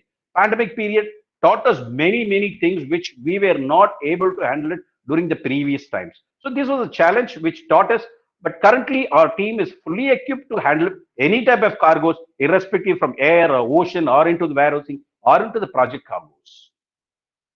Some of the cargoes which we had handled in this last 2 years, I'm just sharing the brief of it. 112 tons of cargo. This is another set of transformers. When we had to move such of transformers, we have to move it together because of the various problems what we have, which we encounter during the road.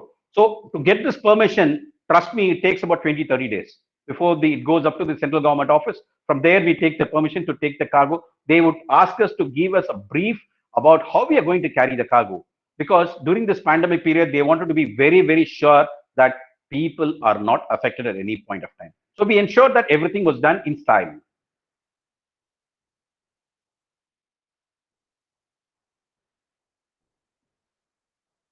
This is another special cargo which we moved just before the pandemic period.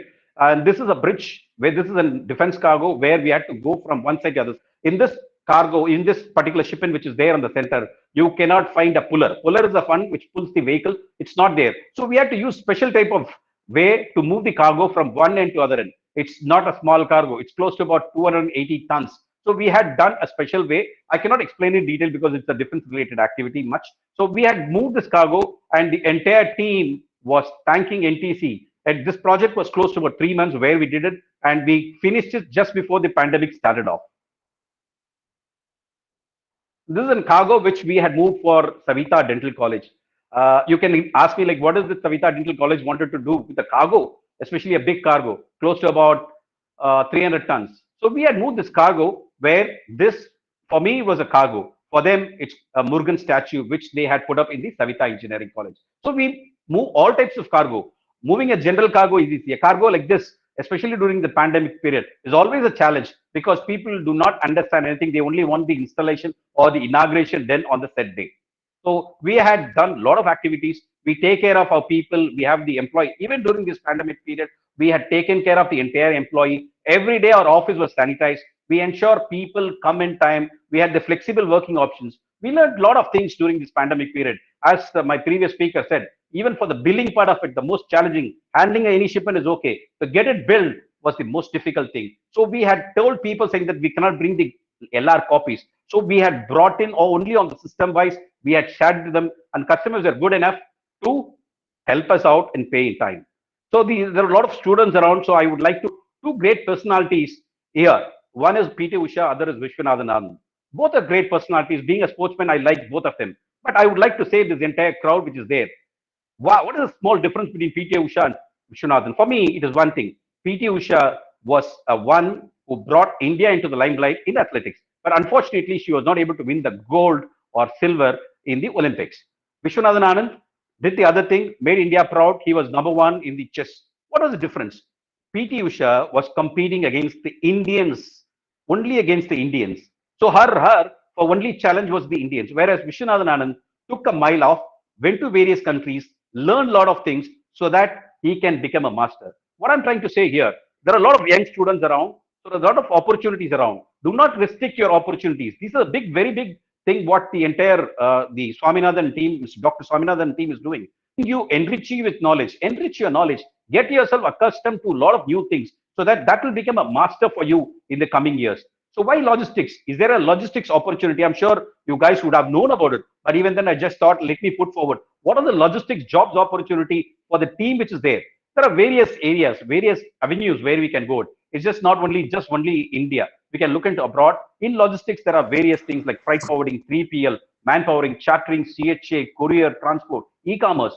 This is one side of the logistics side. If you go to the opposite of the logistics side, like the corporate customers have logistics desk, insurance companies have a logistics, banking has, exporters has, entrepreneurs are there. Okay, there are various areas where as a logistic student, you can get a job opportunity. In those days, people used to think, are you going to logistics? What is your future going to be? You can be rest assured, you would have a great future because India is developing. Look into the ports alone, the airports. We have close to about 250 airports coming into India. Look into Singapore, look into Hong Kong. They say they're proud that they have one great airport. That was those days. Look into the Indian airports today. You talk about Bombay, you talk about Bangalore, you talk about Hyderabad, you talk about Delhi. So these are very great airports. India is developing the airports in a very, very big way. So what youngsters have to do is to enrich them today. A lot of speakers came and spoke about various subjects. You enrich yourself with the logistics side to see how you can grow further. When I started my life, I never thought that I would carry on 30 years in logistics.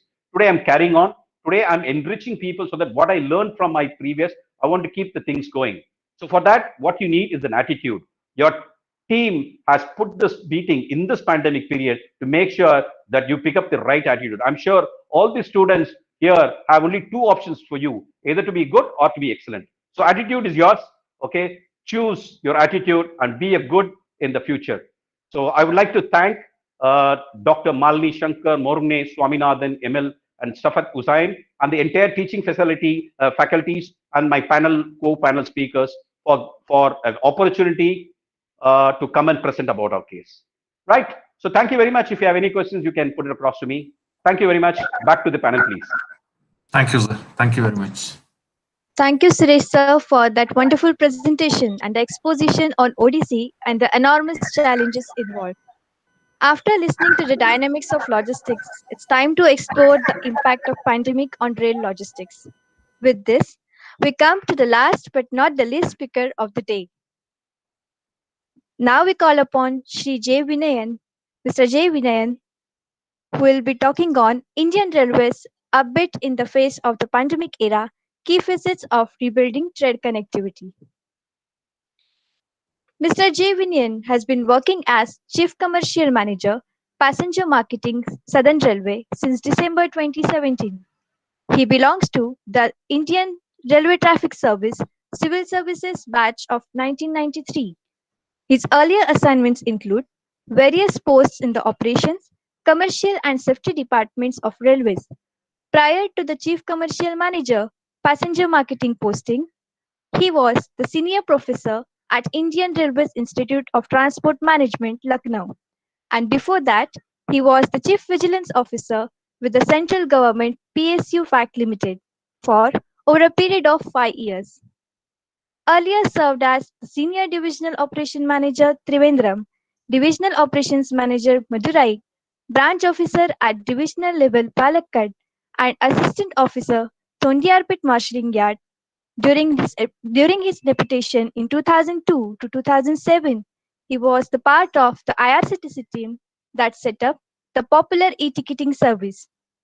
Prior to joining Railways, he also worked as Aerodrome Officer at Delhi Airport with National Airports Authority and in the Indian Engineering Services 1989 with All India Radio and Doordarshan. He is a civil engineer from College of Engineering, Trivandrum, with additional qualifications in management and cyber laws.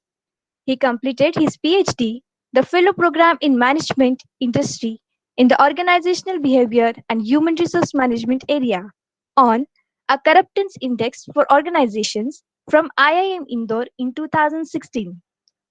He was the recipient of the Railways National Award for Outstanding Service from the Cabinet Minister for Railways in 2008. He has recently published a book, Ethics and Corruption, an Introduction for Scholars and Researchers, which has forewords by the Central Vigilance Commissioner and other luminaries in the ethics area at national level, as well as recommended by the senior professors of IIM Ahmedabad and Indore.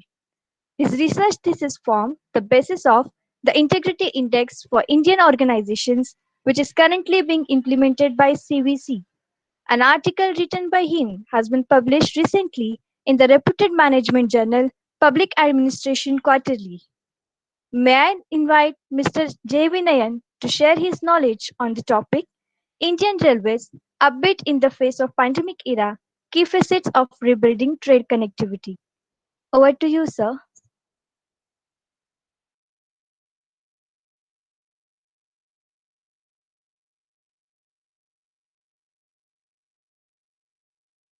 Sir, you're on mute, sir.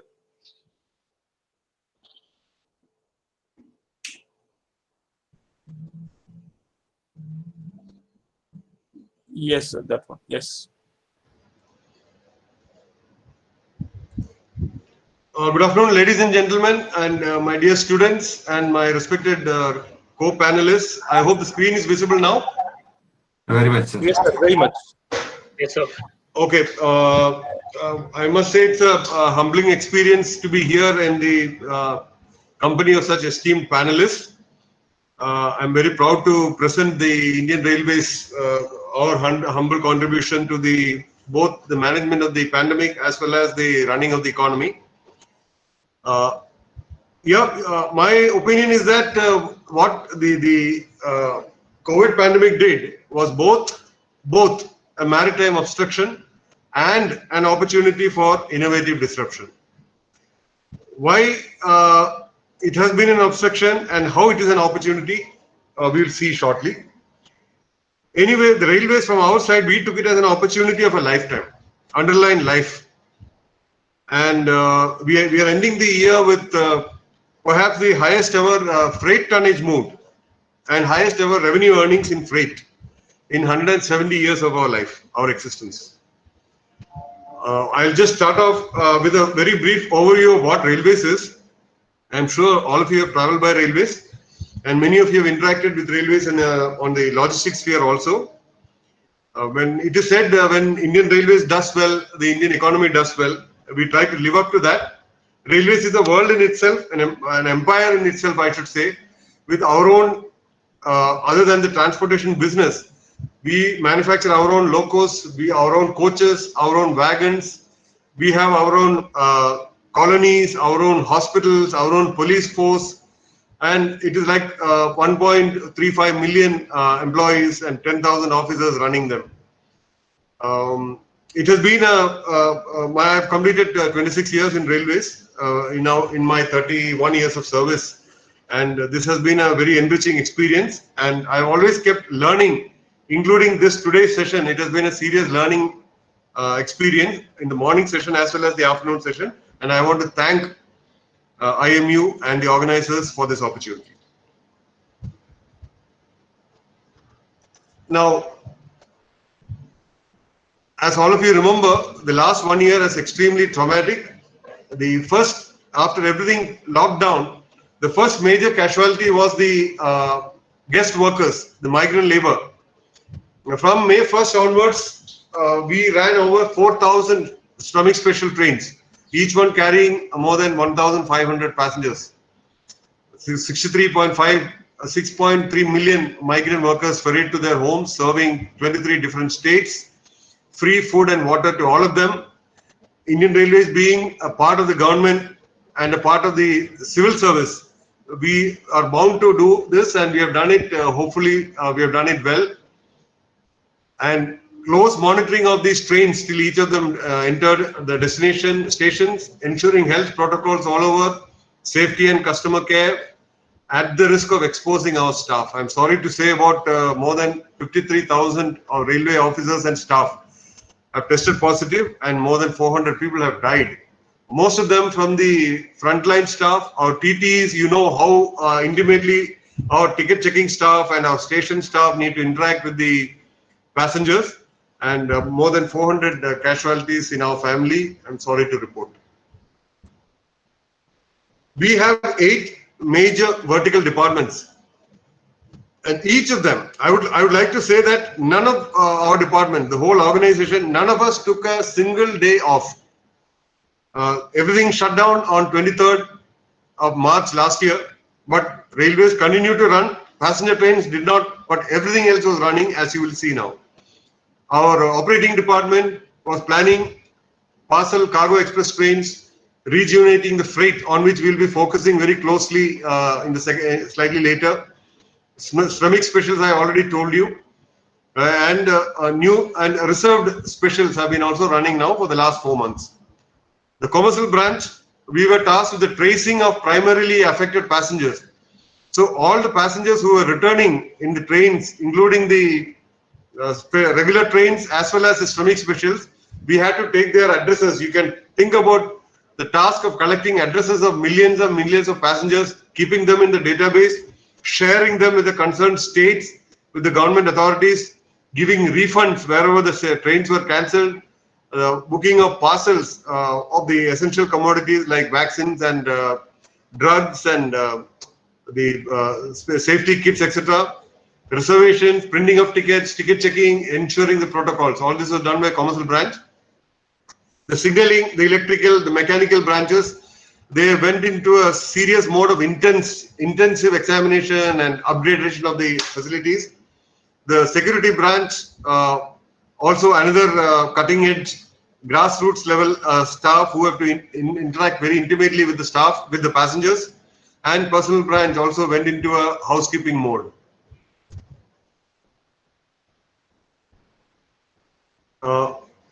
Yes, an opportunity like this is one for innovations and to come out.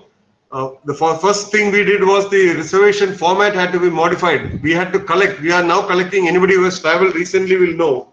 We are collecting the destination address of all the passengers and sharing that with the destination stations, the government departments, so that you can be traced. The passenger can be traced in case of infection.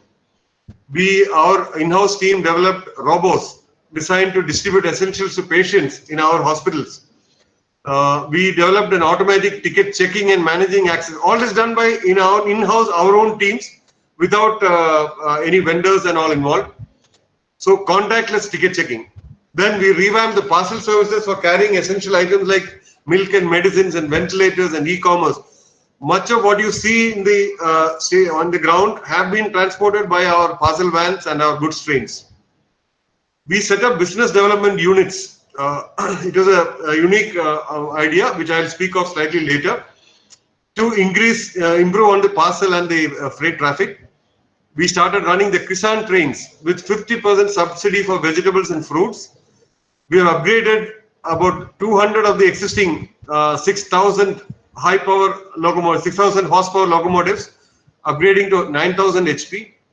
Again, at our level, without going to the vendors and suppliers. And the board itself, our ministry itself got restructured on functional business lines. A lot of groundbreaking and earth-shattering changes have been happening in the railways. Some of the important reforms, now we are going to focus on the trade, on what we did with the freight scenario and the movement of the goods and the parcels. So we have given now something like 30 to 40% discount in the empty flow directions. The students will appreciate that when a train is going loaded in one direction, there is one particular rate. And when the MDs are going back to the loading point, they are going empty. So for those directions, we have been now giving about up to 40% discount. If you want to load freight in the reverse direction, you get 40% discount. About 5% relief for long lead customers. That is customers who move traffic over 1,500 kilometers. We are now giving a discount of 5%. And much of the powers for decision making, this being a bureaucracy despite everything, much of the powers have been decentralized to the zonal railways. We have 16 zonal railways. Southern Railway is one of them, where I am working. We have the northern, southeastern, all those railways are there. And they have been now given the powers for giving discounts for freight traffic.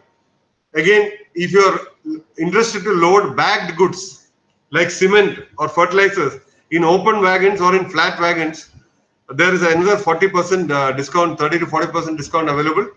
And with long-term customers, several of them we have been giving stable tariff rates, which will not change despite any changes in policy. We have done away with the busy season surcharge. That is the peak season, January to March is the peak season for everyone for meeting the annual deadlines. And we used to charge surcharge. We used to add a surcharge to the freight customers. This has been now done away with. And even for short-lived traffic, except in coal, iron ore and coke, a lot of concessions are being offered now. And in the long lead traffic, also certain other concessions are available in coke, iron ore, etc. This is for long lead traffic, but with assured quantity. Then customers who run traffic in both directions, certain additional benefits are being given. And for fly ash, which is used by cement plants and construction companies, we are giving 40% discount. This is also a new addition. Terminal charges at unloading points. For example, if you are moving your cargo to a busy terminal, and if you would like to choose a less busy terminal near that original terminal, you get a complete waiver of the terminal charges now. Then e-commerce business we have started to tap. We are trying to offer some competition for my friend Mr. Pillai and NTC. Only within the city, of course. You can move in the other places. EMU, DEMU trains, etc. We have started moving e-commerce for the in-city, within city, the spoke distribution. Additional free time for covering wagons with tarpaulins. Free time is the time given for loading of a particular rake or a wagon. So if that commodity needs to be now covered to protect from the rain, we are giving additional time. And we have been inviting private investment in rolling stock by logistics companies, ports, terminal operators, and special offers are being given to them. All these have come out in the last 1 year, please note. Then private freight terminal policy has been made out with major benefits for the participants. And so far we have commissioned 71 private freight terminals. Private freight terminal is where either the private party takes up a railway land and develops a terminal there, or takes up a existing brownfield terminal and converts it into a modern, convenient for their use as well as for public use. That facility is now available. Incentives in parcel business. Again, a lot of delegation of powers, increasing in the duration of contracts. It used to be 3 years. Now we are giving 5 years contracts for those who are interested to move parcels. Then leasing parcel vans in ordinary trains and local trains also, in addition to full-fledged parcel trains are being run now. We have opened all the terminals. Wherever you want to load a parcel, today you can do it. And we have dedicated business development units consisting of an operating person, officer, a commercial officer, and a mechanical or a technical service officer.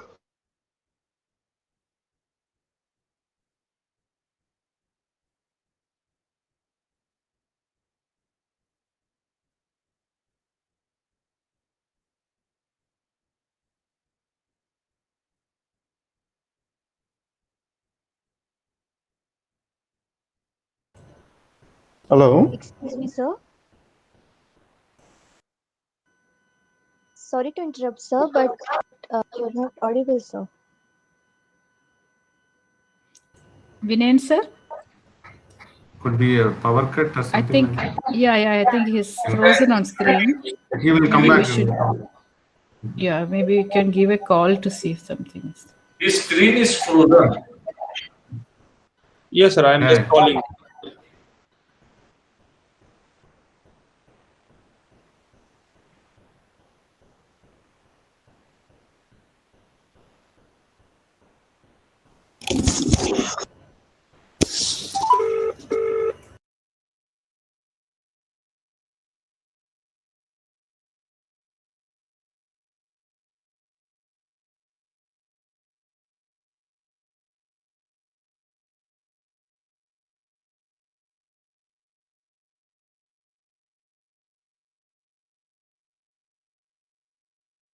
I'll just go back. He's back. Can you hear me now? Yes, sir. Clear, sir. Yes, sir. Audible, sir. Oh, where did you miss me? Maybe just 1 minute. 1 minute. Last 1 minute. I think I have to go back to the presentation. Yes, sir. Yes, sir. Your presentation is not visible, sir. You need to share the screen. Yeah.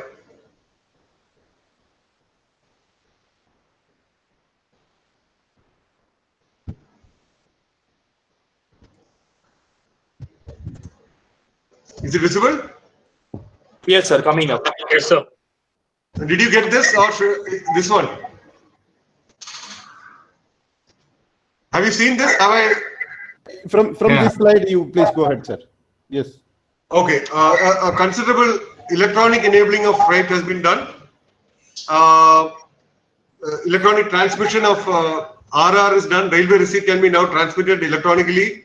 A terminal management system and a parcel management system both have been implemented, whereby the parcel customer is able to log in and see where is his parcel train or parcel van or a single consignment at any point of time. And there is a website, there's a new portal developed for online interface of freight customers specifically. This link is available on our indianrailways.gov.in website. If you go, that link is there. You can go and register. The customer can directly interact, register demand. All these facilities are available straight away from the portal. And complete e-payment of all the freight charges is now converted into e-payment. And even our procurements, we do about 70,000, about 1 lakh crore of procurements every year. Out of that, nearly 70,000 crore has already moved to the government-enabled marketplace, GEM. And one very important thing that all of us will be affected shortly is that we have done a zero-based timetabling.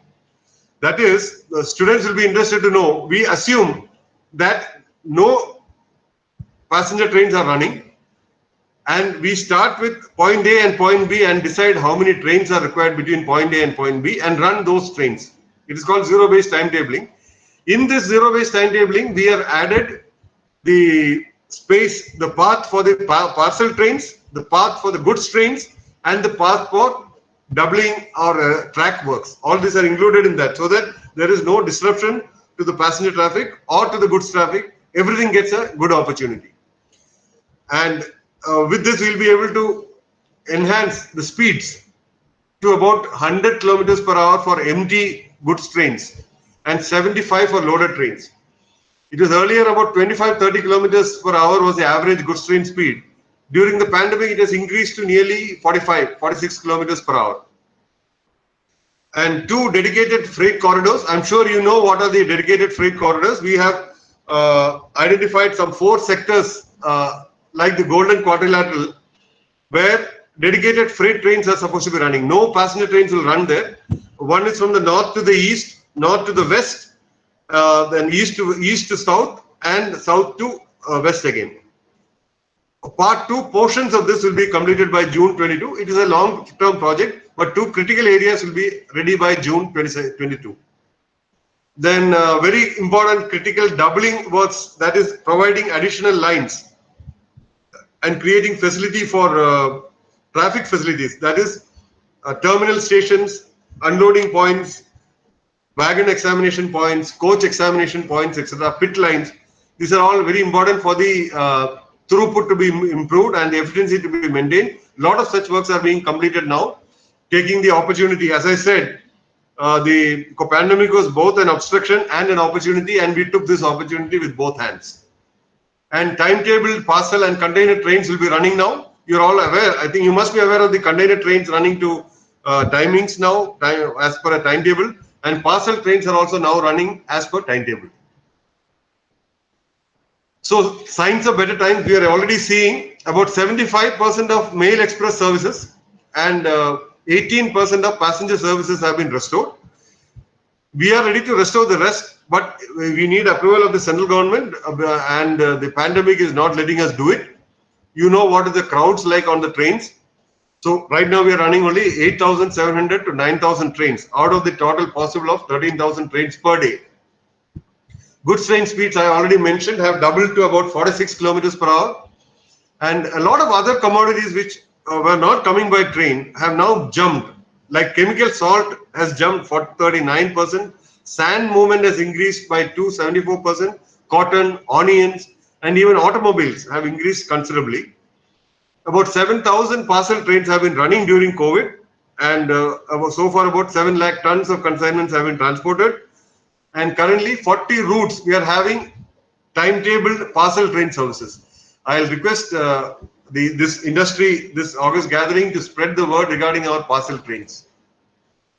And so overall overview, if you see the growth, we are now at something like 1.18 lakh crore earnings from 1,233 million tons. This is what we achieved during the COVID. It is the highest ever in the history of Indian Railways, 1,233 million tons. Among the commodities, if you see, coal is obviously the highest, and this 1% minus growth is actually consolidation. We used to have multiple loading of the same tonnage earlier. A lot of it has been now neutralized, and we are having single loading being accounted here. For example, from a coal mine, one train would transport coal to the harbour. There is one loading, one unloading, and from in the other end harbour, again one loading, one unloading. This has been now neutralized. That is why this -1 comes. Raw material for steel plants improved by 32%. Iron and steel, fertilizers, containers, everything has improved considerably in the last 5 years, and a chunk of it is in the last year alone. So, as I said in the beginning, Indian Railways is an organization where we quietly keep the wheels turning, and we got this pandemic. We consider it as an opportunity for doing human service to the public, and two, for restarting the wheels of the economy. And we have been trying our best, and thankful to the presenters for giving us this opportunity. We are used to performing over and above the call of duty, particularly in crisis. Along with the defense services and the police and the health services, railway has not slept during the pandemic at all, even for a day. COVID pandemic was one such occasion where our strength and expertise and resilience were tested. As in any crisis situation, we all came together in our department organization to do one more set of tasks, and we are happy to be part of the country when it is emerging as one of the less affected, and we learned that it is possible to do it. Thank you so much. I'll now hand over to the organizers. Thank you, sir. Thank you, sir. Thanks a lot, sir, for your thoughtful words. Thank you very much. Now, we thank the speakers for their valuable wisdom and contribution. Just like the first technical session, it's the time for Q&A for the technical session 2.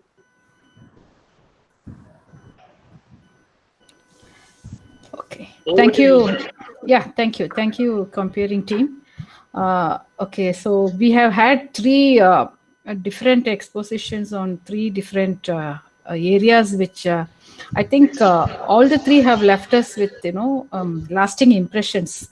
So I'm just going from the last speaker onwards up. Indian Railways, very rightly he had put on the opening slide sleepless on the rails.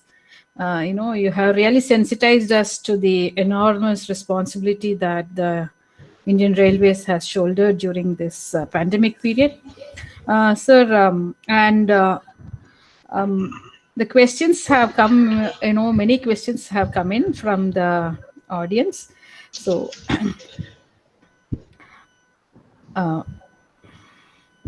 yeah. Ready, fire. Thank you, sir. So I'm just going up from as I said, from the last speaker onwards upwards. So the first question here is related to this, they say this pandemic period, the railways basically, how did it benefit, when other modes of transport were blocked? Basically, how did you incentivize the employees, to keep the wheel moving? What was the strategy that you employed? That is one question, sir. Okay. I did mention our similarity and our brotherhood with the armed forces. Perhaps it's partly a British legacy, but this has been one organization where the hierarchy is pretty strong and where orders are given and expected to be obeyed. So that culture runs in us. Today, even right now, after 26 years of service, if my boss calls and says, Vinay, this has to be done and it has to be done by tomorrow morning, I will not sleep tonight. And I'll not take it as an order. I'll take it as if I don't do it, there's a problem. I'll definitely do it. That culture is there down the line. I'm very proud to say. So this one particular aspect of the internal culture of the railways. This is still one organization, despite whatever the overall the ethos of the country or the workplace is. This is still one place where the Himsagar Express leaves Jammu on a Monday and reaches Kanyakumari on a Wednesday. Almost on time. I won't say every day on time. I'll say almost on time. It reaches. We get things done. And that particular culture certainly helps. Secondly, we have a culture of leading from the front. What happens is if there is an accident at the spot, okay, the technical persons and the field supervisors will go there and get the work done. But our single motto is the head of that division or the head of that railway, along with his team of topmost officers, will go and stand there. So even in the COVID, even in the pandemic, you would have seen we are not visible like the state services or the IAS and the IPS who everybody knows. You would have seen me standing in my lungi at one platform and chasing people if you had come. So that kind of culture is there. We lead from the front and we have the original culture. The culture of giving an order and expecting that it will be done. These two are the basic things. And third thing is, again I mentioned about railways doing well, government doing well, economy doing well. So that is kind of ingrained in the system. So these are the three things. I don't think we ever had to scold anybody to do to go out and work. Even today, outside my office, there are 6 families are affected. Yesterday I saw them. Today they are not here. They're down with COVID. I am sitting here and giving a lecture to my friends in IMU. Otherwise, it should have been shut down and disinfection would have been going on. We do that. Night we disinfect the places and morning we get back to work. So it has been that a combination of these 3-4 things. Thank you, sir. That is very proudly said. I mean, that pragmatism combined with the dedication, I think it sends a very good message to all our students. Thank you, sir. I will come again, sir. There are more rounds of question to you. So the next question is for Suresh Pillaira. Sir, so as you have very emphatically and with a lot of pictures you have impressed upon us, the manner in which you have, the over-dimensional cargo is basically moved from one point to the other. So here, the question here is from Professor Jayan from IMU Kochi. He says, during pandemic times, did the last mile connectivity suffer visibly? Because there were relatively less truck movements and less congestion was also there. So how did you actually experience that? Also, he wants you to share some thoughts on assessing the demand during COVID times, basically of ODC, whether there were restrictions and whether you had to turn down people. That is directed at you, sir.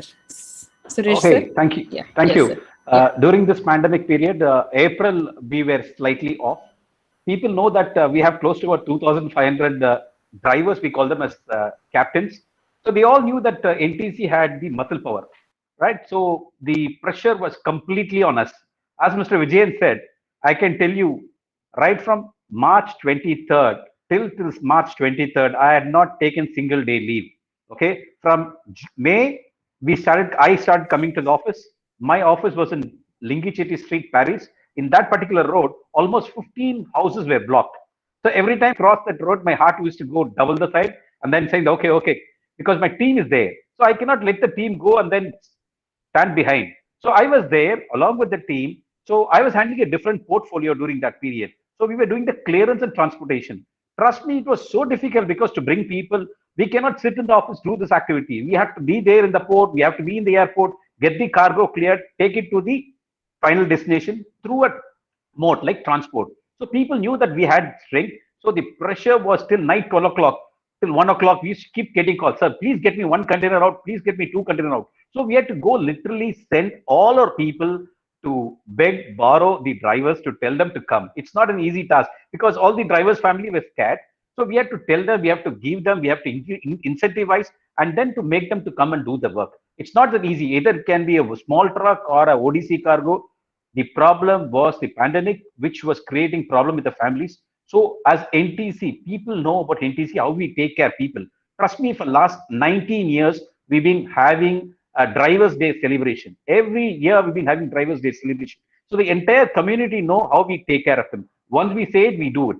So people had the trust. So they started coming back in May. So we had close to about 60 to 70 trucks flying during that period. We also gave our trucks to the port, to the CFSs, so that they can operate. Wherever we had little extra trucks, we used to give it. So the challenge was plenty, but we started bringing in. Within a couple of months, we brought them from North India drivers here. And then by June, July, we had complete set of drivers to operate them.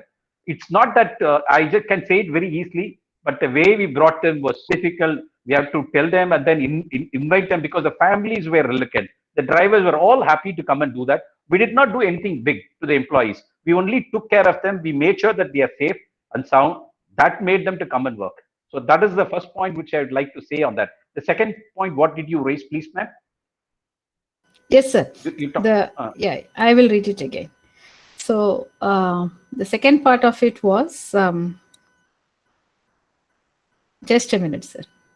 Yeah. Could you share some thoughts whether you had missed out? That is, there was less truck movement, less congestion.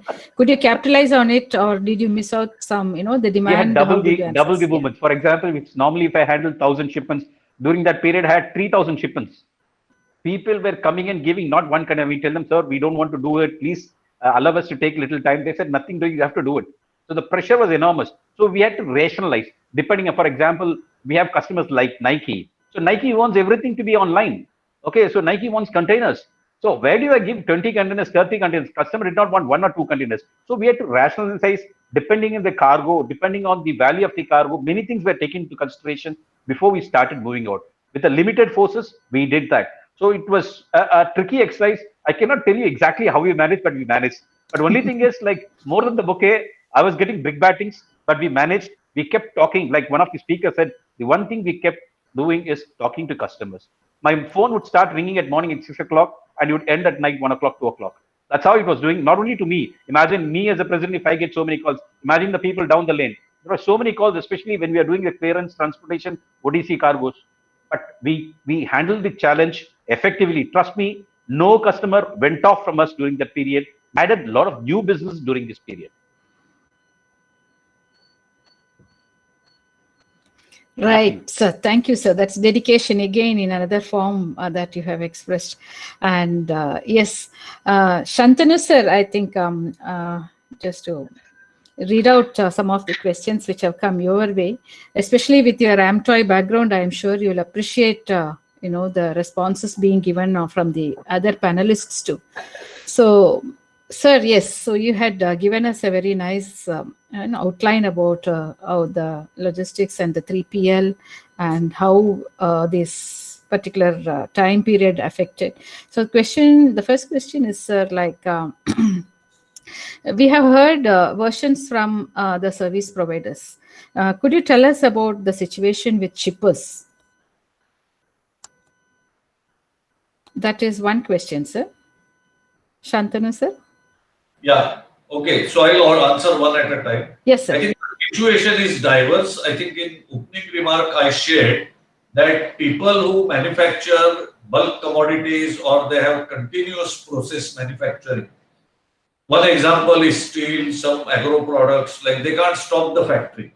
If they stop factory, it will be stopped, say, for 6 months to 1 year to restart. So they had surplus capacity and they were able to not only keep manufacturing but export. And typical examples are metals like steel, zinc, and copper. Wherever it was possible, they have exported in big quantities. I have seen glass, agro products like sugar moving in big quantities, so they did extremely well. On the other hand, people in higher end of manufacturing and not having continuous processing, for example, automobile manufacturing, where a lot of vendors are involved and products coming from different geographies and assemblies may be partly automated but not so much.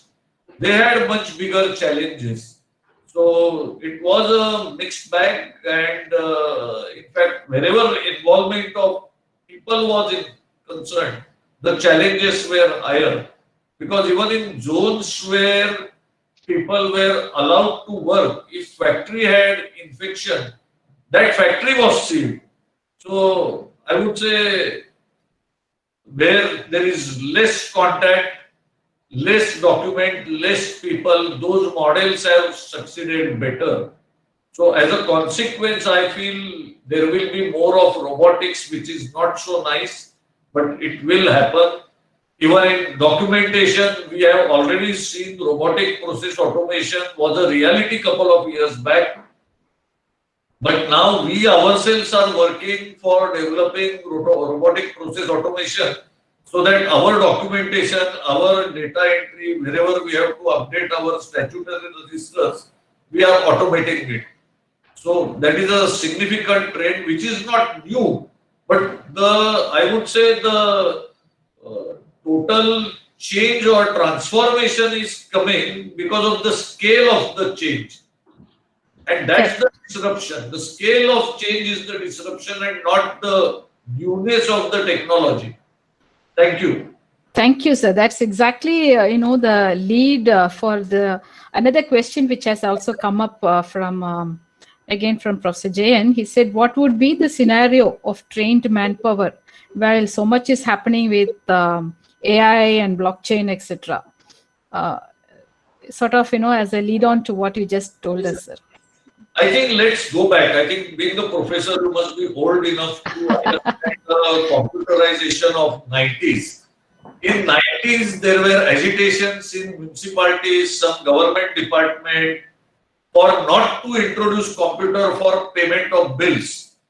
And then suddenly municipalities realized that if payment was computerized, they get it the same day or day before, whereas non-computerized payment of their salaries of the staff was taking at least 1 week to 10 days.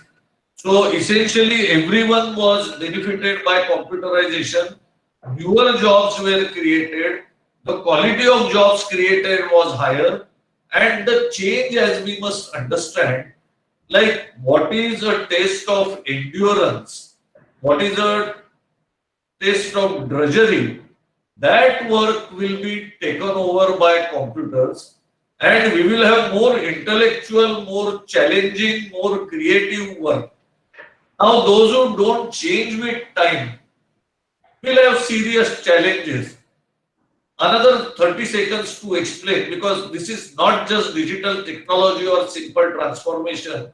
We call this I 4.0 or the fourth industrial revolution.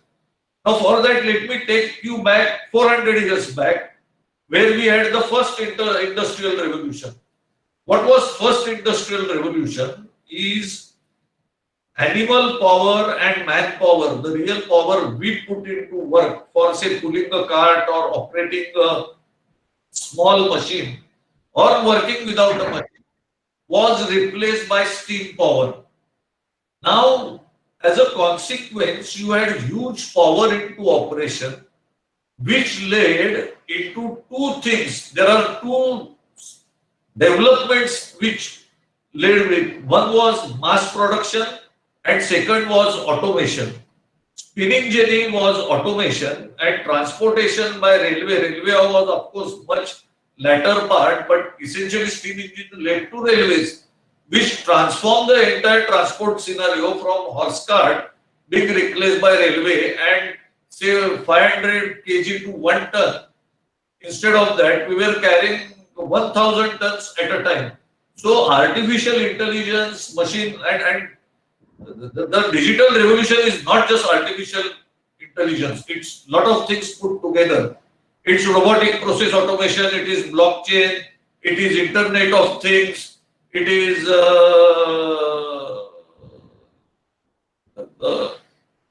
improvement in sensors also is bringing about a lot of changes. So it is not one thing, it is several things put together. So bit longish answer, but I think the question is also demanding a big answer. Thank you. Yes, sir, absolutely, absolutely. This change is actually omnipresent and we can't turn back because we need to go forward. You're absolutely right, sir. Thank you so much for that comprehensive reply. So I just would like to address Suresh, sir, one more question on the basically in continuation with the kind of challenge that you had mentioned. There is one interesting question. How did you manage to coordinate with the government agencies to transport ODC during the pandemic when everything else stands still? So that's a question to which you can choose to answer, sir. It's $1 million question. You cannot answer back. Imagine if I have to go to Mr. Vijayan's office. It's not that easy, right? Or to get the permission of Mr. Vijayan is not that easy sometimes. No, I'm not talking about... See, only if I have a relationship, I can pick up the phone and talk to Mr. Vijayan.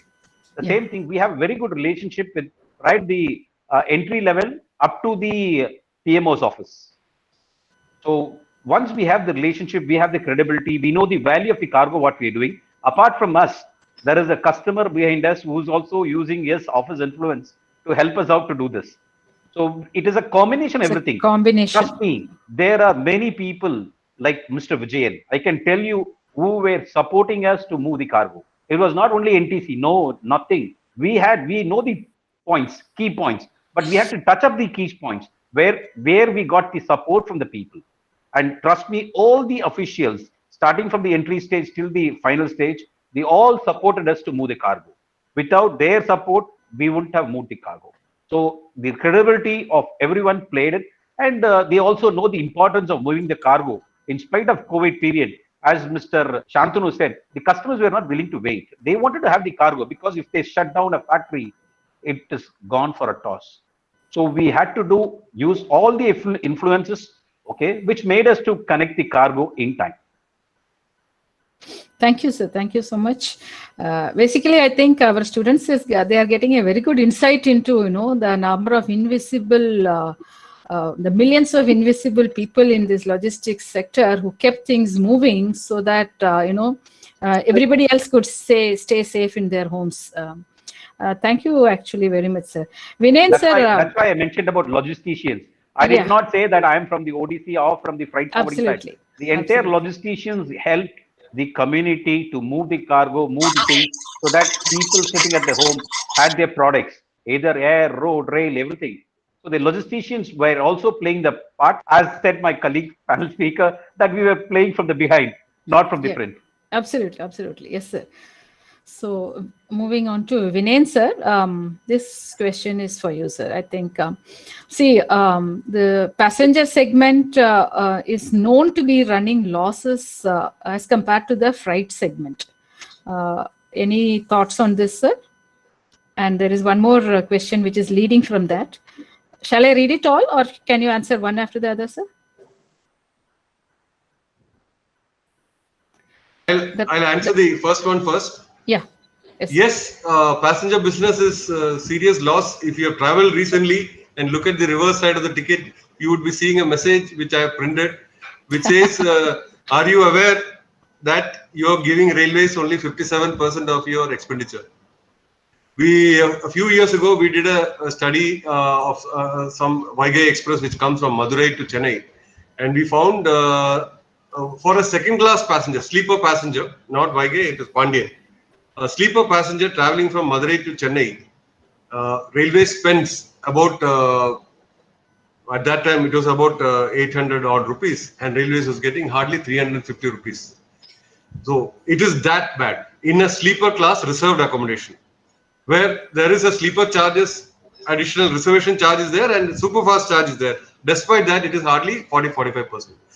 If you take the suburban trains or the passenger trains, it is almost 80% subsidized, 85% subsidized. So yes, it is a very serious problem, and that is the main reason why the freight charges had been hiked up from various points of time and reached a level where we lost from when at the time of independence, Indian Railways was having 91% of the total traffic over land. Today it is reduced to around 25 to 30%. This is the main reason. But the freight has been jacked up, the goods freight has been jacked up over the years to that level. Now, if we simply touch only the suburban trains of Chennai, Delhi, Bombay and Calcutta, add 1 rupee, suddenly the scenario would change. But that is a decision which you and I and all of us can't take. There are a lot of other implications to that. That is why nobody has been doing that.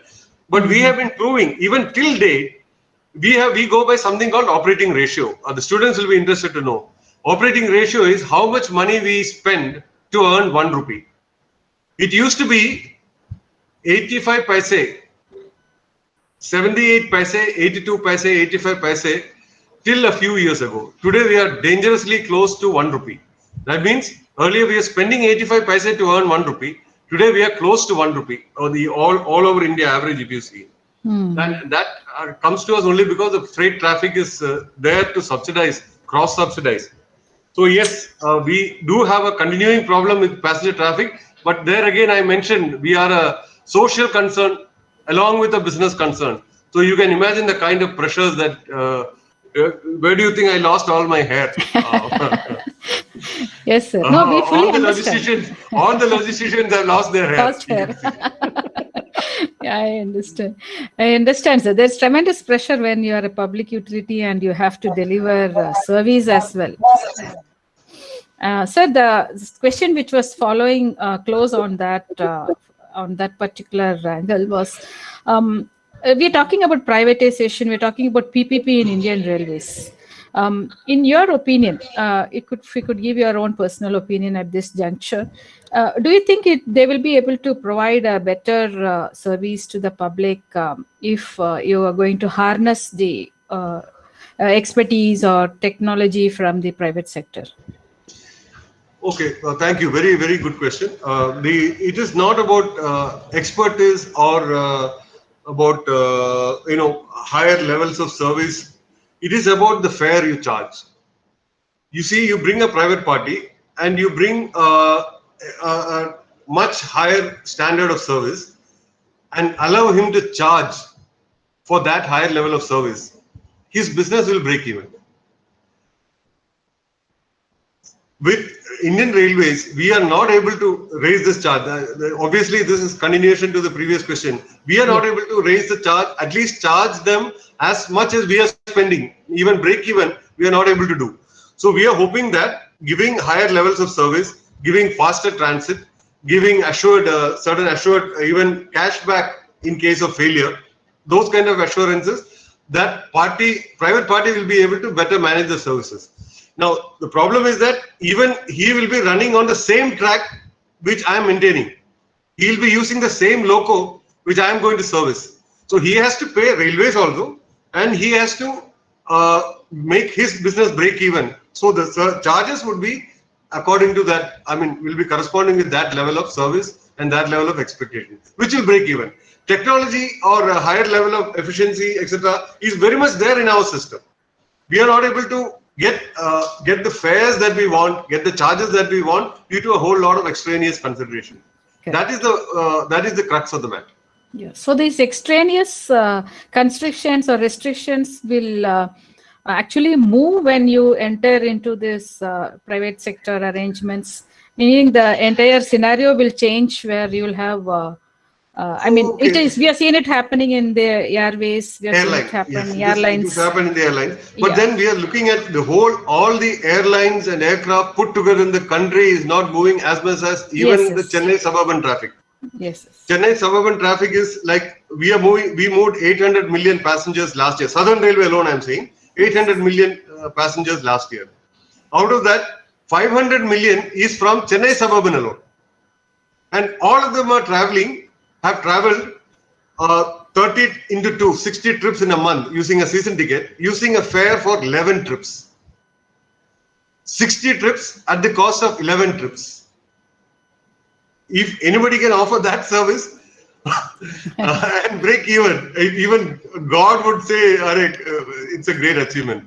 So, yes, sir, we are aware. So Indian the Railways, amount of privatization we are looking at is a very, very niche. A few trains. We are looking at 150 trains to be privatized over the next few years. This is against 8,000 trains that we are running.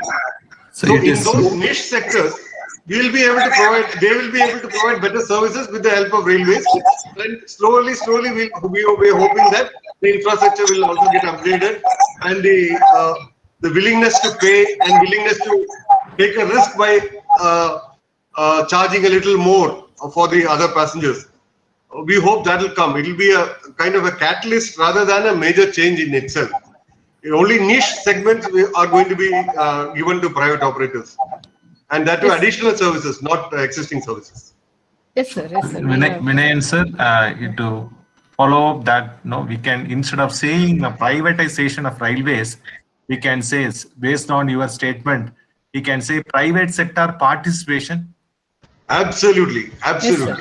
Yes. Yes, sir. P in railways is what we initiated the talk on. Yeah, in this context, I just want to suggest to the IMU team, please send your boys and girls to spend some time with the railway people. We are also part of the maritime scenario, I hope. I hope you remember. Definitely. Yes, sir. Yes, sir. You never Thank send you, your sir. boys and girls to us to learn what is operations, what is logistics. We've been around for 170 years. Yes, sir. One of the oldest logistics operators, and actually, I was just looking up your stats. Like you employ over 12.27 lakh employees, and you own around 65,000 railway kilometers track line. Nobody else has this network, so obviously you're a monopoly. Yeah. Yes, sir. Vijayan sir, I can tell today I've been going around colleges. Most of the students only want chartering. Chartering job is the most job which they thought, not only for your thing, even for us, like we find it difficult because they find that is a easy, lucrative way to make money, grow in the career. Only after a period of time they realize, no, they have to learn it to the other sides. There are other sides. So yes, people have to learn railways. My father worked in railways for 35 years, so I know the other side of the railway, right? So it is very important. Students have to learn all the sides of the logistics, not just one side. Thank you. Thank you so much, sir. Thank you, all the panelists, for the very valuable discussion and inputs that you have given. So I call upon Dr. Shekhar to just conclude by summing up today's learnings for the benefit of all. Dr. Shekhar, I think over to Simar, please, before that. Yeah. Thanks a lot, ma'am. Before moving forward, I guess Benny sir also raised his hand. Is there any query from? Okay, thanks a lot, sir. Thanks a lot. Thanks a lot, ma'am, for conducting the Q&A session aptly. May I once again call upon Dr. M. Shekhar, Assistant Professor, SMM, IMU Chennai campus, to sum up the technical session 2. Over to you, sir. Yeah, once again, I'm extremely thankful to the speakers who have deliberated today. In fact, it's a great privilege for me to sum up the second session. So the first speaker, Mr. Shantanu on how COVID has transformed the logistics and 3PL industry. His explanation on Exim logistic model comprising of assets, modes of transport, range, contracts, geographics is all well received by the academician, audience, and the participants. His elucidation on financial models was also well received, and his explanation on GST, that is touching upon GST amendments, paperless work, working from home, was really mind-boggling. His elucidation on the key changes, acceleration, work from home, transportation of business models and skill sets, process automation and usage of technologies, e-commerce, GEM, e-bidding, reverse auction portals, marketing place was really encouraging and mind-boggling. Sir, your lecture has really transformed us to know how to work during crisis. We learned crisis management better. Thank you very much, sir. The second speaker, Sri Suresh Pillai, on keep the wheels turning around in a pandemic era. His explanation on transportation modes was really mind-boggling. The benefits of transportation like industrial growth, create employment, create place of utility, and moving of ODC cargo in your own way. And the statistics which you are given about NTC, which has around 2,300 trucks, 1,200 plus 3,000 employees, 1,000 plus new customer, 32 branches, 4 overseas branches, is really mind-boggling. Such a volume of such a bigger organization of this magnitude. Your explanation on customs brokerage, freight forwarding, warehouse, 3PL, chartering of vessels and airport was really mind-boggling, sir. Your transportation of wind blade to metro coaches, that is the ODC movement ranges from 50 ton to 500 ton, was really great. In fact, we learned a lot on difficulties in moving an ODC cargo. Your divine explanation on how you moved Murugan statue for Savita Engineering Colleges is very impressive. Your metaphorical explanation quoting P.T. Usha and Vishwanath Anand was really good. Sir, you really turned around the wheels of knowledge for our students and participants. Thank you very much. Thank you. Yeah. Sri J. Vinayan, IRTS, on Indian Railways in the face of pandemic era. Key facets of rebuilding train connectivity. Sir, your explanation on trains arranged for guest workers, then running train for 4,000 ceramic special trains, 63.15 lakh migrant workers being ferried to their home, serving 23 different stations, free food and water supply to them is really amazing. It's a great job, sir. Your explanation on some important tariff reforms over the last years was really great. Your explanation, elucidation on private freight terminal policy was really amazing. Your discussion on zero-based timetabling was really mind-boggling and well received.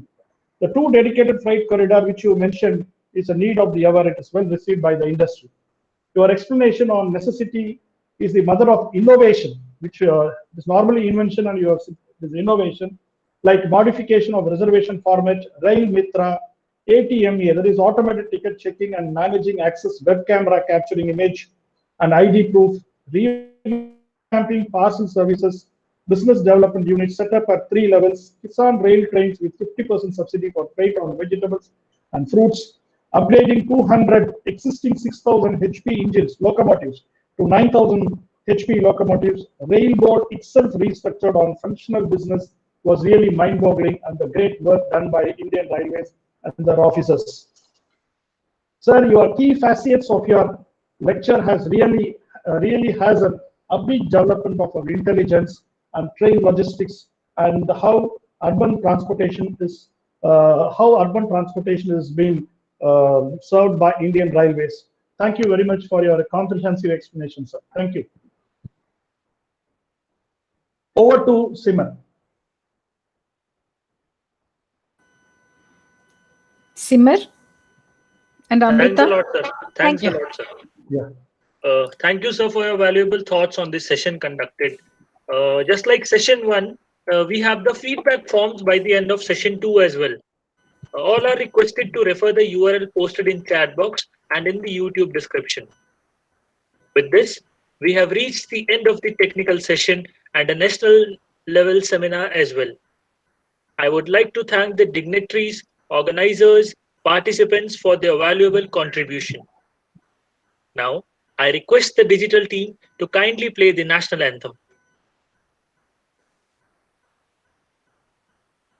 जनगण मन अधिनायक जय हे भारत भाग्य विधाता पंजाब सिंध गुजरात मराठा द्राविड उत्कल गंगा विंध्य हिमाचल यमुना गंगा उज्जल जलधि तरंगा तव शुभ नामे जागे तव शुभ आशीष मांगे गाहे तव जय गाथा जन गण मंगल दायक जय हे भारत भाग्य विधाता जय हे जय हे जय हे जय जय जय जय हे